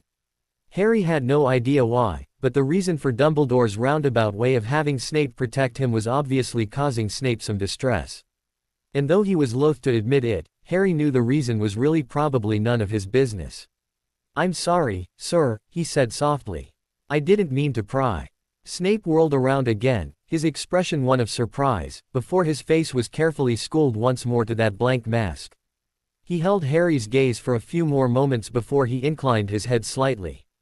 It is nearly dinner time, he said. Go on now and eat before practice. Yes, sir. Harry rose, collecting his book bag and slinging it over his shoulder. Thank you, he said, glancing back at the professor as he reached the door. For sticking up for me. Snape shook his head just a bit, but the sharp brittleness in his eyes softened, and he waved a hand in silent dismissal. Harry smiled and slipped through the door. Yes, sir. Harry rose, collecting his book bag and slinging it over his shoulder. Thank you, he said, glancing back at the professor as he reached the door. For sticking up for me. Snape shook his head just a bit, but the sharp brittleness in his eyes softened, and he waved a hand in silent dismissal. Harry smiled and slipped through the door. Severus watched the boy go and shook his head again. He was getting soft, and he could not afford to. Yet, the bloody brat who had just thanked him, against all odds kept managing to surprise him. He could not help but agree with the little voice inside that reminded him that Potter was not his father's son. Not by a long shot. The bloody Baron, who had remained unusually quiet during his talk with the brat, floated out the door to keep guard on Potter till he got up to the Great Hall for his meal. Between Severus and the ghost, they would make sure no one attacked the boy. They had to. The next week went by fairly quickly and with minimum of fuss, and Halloween arrived. Severus detested the holiday, if for no other reason than it gave Albus reason, as if he ever required any, truly, to hold a feast and feed the children too much sugar. They were always completely unmanageable for days on either side of any holiday, and this year was no exception. Harry Potter, on the other hand, seemed to have come overall melancholic. Severus was not going to ask why, but he did listen to the bloody Baron chatting with the boy during his study time on October 30th. He had noticed the Baron spending a great deal of time talking with Potter over the last couple months, and he knew the boy confided more in the ghost than probably anyone else, even the not boy, or his Quidditch mates. It was unusual, to be sure, since in Severus' tenure at Hogwarts, and even when he had been a student, he could not recall a single person the Baron had ever spent more than a few minutes with over the course of their entire matriculation. And yet, the bloody Baron spent copious quantities of time with Potter, rarely leaving his side if the boy was outside of the Slytherin common room. Tonight being no different, the Baron floated by Harry's left shoulder as the boy worked on an essay for herbology. At his desk, Severus remained, to all appearances, casually uninterested and focused on his grading. In truth, he had not read a word his be-damned third years had committed to paper in well over 20 minutes, while the Baron and Harry spoke of how he was managing in his other classes and how Quidditch practice was going. Normally, Severus would not give a shrivel fig for any of this small talk, but he knew the boy would open up to the Baron sooner or later about his current mood, and he wanted to know what was bothering the boy. There. He'd admitted it. He cared. Halloween feast tomorrow, the Baron said. I imagine you're looking forward to that. Potter shrugged one shoulder. I guess. The ghost peered at him, cocking his insubstantial head to the side. You are not looking forward to it. Haven't really given it much thought, the boy admitted. He shuffled his book closer and reread something in it before writing again. May I be so bold as to ask why? Most children, especially first years, find the whole thing rather exciting. My parents died on Halloween. The words were so soft, Severus almost didn't catch them. In shock, he dropped his quill. The Bloody Baron had reared back slightly, but then he nodded, and one of his ghostly, silver hands reached toward Harry's shoulder, though he did not actually make contact. Playing with his own quill and staring at his hands, Potter went on, I never even knew them, or how they died or anything, till Hagrid found me and told me. I had to find out when Voldemort killed them from a book Hermione lent me. He turned his gaze on the Baron at last, and from his angle, Severus could see the wideness of his eyes, the vulnerability in them, overlaid with pain. So, I figured, this year, for the first time, I could sort of. I dunno. Mark their passing, or something. I don't think I'll go to the feast, is all. Seems kind of, like I'd be disrespecting them. Now that I know. Even as Severus shook his head, the Bloody Baron did the same thing. But what the ghost said was, I understand, Harry Potter. But consider, you have had too few opportunities to relax with your friends, and this feast would give you that. Another one-shoulder shrug. Yeah, maybe. I dunno. And he went back to his essay. Severus watched him, giving up on pretending to grade. He was having another of those weird moments when his thoughts had been running counter to reality, and when the dichotomy caught up to him, he felt a bit lightheaded. Harry really had no knowledge of his parents. No memory at all of his mother and her sacrifice. Lily, the thought of her smile and bright green eyes gave Severus a fleeting, but no less real, physical pain in his chest. Harry had needed to learn about their deaths from a book. It was unconscionable. It was infuriating. Severus would save his wrath for those who deserved it. Albus, for placing Potter with those muggles, the muggles themselves, and the Dark Lord, for murdering the boy's parents in the first place. It was not until he heard the Bloody Baron clearing his throat that Severus jerked himself out of the reverie he had fallen into, to find Harry was clearing up his books and parchment and tucking them in his bag. He had almost been caught out staring, so he gave the Baron a small nod of appreciation for the warning, as Harry turned toward his desk and said, Good night, sir. Anything to report, Potter? Severus kept his voice cool and professional. Nope. No, sir. Professor Quirrell hasn't so much as called on me in over a week. And, no pain in my scar at night. Nightmares. A little shrug. Just regular ones. Nothing with him in. They both knew who the boy referred to. Very well. As the boy reached the door, Severus added, If you need to see me, during the day tomorrow, I will be available after lunch. Harry swallowed, but nodded quickly and avoided his eyes. Thank you, sir. He watched the boy leave, wondering why he'd felt the need to offer what was essentially, he assumed, a shoulder for the boy to cry on. He did not do shoulders upon which students cried. Suppressing a sigh, he took a trick from Harry's book and avoided the Bloody Baron's gaze as the ghost hesitated just inside the door. I'm surprised, Severus Snape, the ghost intoned. But heartened by your offer. Oh, get out, Severus said irritably. Maybe now he could get some work done. To be continued. I hope you enjoyed this story. Also remember to subscribe and like this video. See you in the next video.